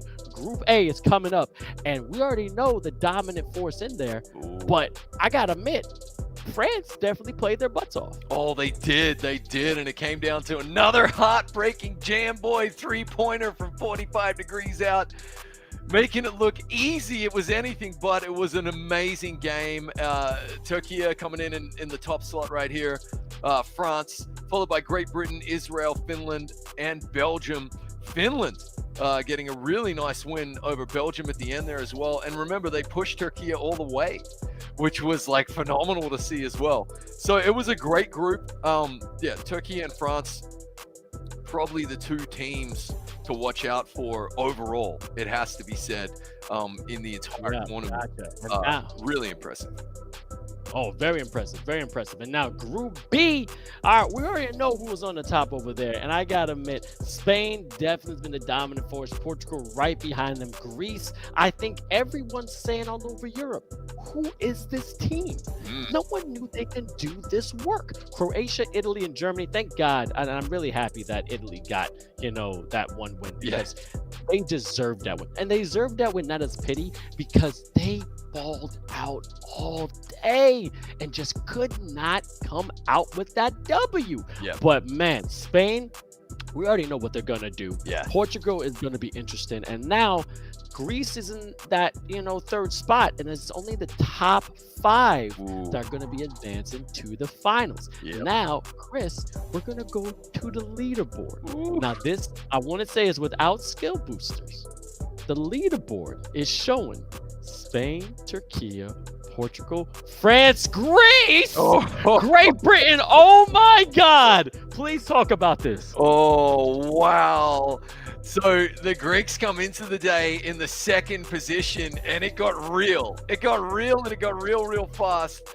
This is pre-skill boost. This is probably going to be the most impactful reveal of skill boosters we've had the entire eFIBA Season 2 around the world.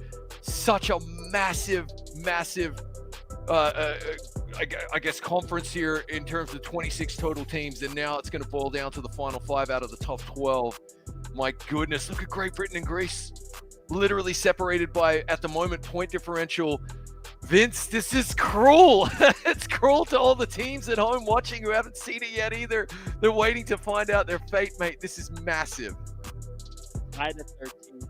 Long live the queen, but also you got Titans and Olympus. That is a very hard mountain to climb, but now we got to go to the skill boosters, and let's see the skill boosters right now. Let's see how this played out, and oh my goodness!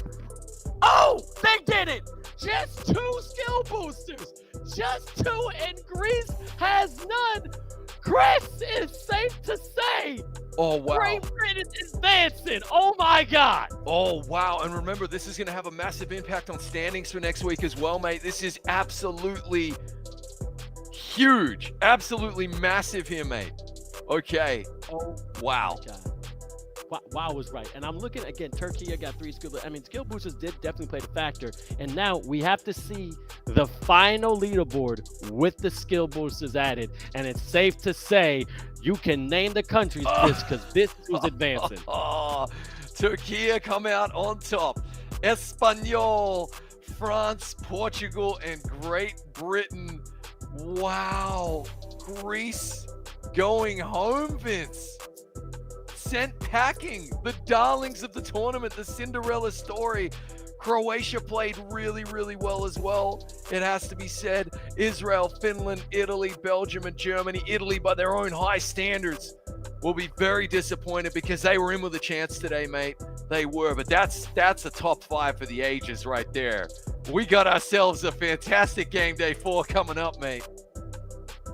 Oh my God, I can't wait. That's incredible. The thing about it is that we added skill boosters this year to add a little emphasis.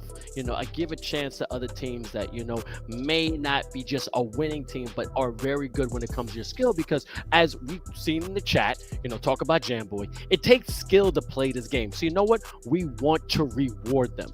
And this right here is why we did it.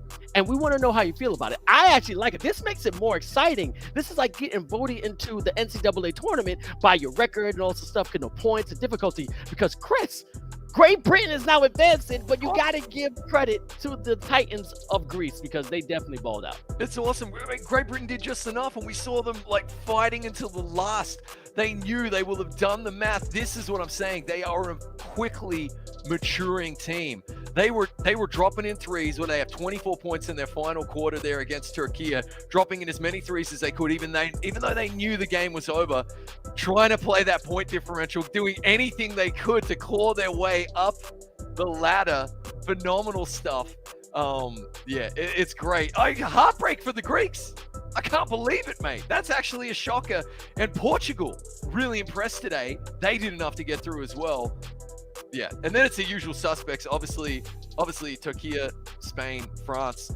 France probably be a little bit disappointed they came in third, actually, by their own high standards. So what a phenomenal leaderboard at the end of the day, and the skill boost is playing a massive role at the last yet again. Talk about buzzer beater skill booster.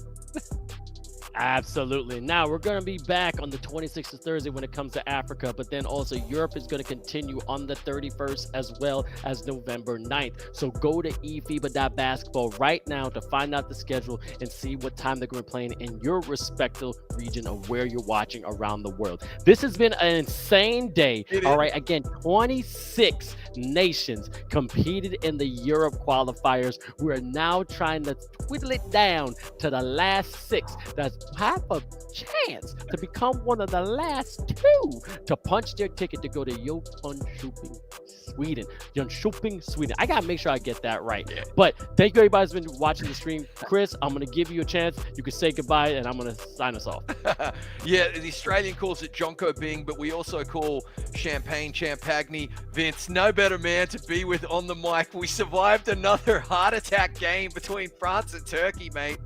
You know, those are the games you live for as a commentator. Shout out to all of the competitors, all of the teams, all of the viewers. You guys at home made this stream awesome by selecting which games we were watching. And yeah, mate, 𝐂𝐇𝐄 strikes again. It's been emotional. I love it. Sign me up for another week. All right, that concludes of eFIBA Season 2, Day 3, right here with the Europe qualifiers. I've been your host, Vince Chang. That's been Trumpet Monkey, aka 𝐂𝐶HNCH𝐿. We will see you this Thursday for more eFIBA Season 2 games. Peace out.